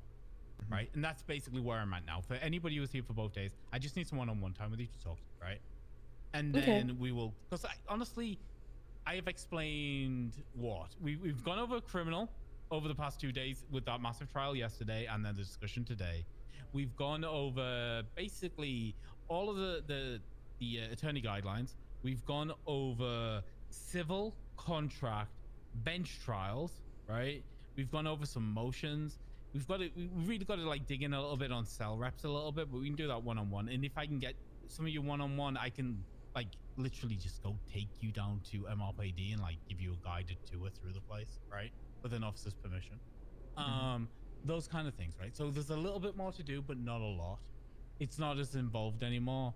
And those people who haven't like sat through a trial, I'd like you to sit through a trial with me so I can talk to you all the way through, so you know the procedure through it. And I know you know the procedure through it. Dr. Napier has been to a million fucking trials, so Yeah. I'm not overly worried about Napier. I see her at them all the time. And if you're good with that, you're good with that. But yeah, I'm gonna be here all week doing this, so don't worry about this time. If you need, appreciate it. If you want me to let you into MRPD, let me know. I just need to search, make sure you guys don't have weapons, and we can do a thingy ma do. Okay. Yeah, I want that. I want you to know where the cells are, know where the interrogation room is, know what everything is, understand, you know, the behavior expected of you there, right? Can we do that today? It's getting a little late. I'd rather do that like around Tsunami time, to be honest with you, just after their meeting, when I know I can grab a hold of officers that will engage with me. Okay. Because the reality is we're there under their sufferance, right? And if we can do it before the shit show kicks off. The amount of times I've been escorted out of that place at fucking gunpoint because I'm rude is unbelievable. Just to be clear, you know I was being sarcastic. Uh-huh. Uh-huh. I mean, fuck. Just before I got re-elected as a judge, I don't know, 3 years ago or something, I had Lydia Vale literally grab me by the ear and drag me out of that fucking place. My God. It happens. It happens. Yeah, it happens. Yeah, they'll drag like paralegals out too. Some of them don't like paralegals. So. Well, I got a story from when I was a paralegal. Yeah, I remember that one. Yeah. But if you have questions, if you got anything you don't think we've covered, or you want more specific details about things, like say you're really interested in being, I know, a drug trafficking lawyer, or you're really interested in being a serial assaults and killings lawyer, and you want to specifically dig in and look at some shit, like let me know and we can do that, right? Because fuck, I know too much about all this shit at this point. And like, you know, then you've got other people you can talk to if you want a different opinion. Stout's around, we've had Castle, we've had Gatsby, we've had Norman most of the day. Like, there's so many of us who are willing to like just like unload as much information as you want. And if it has to be uber specific about something you're really interested in, like if it is contracts and you want to like look at some contracts or something, like I'm sure some of the judges who've been practicing lawyers more recently than I have like pro forma contracts they can show you, right? Like, and like give you those options. I'll be real, I literally haven't been a practicing attorney for years at this point in San Andreas, so it's yeah. This extends once you become a lawyer too. Ask questions. I get questions. I get calls from Croc every single day, asking me things about, you know, hey, what about this? How's this work? That kind of stuff. I get calls from members of command of the PD saying, hey, how does this work? Right? All the time. Don't be afraid to ask questions of us. Don't be afraid to ask questions of other lawyers. They might lie to you if it's, you know, about the case that you're going up against them with, but generally they'll be helpful as they can, or tell you to ask someone else. A gentleman Also, just try asked to me ask- how. Oh, Oh, go ahead. go ahead. Try to ask your questions in a way where it doesn't give away what you're fucking doing. That And too. Don't conflict the conflict judges. a judge, unless, and if you do, conflict an elected one. I'm not gonna, I don't want to scare you, right? I don't want to scare you. There's something very political about this job, and me and Sanders have had this Extremely. discussion multiple times, right? And I don't want you to feel like it's high school. We try not to make this high school. I try to treat you all like adults, right? But it's political, and there'll be some sniping at each of you, right? Because you become a threat once you're an active attorney, right? Be aware of that. Some people are here purely to help their friends who need legal help. Some people are here because they see this as a pathway to being a judge. Some people are here because they see this as a pathway to being the mayor. Some people want to be a judge for just long enough so when they decide to go and fucking like apply to be a PD cadet, they're on the fast track to high command. Everybody here every single person here has something they want out of this job, right? And if they see you as a fucking barrier, they will treat you like a barrier. And that might mean going around you and ignoring you. It might mean plowing straight fucking through you, right? Be aware. It's political. Be aware. Don't be naive about that fact. I've still been doing this for like 5 years in San Andreas, and I still enjoy it. I still, come to work every day. So, if you're aware of what the realities that are, there's no reason why you can't still live your fucking life and flourish, right? Because I am not a political creature. It is not the life I live. I ain't give a fuck. I do my shit. Then I go the fuck home and get on my sex yacht. Sex yacht? What? That's fucking right. This does not surprise me. Does Ain't not no surprise me. fucking way. All right. Is that hygienic? Honestly, It is. It's been. I have a cleaner. Honestly, it's been great today, but I'm getting super fucking tired. I get it. You have It's a a lot. fucking It's all sex pure information. yacht. Yeah, I have a sex yacht. Appreciate it. You guys stay safe. All right. See you guys tomorrow. I mean, are you really Hi, surprised? Hold on, I was Wasn't told like that I can't change my boat's name. Why is your... You can't. I I told you that. I can't. told you I need to be there. It needs to be like physically next to me to change its name. Can someone change? Can I have my Yeah, boat's name changed? you want to go to the civilian docks right now? I'll change your boat's name. Siobhan told me it only lasts for like 12 hours, and then the government gets grumpy, and then they go in and fucking rip my boat out and change my boat's name. Siobhan told you that because Siobhan didn't want to go to the docks with you, clearly. Sleep with the judge one time. I just had a gentleman ask me about wills, and I didn't really know much about it, so I had to ask you guys for help. In San Andreas, we do not do wills or probate, right? Now. Now. So and no basically- marriages either. Marriages can have contracts, but we don't perform them. So I will perform a marriage. I will sign a marriage contract if it makes somebody feels better, but it's very performative, right? It holds no legal sway because, again, no wills or probate, which basically means if somebody dies and they've left pets, nah. If they've left cars, nah. If they've left houses, nah, right? Like, we are not passing over people's belongings or bank accounts to anybody else. Businesses, however, we will attempt to facilitate a transition for in the event of somebody's death. That is so that the employment and other benefits that businesses provide to the city aren't lost just because somebody died, right? So we will try to facilitate transitions of businesses, but that's as far as that goes, right? There'll be no other things. Well, on the topic of things we also don't do. We also don't do anything with bankruptcies. There is no way to get rid of your debt other than paying it off. Yeah, you're 10 million in debt. You're in 10 million in debt. Don't get debt. Yeah. So. Liar. What? What? I know you're there, Norman. Norman's not here. Norman's not I here. can't see you, but I know you're there. He isn't here. No, Norman's out stalking Charlotte. It's all over Twitter. Yeah, he's out looking for somebody with their feet out. What? That sounds disgusting. Ooh, sun's out, bunion's out. Am I right? No, God, madam. Karen. Prime member of Foot Fetishists Anonymous. Skip. Hey, dating a foot guy is easy. All you do is take pictures of your feet. Paint him every once in a while. Your Honor, objection, cringe. Who, the foot guy? Yeah, Both of them, a lady's got to do what she does. Listen, I it's think that's easy. not They're cringe, easy that's great. pictures. They're easy pictures. Just have to shave your ankles. Great. Pretty much. I don't want to be here anymore. I mean, the door's over there. People complained the last time I said every day we slip further from the grace of God, but we do. Yeah. Every single day. Yeah, so, yeah, like, just be aware. Different people do this job for different reasons, right? Find your own reasons, and as long as your reason's cool, I don't care. Right? I'll talk to you about your reasons, personally. But, like, I generally don't mind as long as you can do the job, right? You tell me you want this job purely because you You want to raise your public image so that you can make a run for mayor.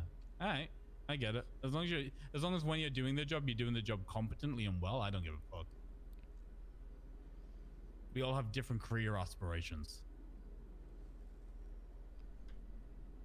I like being a judge because I like teaching. So whenever we get new judges, I teach the new judges. When we get lawyers, I'll, teach them too, right? That's why I'm here. That's why I do what I do. You all find your own reasons.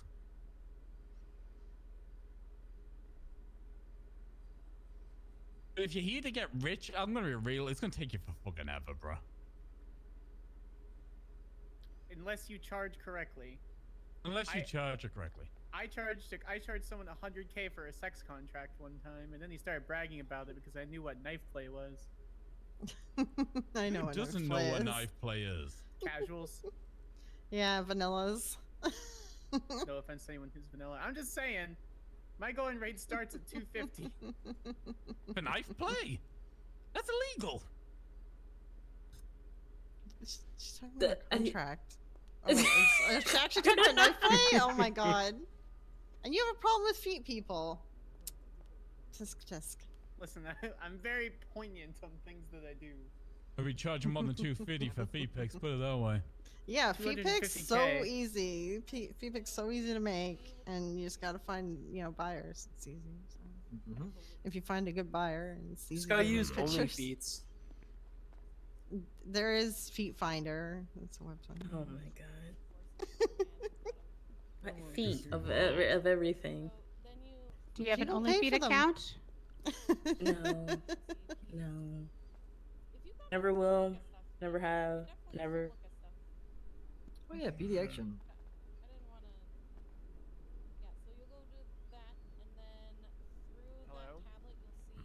Okay. Anything else before I tell you all to scatter? You need Yeah, anything? thank you. Questions? I will not be around tomorrow. That's all. That's okay. That's okay. I'll be literally just come catch me Thursday or Friday, right? And we'll have a sit down because you've been here both days. So we're good. We're cool. Just if all you need from me at this point is a one-on-one conversation, just grab me before the end of the week, right? Okay. Cool. All right. I'll be here Wonderful. tomorrow, but only for like an hour, and then I'll be around for Thursday and No not problem, Friday. Here, no City Hall. problem. Like I probably only need you tomorrow anyway, Flo. Like I know How do I you find the know apartment number? the transition through code. I know you know the okay. procedure. And I- I'll be back Thursday. Hell yeah. Oh, Okay. I see. Okay. Yeah. I'll be Thank back you, Thursday. Karen. Bye. Okay. So Goodbye, children. Start bumping into me one at a time and having conversations, right? All right. Have a good I have a night. question. Bye. Did I not get anybody's ID? Anybody's ID I didn't get before you all started?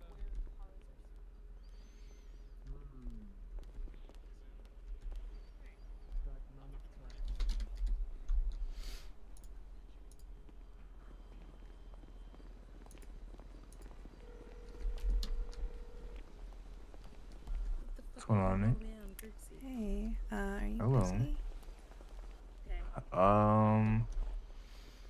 Not really. What's going on?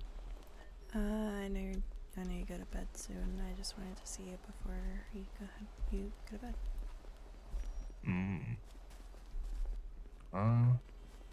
Yeah. I mean, I'm quickly searching a train yard for a bike that they're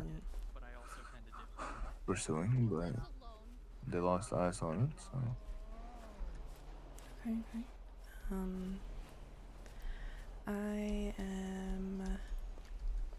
I don't know, we're done with class for the day, so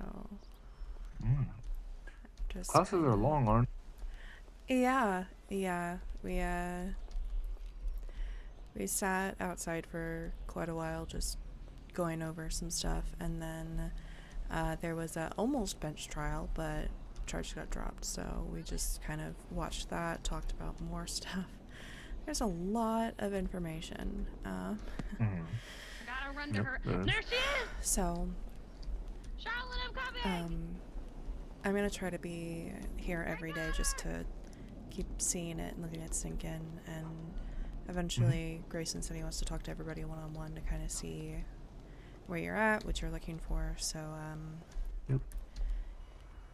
yeah, yeah,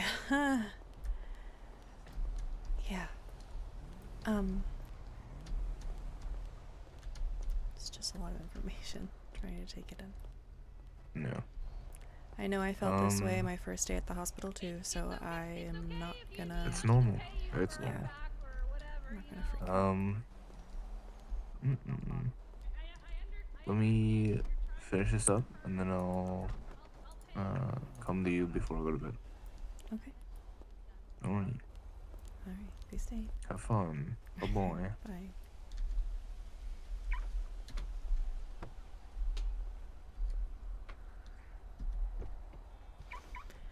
Alright, we're going to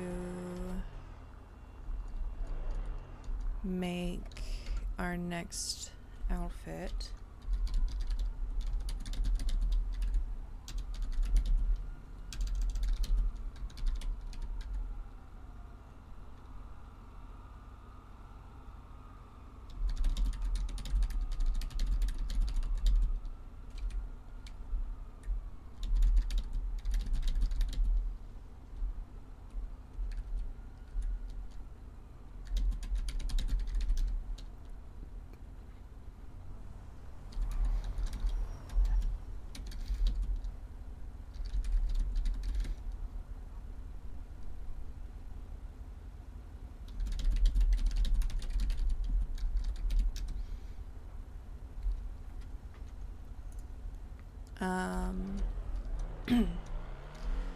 We're gonna make our next law school day outfit.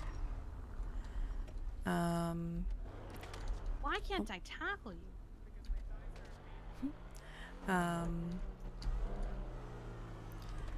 And then go home, change into something comfortable. See Castle before we go to bed.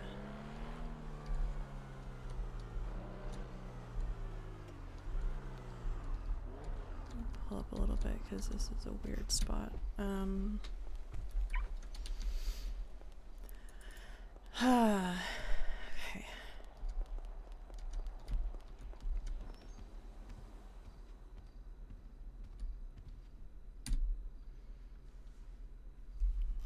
Alright. What kind of look do I want to go for? Profesh?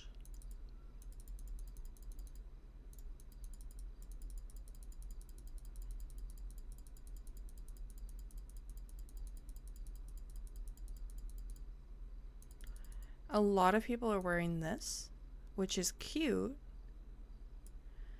but I don't know how I feel about it. I am unsure if I can put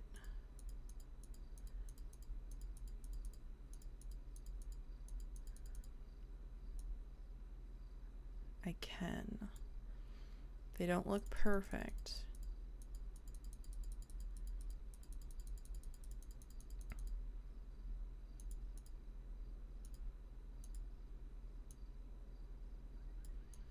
And boots.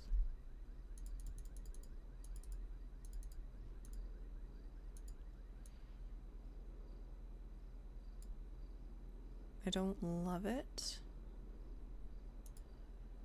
but I'm also tempted to do a suit of sorts.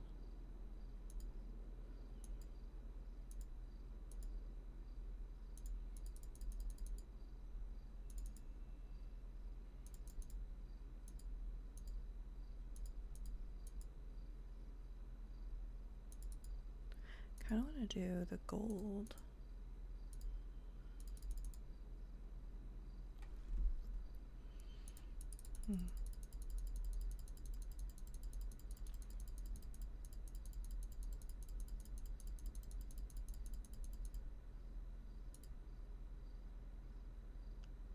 I actually do like this idea.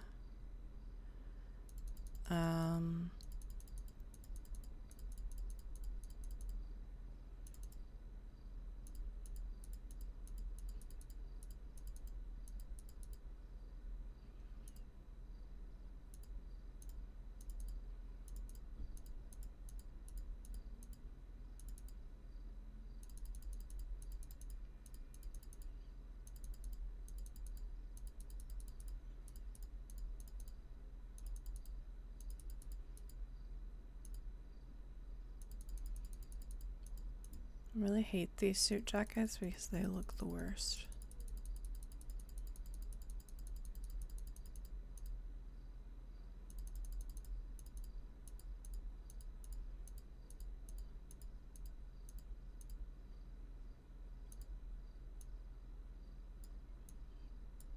I like this one. I have to get the arms right.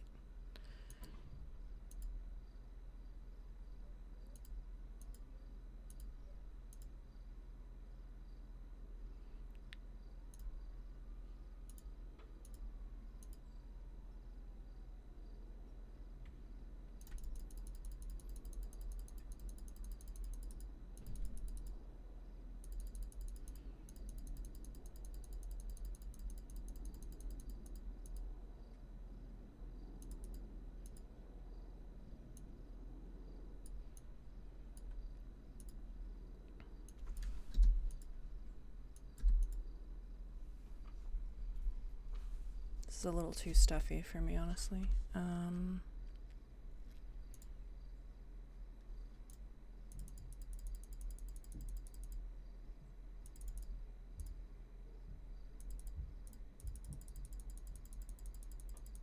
Want something a little bit less intense.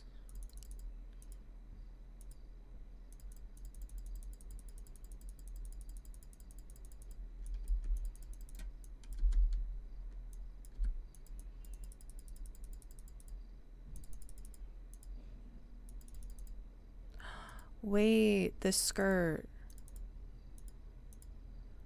I love this skirt. Hold on. Listen. It's one of my favorite skirts from,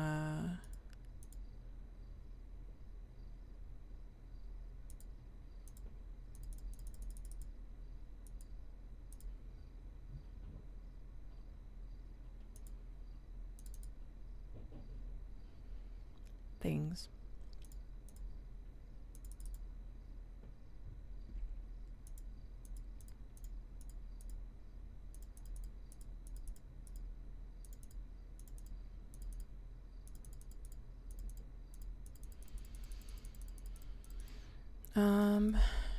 Actually, I want to see something.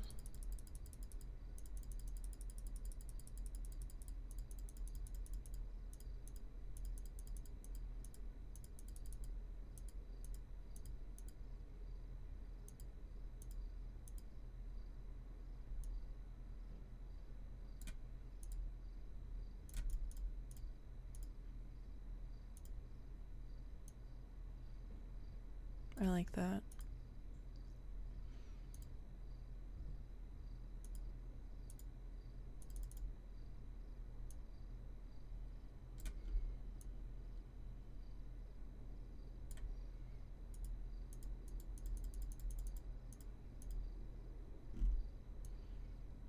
This is very cute.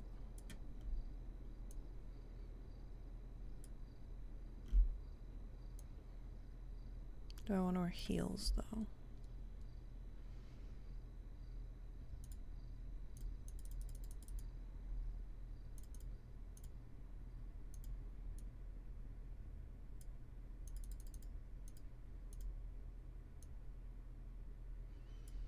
I feel like the boots are more the vibe. I wish I could have rings. Are there rings in this game?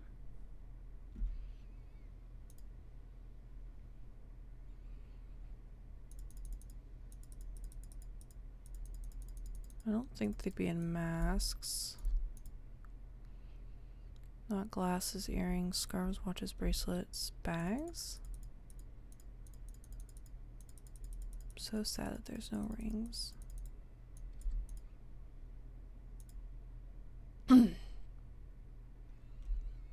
Might be in decals, 159.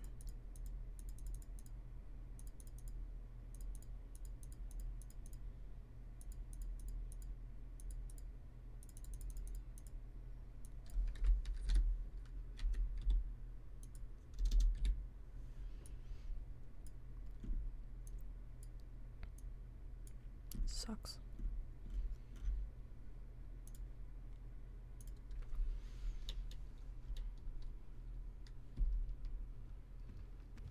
Next law school day outfit done.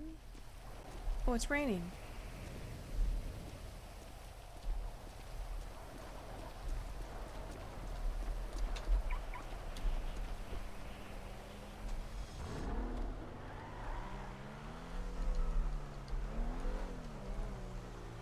Alright, come home and change. Hang this up and change into something cozy.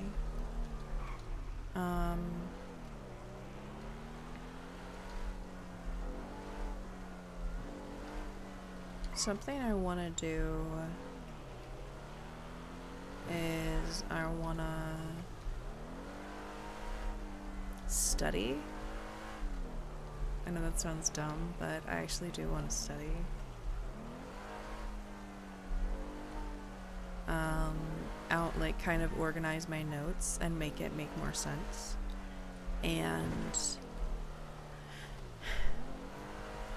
like actually like I think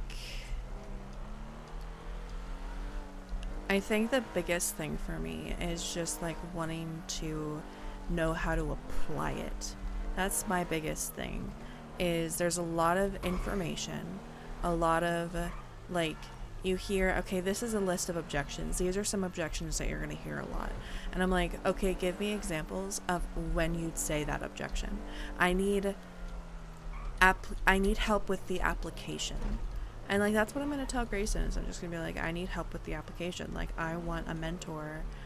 I need a mentor. I need somebody to be with and to watch and like give me paperwork. I love paperwork. I literally will do paperwork for fun. Not joking. I've done paperwork for fun before. Like I will gladly be a paperwork bitch. Like I don't have anything against it. But I know I'm not ready to be on my own yet. Like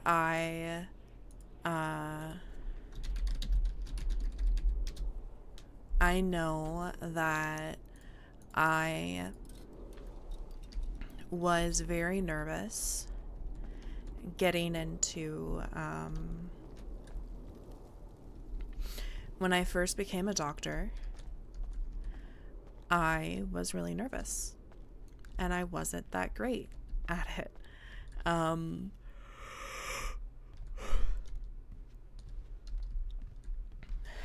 I just like I needed time and help. Hello. Hi, Miss Attorney. I am gonna get dressed now and come back home. I just finished the pursuit with Speedy. I'm just gonna quickly refuel the bike, park it up, and then should be good. Okay. Okay. Well, I'm home, so I'll see you when you get here. Bet. Alright, see you there. Alright. I'm away. Bye. A big thing with Arya is something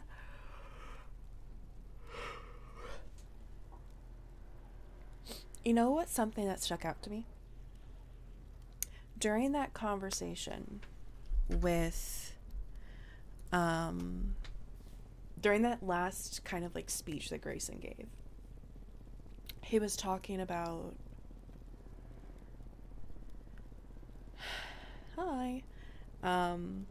Grayson gave that speech and he was just like, while not everybody here is like people, like you never know what people's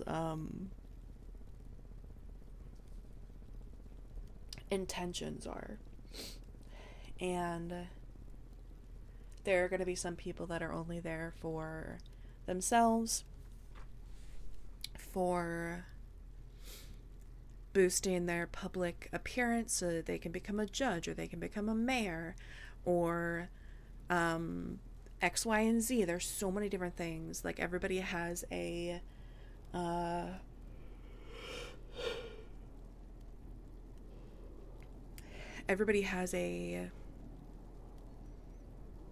reason. And Arya's reason, honestly, when all this started, is she just wants to help people. She's always wanted to just help people. And when she was a doctor, she felt so fulfilled and so happy to get to just help people on a daily basis.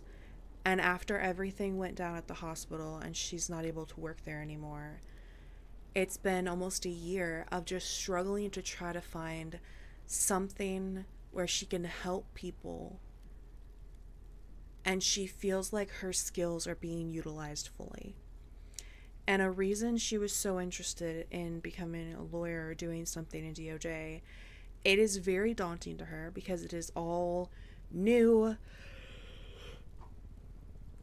and and it's foreign to me. I know a bunch of medical stuff, but I don't know anything about doing legal stuff. But I feel like how my brain works, I'm detail oriented. I am a perfectionist. I put a lot of effort into things. And I want to help people. And that gives me satisfaction and peace of mind and makes me feel whole. And if she can do that in the job of being a lawyer, I want to. I want to figure out exactly what's the right place for her. So that leaves us with the question of what kind of path will she choose? I'm feeling very drawn to state attorney's office. At this point in time, I am feeling very drawn to state attorney's office because I can see Arya putting serial killers in jail rather than trying to make sure that they don't go to jail. And obviously she will defend, she'll do probably some defense attorney work.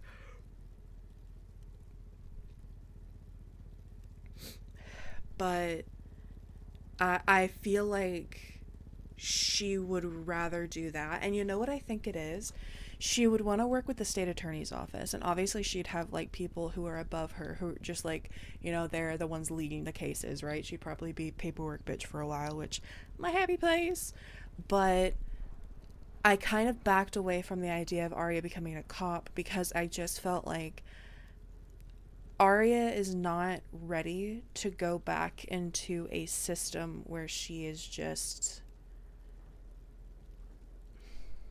I don't know, I don't want to say that becoming a cadet means that she would just be another cog in the wheel and nobody would really pay attention to them. Like, her needs and wants would not matter. You just got to do the job. Doesn't matter. I don't want to say that that's completely... Something that really attracts me to this position or this job is that you're your own boss. You don't really answer to anybody but yourself. And Arya has some goals and some things that she'd love to do once she feels confident in her abilities to be a lawyer, right? Because right now she's not at all confident. She needs a mentor. She needs to sit in on cases, do paperwork for cases, have somebody review it, be like, okay, yeah, this is correct, go ahead and submit it. Have an opportunity to make objections and see if they hold. About a year ago, I had to do doctor court, and it was an SBS thing. I could have made up shit and just had a lot of fun with it, but I was so anxious, I had an actual panic attack, because I was just like, this is not fun for me. I don't know how to do lawyer RP, and I took it way too seriously. But it was also just like, Arya didn't want to let people down. And that, even though it was completely SBS, and she was defending Nick Simone, who, honey, take your opportunity, let him down. Like, just do it. But she just panicked. She panicked because she's like, I don't want to let him down. I don't want to let anybody down. Like, it doesn't matter who it is. She could literally work for Michael Simone and would still worry that she's going to let him down. Even if she's like, no, you should let him down. But having that sense of like, I failed somebody means that I failed. That is very much a anxiety thing that is very much a me thing. But I feel like Arya is textbook type A personality, wants to help people. That has never changed. And it's really hard watching people assume that she has done bad things. Arya has maintained a clean record. She always has. And honestly, I think she always will. She's thought about doing terrible things. She's thought about fully sending it into a criminal life, joining yokai and doing more criminal things with yokai, learning to be a racer. Like, she could have very easily gone to Mary and be like, I want to learn how to race. I'm not a great driver, but I want to learn how to race. I'll still be Yodoc, and like do the medical stuff, but I want to get involved with other things. But she always held out hope that one day she could be a doctor again. And to be honest, I'm sitting here thinking, if I work my ass off, I could possibly have Arya become a lawyer or somebody who can actually enact that change to try to help make not just the hospital, but a lot of different infrastructures in the city better.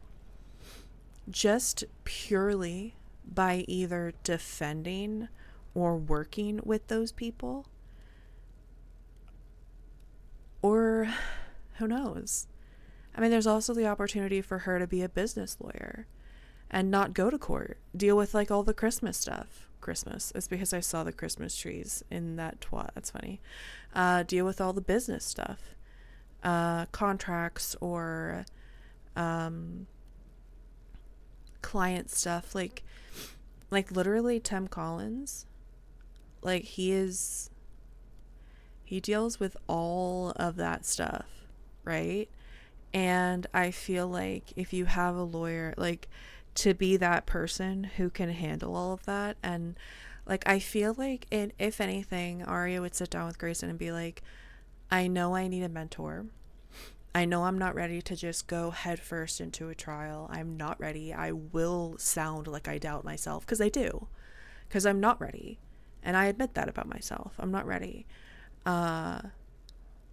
I tend to try to be a perfectionist, and I know... Knock, knock. Oh my god, he scared the fuck out of me. Hello. Hello. Hi. Good evening. Oh my god. Good evening. Good evening. I had to stop by the courthouse because I had a fuck ton of food and I dropped everything there. Oh. Because Kiki and Co are sitting on the grass in the rain. Why? I don't know. They 2 hours ago and they haven't left.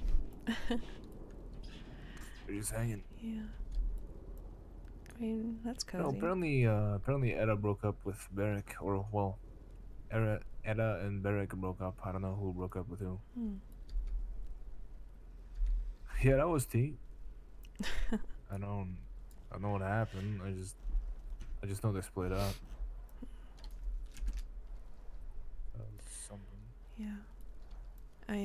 You know what I realized when I was working at Otto's, putting my name on the board and everything, I don't think Lottie or Roberto are managers there anymore. No, they both quit. Why'd they quit? I don't know, but I got a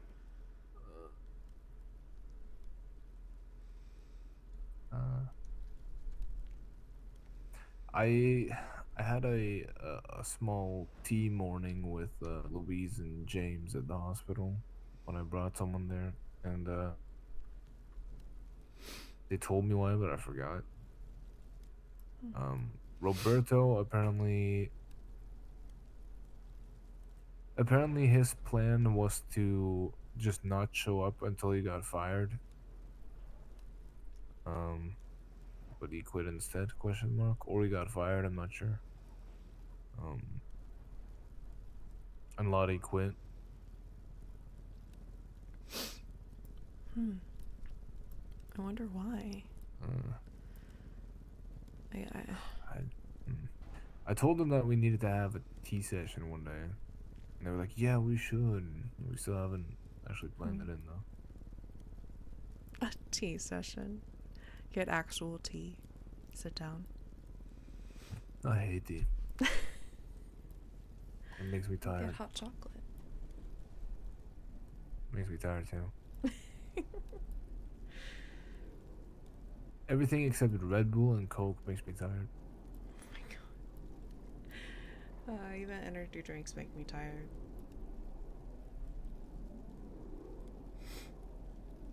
Energy drink, I can only drink Red Bull. I can't drink one. And then you also have Nalu, which is like fucking fruit.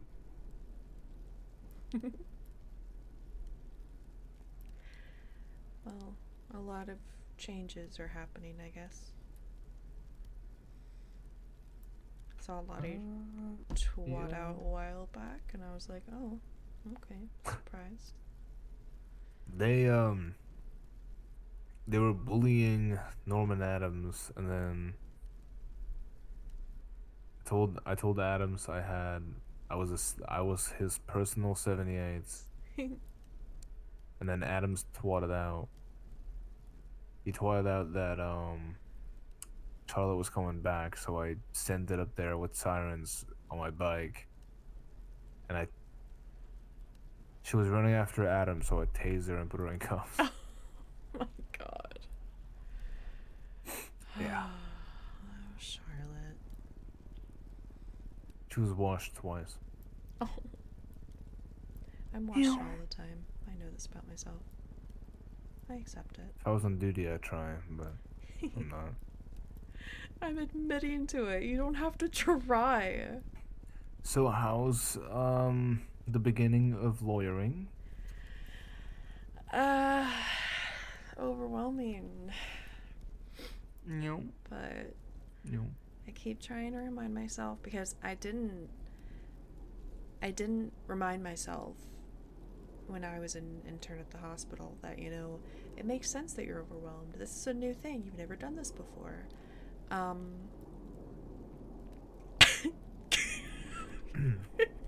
There you go. Your That's life it. out. Yeah. No. So can't. yeah, it's normal. Yeah. You know, it's crazy to think that I'm happy that I had the experience at the hospital because I literally can say, like, you didn't think you could be a doctor, and here you are. You still love medicine. You could talk circles around most people when it comes to neurology or autopsies or whatever it needs to be. Probably do that. So what's to say you can't do that with being a lawyer? And I don't know. I still don't know exactly what I want to do. Wait, but yes. Let me.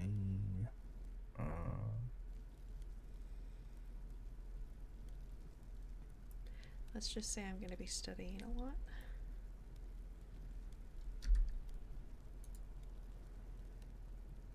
As you should. What in the Pinterest fuck is this load of horse? I'm sorry.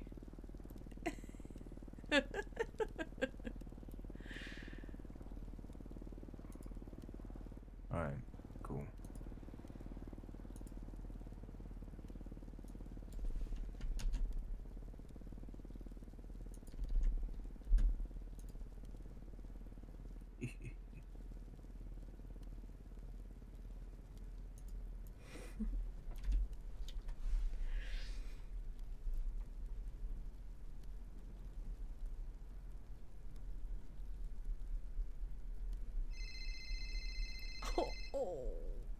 Oh. Marcus. Go ahead. Take it. Hello. Where is he? What do you mean? Let me meet him. Where is he? Marcus wants to meet you. Where is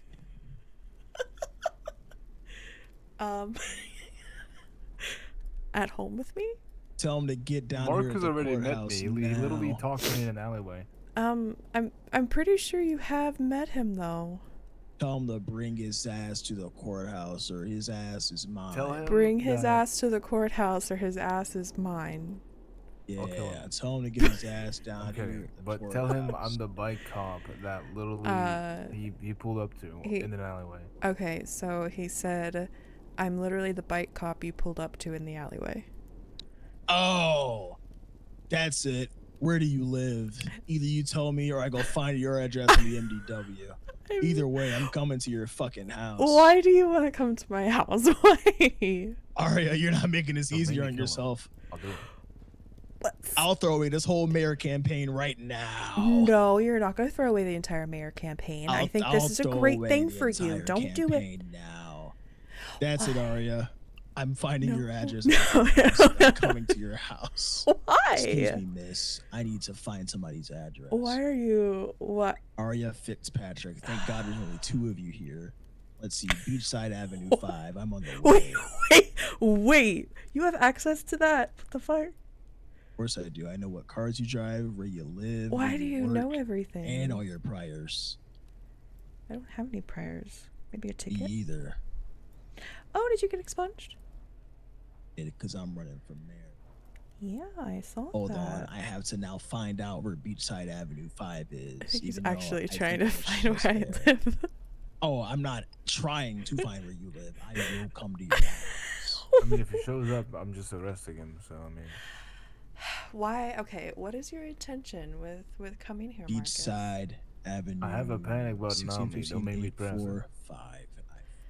Okay, are you just It's coming marked here on my to- GPS. to- okay, are you trying I'm going to bed. I'm not talking to him. Oh, he's going to bed.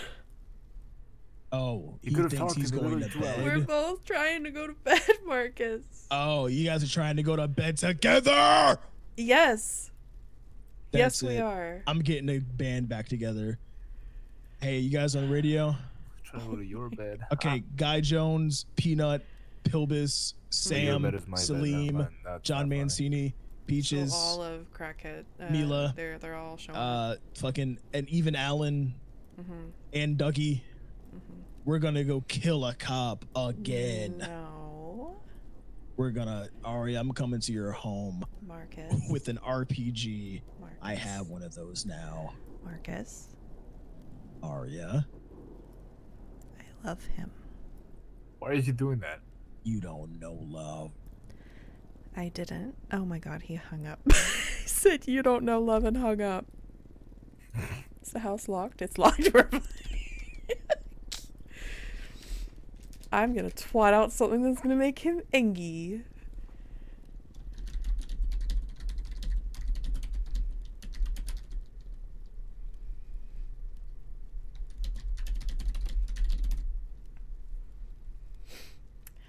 I'm also scared of misspelling words that I should know how to spell.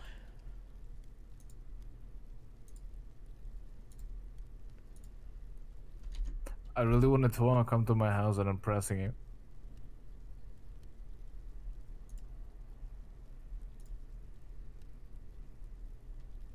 Oh, that's great. Stop.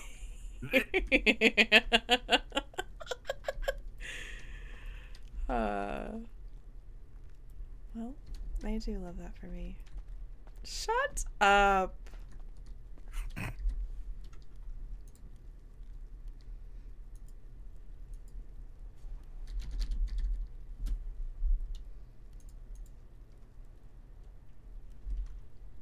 We're not twatting at each other right now. Yep. We're like the cringe movie star Planet kids.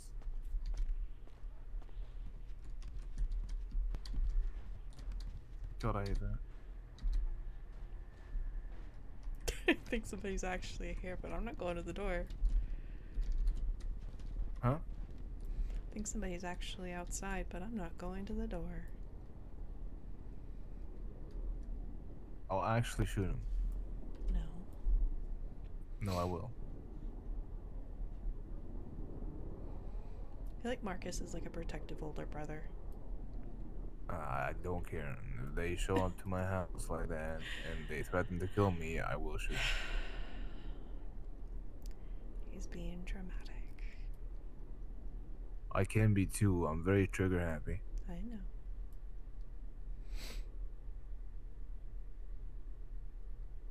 And I can definitely put it understand your ground. Mm-hmm.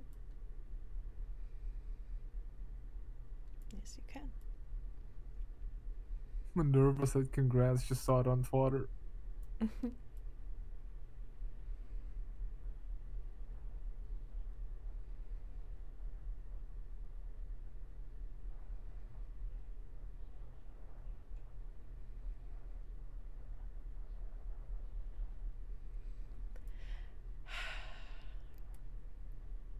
Well,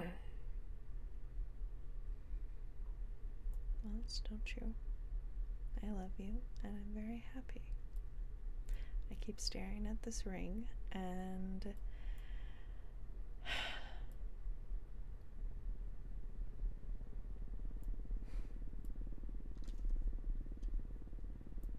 been one of the best days that I've had in a really long time. Thank you. Oh god. They're asking me how I drowned Ellie. I was trying to impress my fiance, and things went very bad. That's what you say.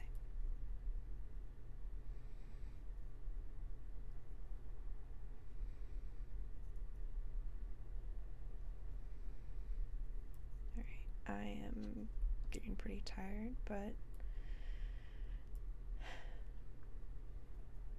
I hope that we can spend some time like this more and more.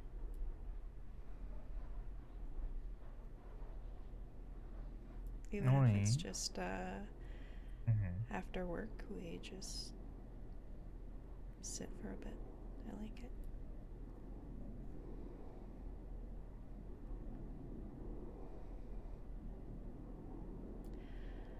But you keep getting texts. They're asking me why I used Air 1 and not a normal heli.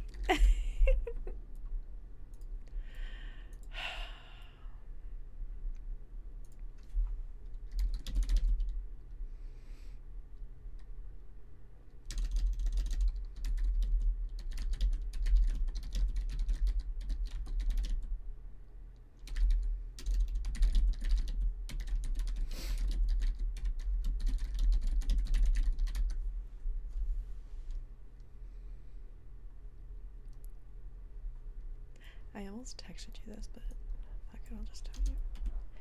Tell them you are celebrating with your fiance, and you'll tell them all about it tomorrow. Tell them I'm on my honeymoon, hold on.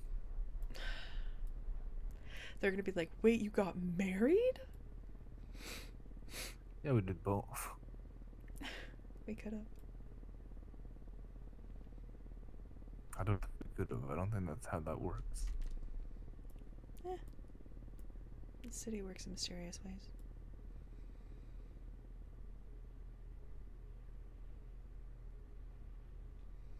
It's not your honeymoon, but it is your engagement moon.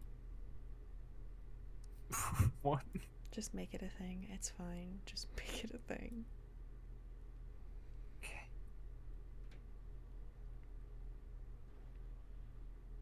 Engagement. Engagement moon.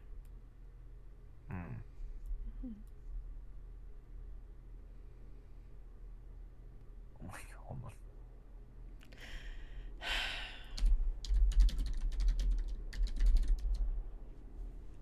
Yoink. Wait, I'll get welfare checked. They're gonna breach the house. Hold on. Wait. Oh my god, here, fine. I did not want them standing in my bedroom. Especially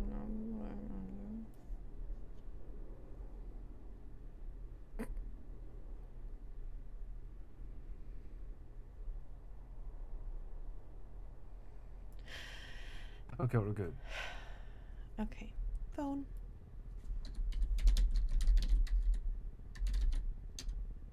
What now? I'm gonna take your phone. I'm gonna put it over there. No distractions.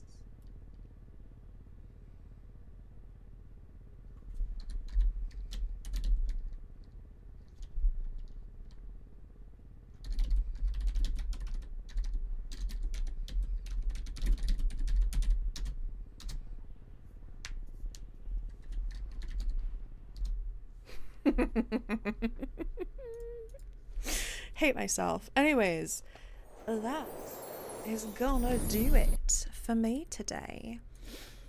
I am tired and I think I'm going to organize my notes and study a little bit. Prepare for law school tomorrow and get ready for more shit. I do want to raid Dumpy. Everybody go say congrats. He got a job the other day. Big W. So everybody go say hey to him. Dumpy K dog. I can't spell anything. But yeah, everybody go say hey to him. Say congratulations to him. I am going to be back probably tomorrow. I want to try to stream a few more days.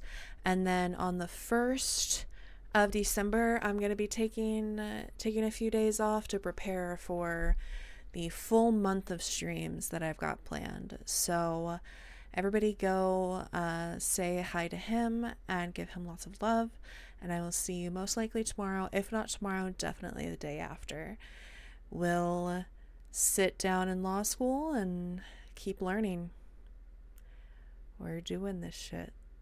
So, love you guys. Thank you for hanging out with me today.